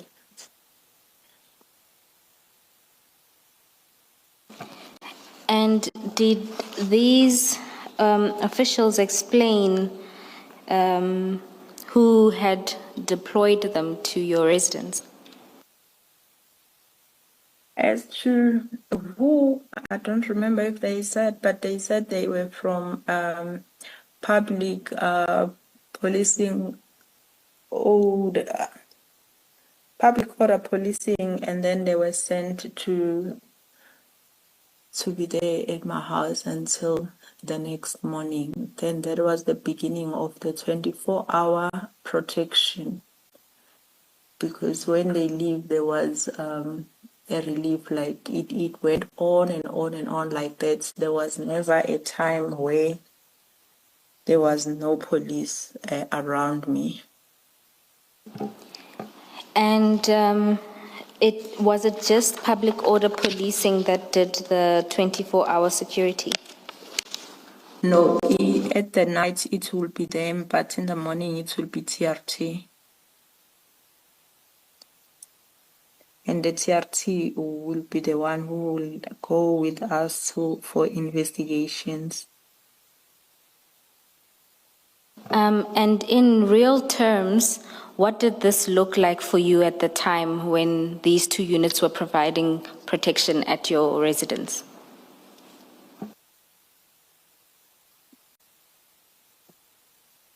Honestly, it was, for me, it was good because I could see something now, it has been done. And then it will make you feel a little better now when you go out and do your investigation. But the only thing that was frightening me, it was that encounter at night. And then from there on, we understood that that's our life from then on.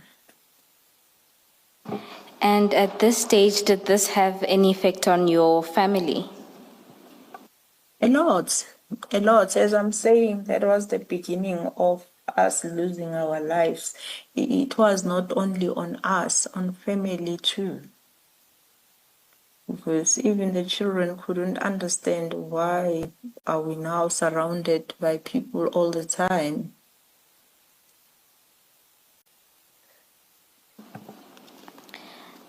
Thank you, Witness A.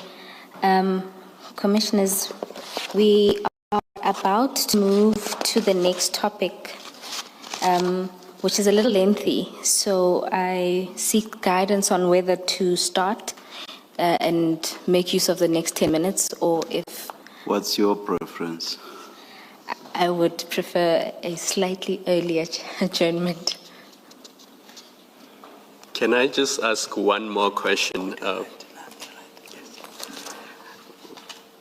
Witness B, you may have covered this earlier, but maybe I did not hear you. Did the cold case unit ever come back to ask for the dockets, or was your communication, I believe it was with Lieutenant Colonel Ruot, was that the end of it? They never came back to ask for the dockets? That's right, Commissioner. That was the last time. Let us adjourn and resume at 9:30 tomorrow.